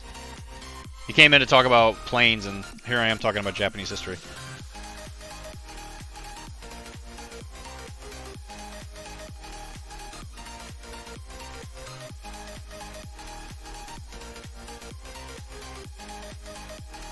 But a lot of interesting stuff.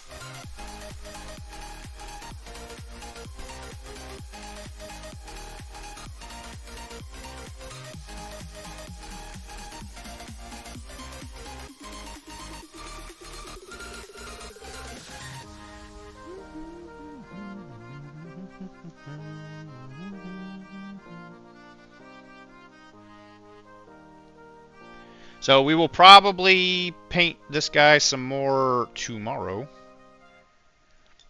Because I think what I'm going to do is I'm going to finish the black base coats and then I think I'm going to stop.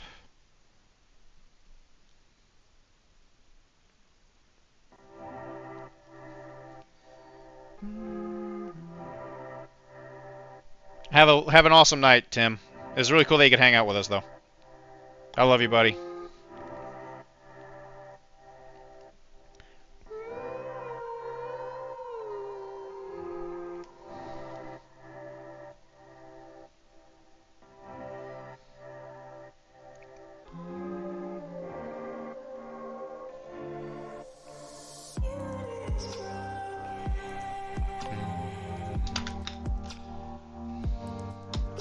Well, that's not a good way to end.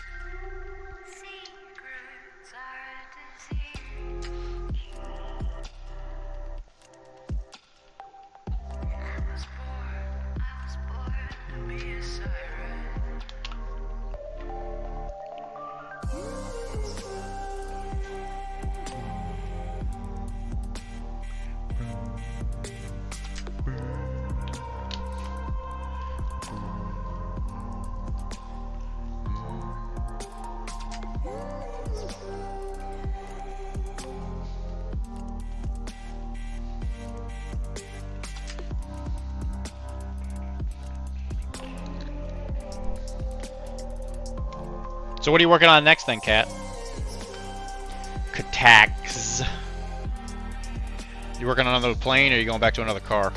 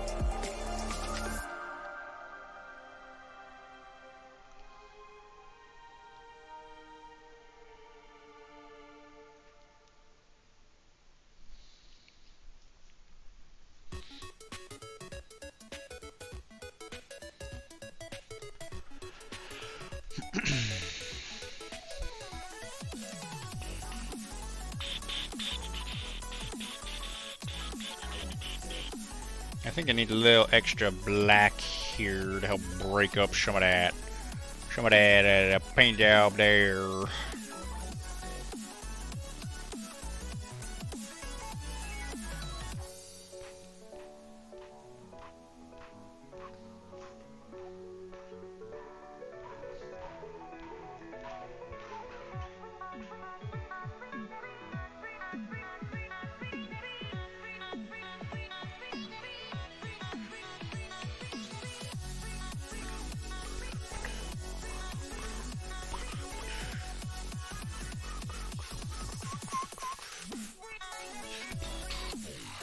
Is there Malifaux this week? I think so. I think so. I don't think there's anything that's gonna stop me, but I don't. I never know. Oh, actually, something might stop it. Kara has to go to Patriot's place, and we're not sure if I'm gonna have the car because we still only have one car because the other one's still getting fixed because they're waiting for he like mailed in, he like UPS'd in some part or something, and it's taken a long time. If I have a car, then I'll be there might still be Malifaux. I just might not be there. It mostly is just gonna come down to if I have a car or not. If I have a car, then yes. If not, then no, because I'll be Ubering to work.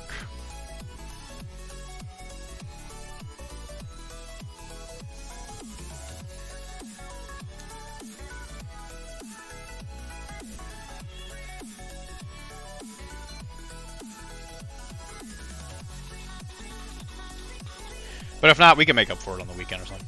I asked because I may just go to Forest Hill to get Ernie's stuff. Bro, I have a lot of it in my car. Just waiting for you. I have it. He gave it to me to give to you. And I still have it. I still have your stuff.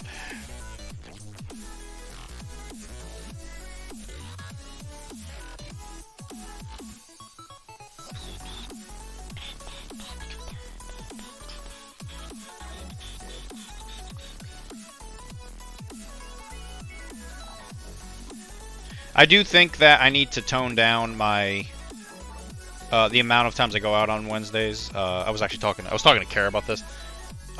Recently, I've noticed that my strength has been getting a lot worse, like workout-wise. So I think I might have to start doing like every other Wednesday or something. So I use that Wednesday for like strength training and just doing stuff around the house. As much as I really want to do every Wednesday, I gotta get back to working out. Because what happens is on Wednesdays I don't sleep because we play a lot, right? So I get home and I don't sleep a lot, and then when I get up, even like when I get out of work, I'm not rearing to go to the gym.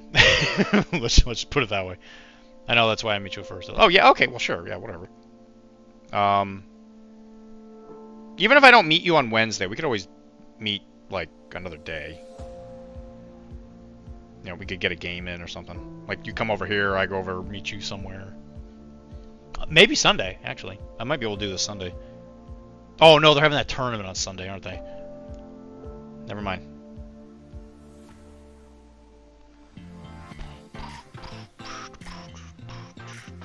I think I might have this Sunday off.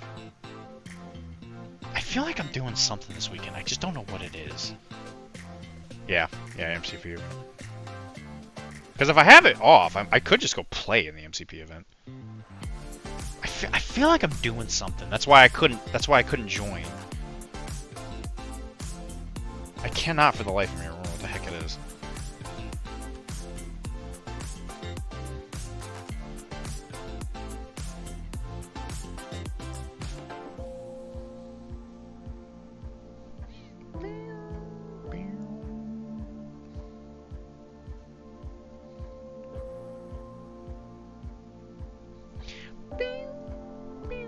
Good night, the Chris. Thanks for hanging out with us, bud. It's cool having you here with your colorful commentary.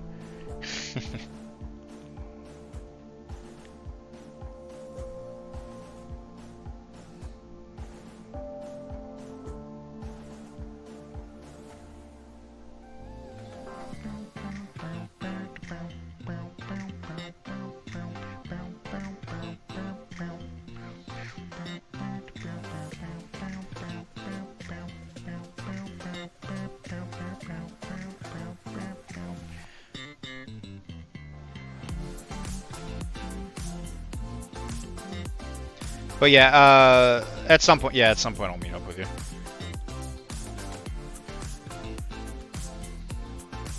I don't know why Ernie just can't meet you. I don't know why he's making it so tough.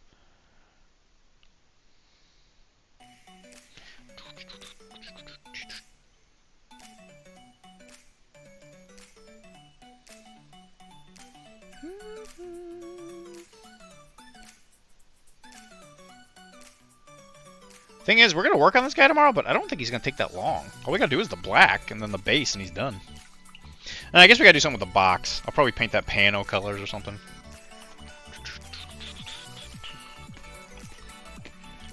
Yeah, I don't know why he's making this so hard.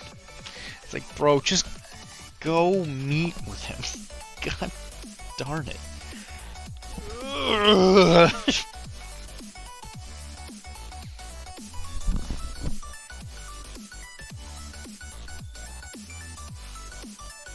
Like, he says he's gonna go to that shop tomorrow. I hope he does.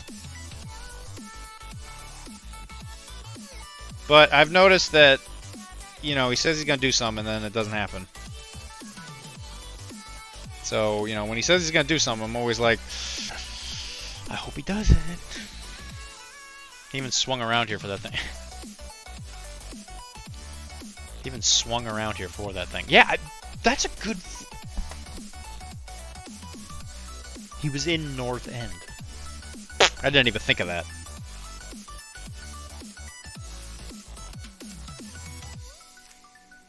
I didn't even think of that. He was literally right next to you.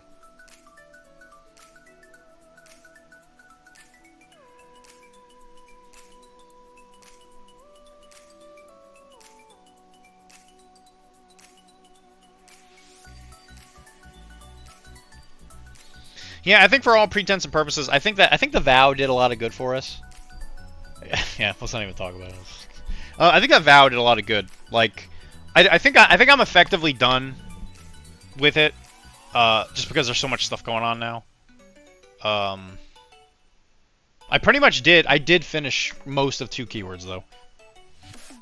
There's a couple like there's 1 or 2 here or there I gotta paint, but I did stop myself from buying a lot of stuff. That is the truth.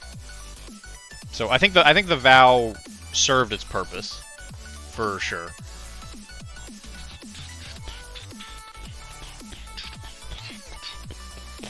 Dude, I have 6 miles to go. But aside from the Friday mistakes, we held off real good. Yeah, I think we did really good. And it's not even a case of me not going to paint it. It's just, right as of right now, it's just more of a time thing. And I still think I'm not doing too bad. Like, if I'm kind of getting the guild hankers again. I did order some hex bows because apparently they're in both of the keywords I really want to try out, which is Sonya and Cavalier, and I've been told they are crazy good.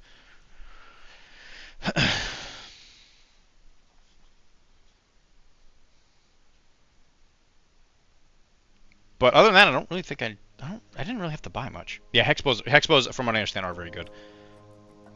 Cause Ernie's gonna grab that other Cavalier box, which is where the rocket tears and the lady on the bike is, and then I don't really need to buy much else.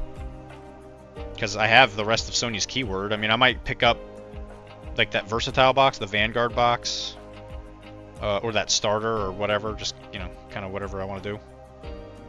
But I think the main point of that vow was it makes me appreciate having a fully painted crew more than continuing to buy stuff.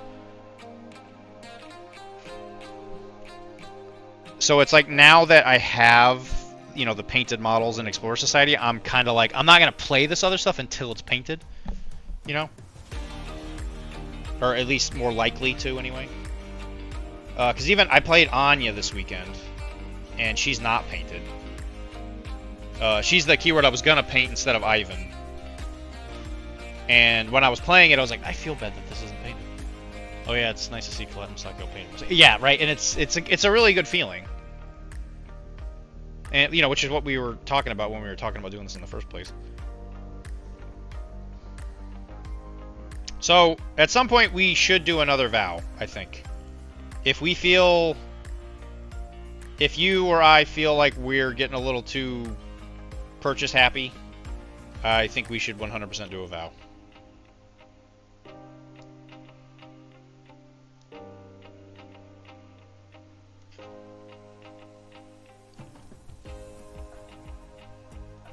Yeah, okay, good. It's nice to have some kind of like accountability type person.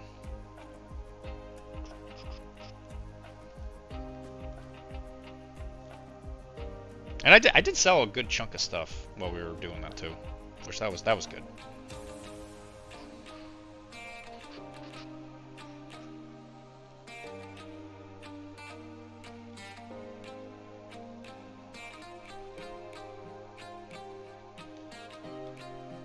Which that's always a plus. I am doing my best, very best, to not get into another crew. Yeah. You bought what, Shenlong? You got Shenlong from the 50% off thing?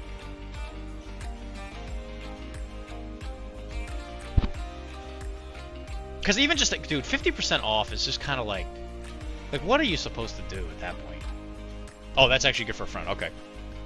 50% off is like, you don't get that offer very often. Like, that's when you make big purchases, you know, because you figure 50%, you know, in the long scheme, that's quite the sale. Like, if it was just kind of like a little, like 15% off or whatever, I'd be like, yeah, whatever, I don't care. But 50% off, that's a lot. That's a lot.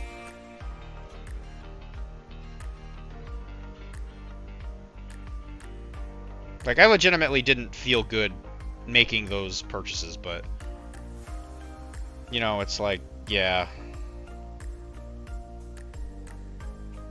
that's hard to deny.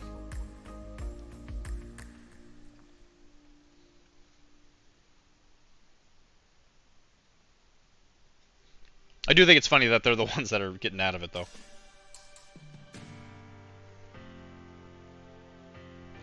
Oh, I guess you haven't met that other Webway crew yet, have you?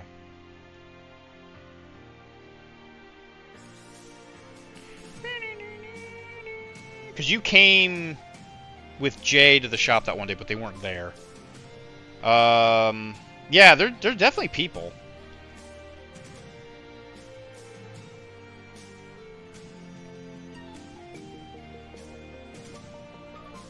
I think running events at Webway will go pretty well. They're interesting people. Let me just tell you that. They seem nice enough.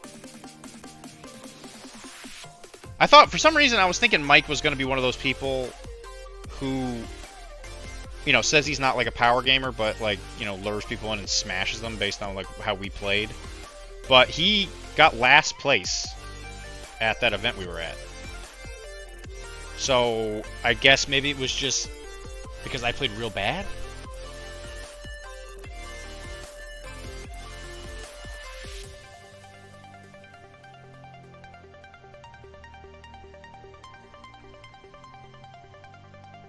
He played Levi, and Levi is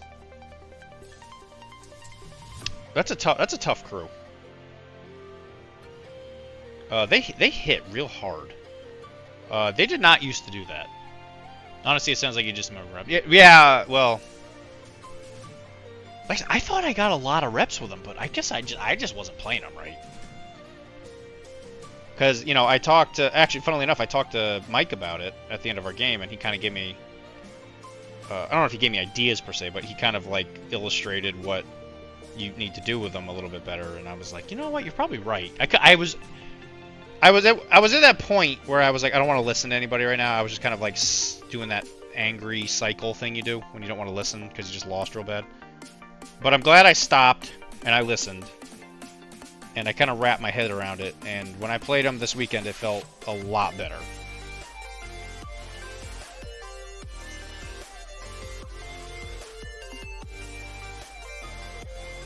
And I'll be honest, like, when you're looking at these masters, and I'm thinking to myself, like, oh yeah, you know, the most important thing to remember is, like, this ability or this or whatever. I'm going to tell you, man, it seems like the most important thing to do with these masters is to know the triggers. Like, off the top of your head. That seems to be, like, where the meat of a character's worth is those stupid triggers.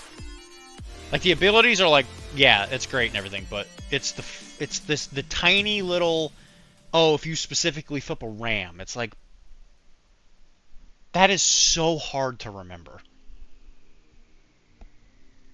And it's because, oh yeah, you know, this guy's attack, you know, does like 2, 3, 4 damage, but it has hole in the earth where you get to just move a model 6 inches. Yeah, I know, right? And fishing just ain't good. And then, you know, it's like, after you flip the cards, you're just like, oh, that would have been really good, actually. So, I don't know. I feel like if you really want to master playing, you know, one of the keywords, it really does come down to just knowing all the most useful triggers.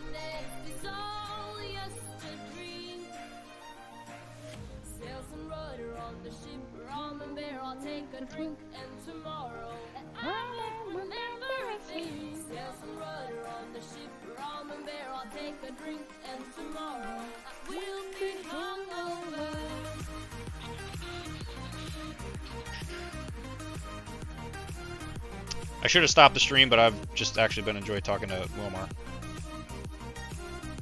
The tournament will be a good highlight of that 4 people. Yes, I agree. I'm still on the fence as to what crew to play. Well, remember, don't think crew, think faction. But like I said, you keep striking me as an Arcanist, just because you have the most masters for that.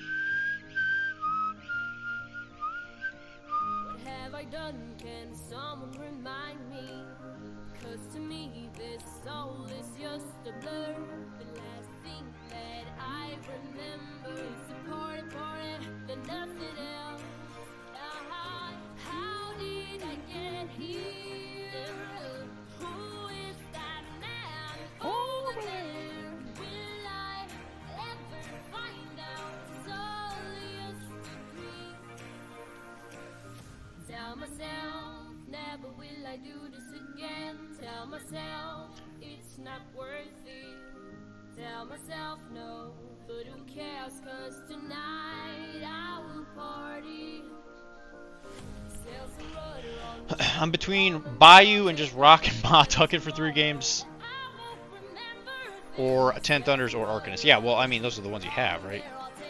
I don't know, man. I'm telling you. I feel like you're Arcanist. Just because that's who you got the most masters for. And that's how I determine what you play, is just what you got available. Because if you're going to go to a thing, you're going to look at the three scenarios, and you're going to want to pick a master that's best for it, right? At least that's the hope. And that's easier to do when you got access to more masters. I forget the name of... there's like a specific award they give out if you play a different master for each game.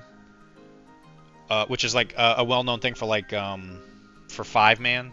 It's like the 5-man tournament. Or 5-game tournaments. So the 2 days. So if you play... It's like whoever gets the highest standing and used a different master for every round, it's like a separate award. I want to say it has a picture of like a lizard or something like that. Did you set strat schemes for your event? Yeah, they should be. I think it's in the description. I'm pretty sure it's in the description. Not the one on Longshanks, but the one in the Discord. Because you don't, you can't enter it in Longshanks because they don't give you enough. They don't give you enough words.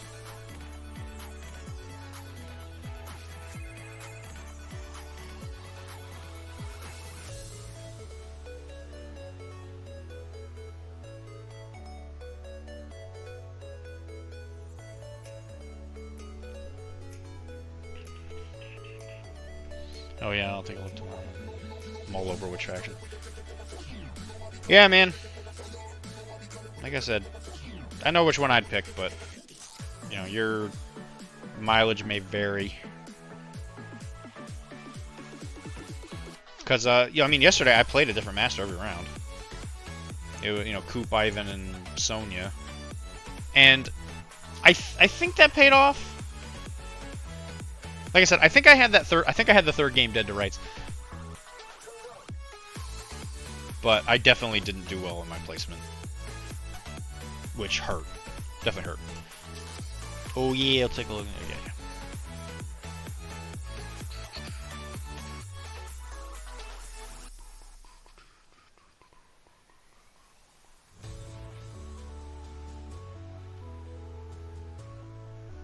I think this guy's looking, Mr. Wilmar. Is he looking Imperial Guardy enough?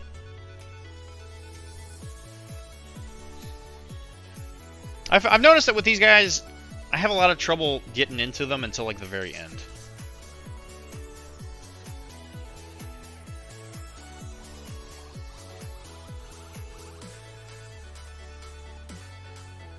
Like with the Hatamoto monk. The model looks real good. The Emperor will please. Yeah, thanks. Because like with the Hatamoto monk, I was like, this guy looks terrible until the very end. Like once the wall got painted, I was like, okay, yeah, this guy looks actually really good. But I was definitely not a fan of how it was looking up until that point.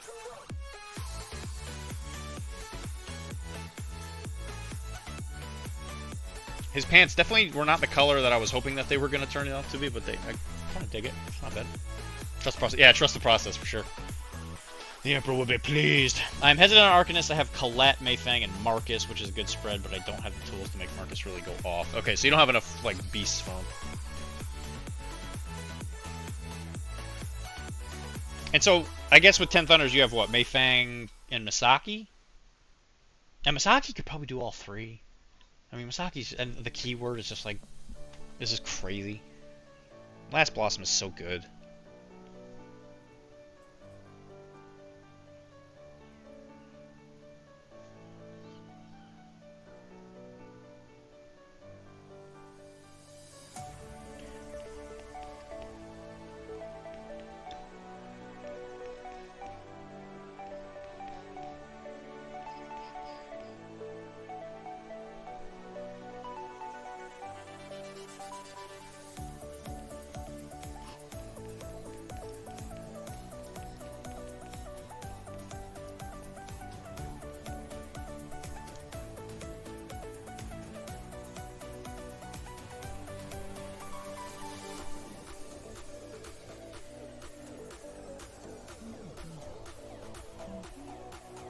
And with Mayfang, Misaki can run around in a circle. Yeah, yes she can. She can also stab things. Real good. Comes out of a shadow, like, boom, surprise, you're dead. And with Mayfang, I can also do well since I have many reps with both crews. Yeah. I mean, it's not, yeah. The glory that is, 10 Thunders.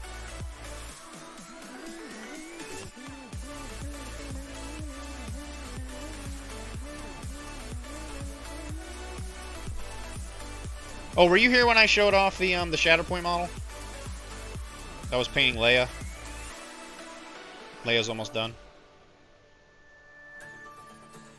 Probably finish that tomorrow for the stream.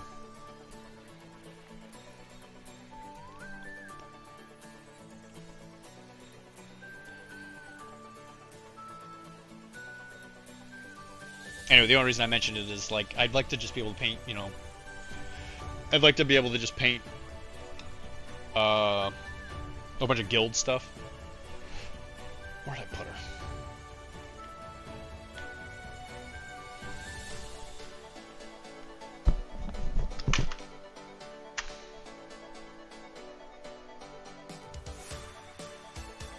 She's coming along.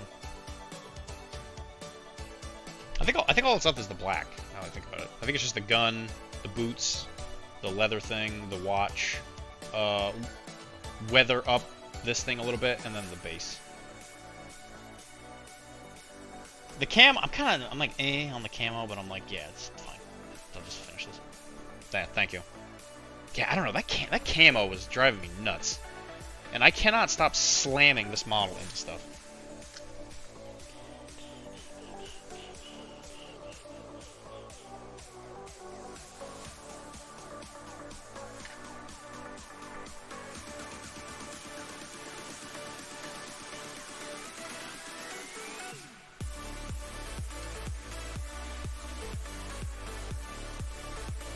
He's gonna look like he's wearing platform shoes for too long.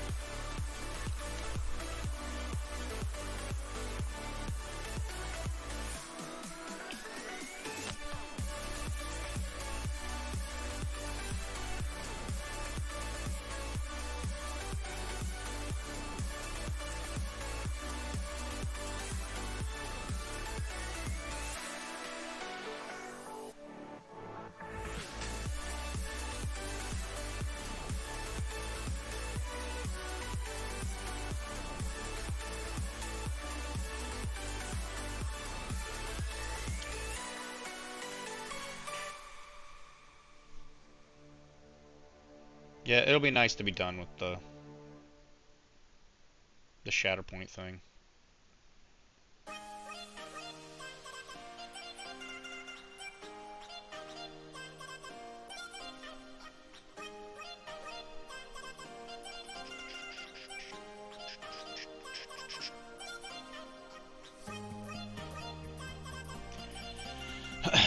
I keep telling myself I'm gonna focus on it with my free time. And then, you know, I sit down and I look at all the stuff on my desk and I'm like, man, can't wait to not do that.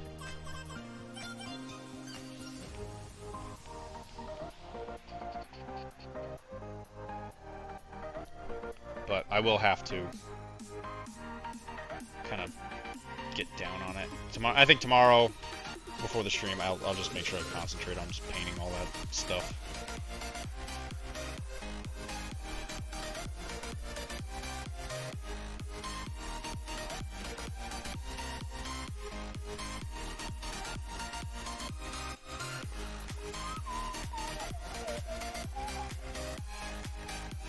I do feel good, though, that I sent the rest of it back.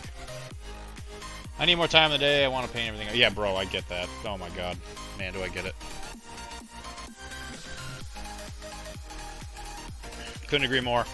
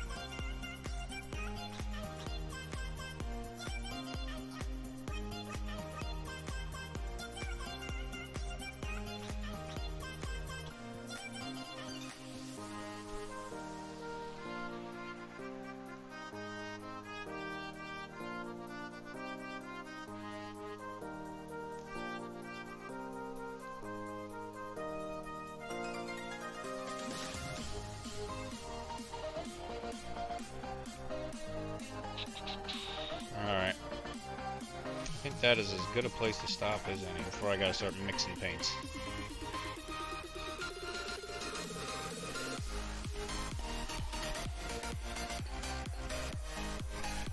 I guess I'm doing some weathering tomorrow too.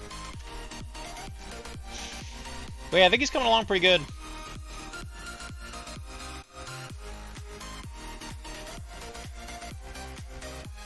It'd be nice to get his name off the list.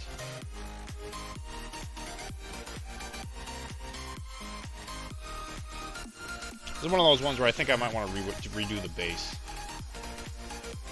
Just because he's got this weird box thing. I don't like it when they got their foot on stuff. Yeah, thanks. I just started him. Actually, this is all done in one stream, too. So this is 4 hours. 4 hours. Well, I would hope you'd be almost done after 4 hours.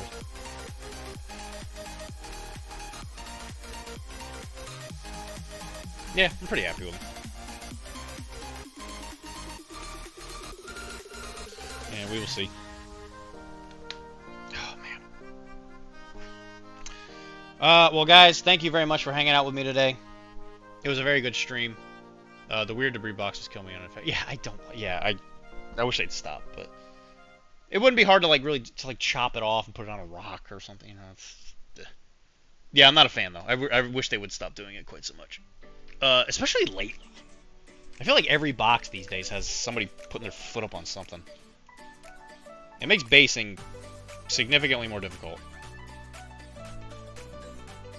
But I would really hate to paint this model and then go in there and chop that foot in half by accident, because, you know, the fact that the box is wider than the foot.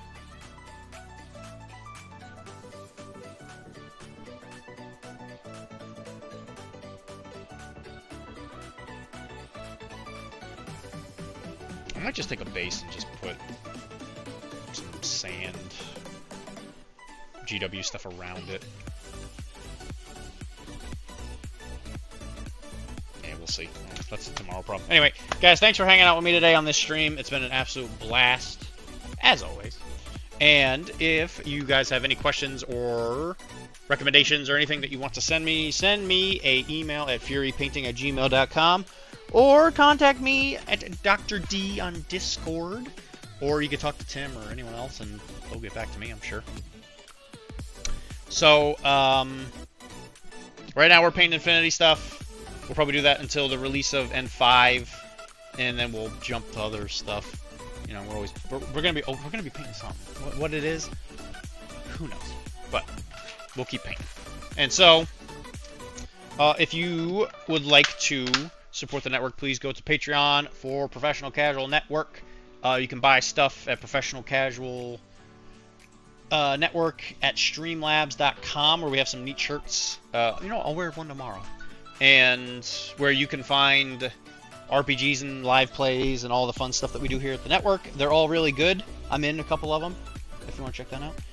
Currently, Tim is doing the WTC, so I believe the channel will start earlier tomorrow because he will be doing the last round of MCP GCT in Denmark.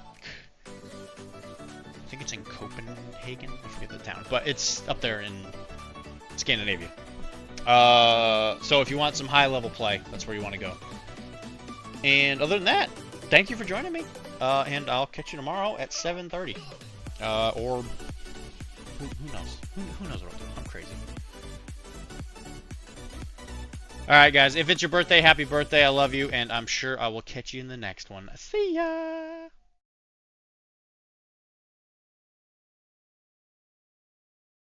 Why do people keep, like, just a couple potatoes in so many different places? That was a lot of potatoes.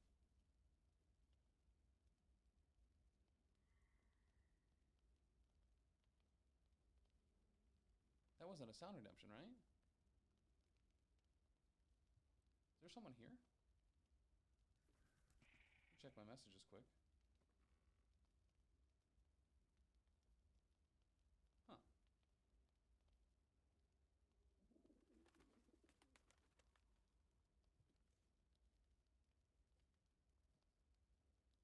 Oh, geez, it was a sticker.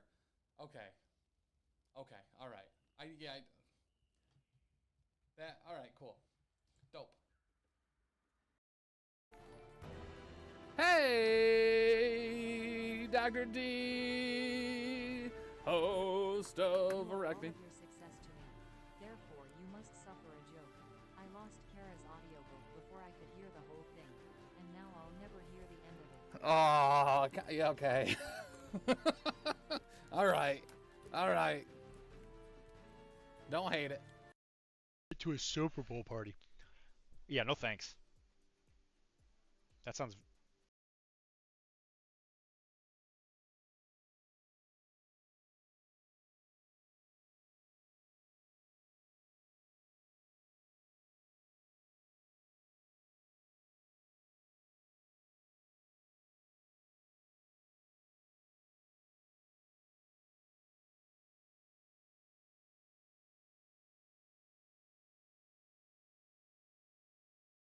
So now we're just using a little bit of that Rhine oxide, and we're going to clean up some of these transition lines.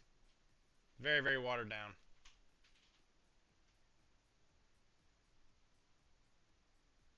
I know a guy in Malden that would love to get all of your ricin. Why do you know a guy that wants ricin? Because it's Wilmar.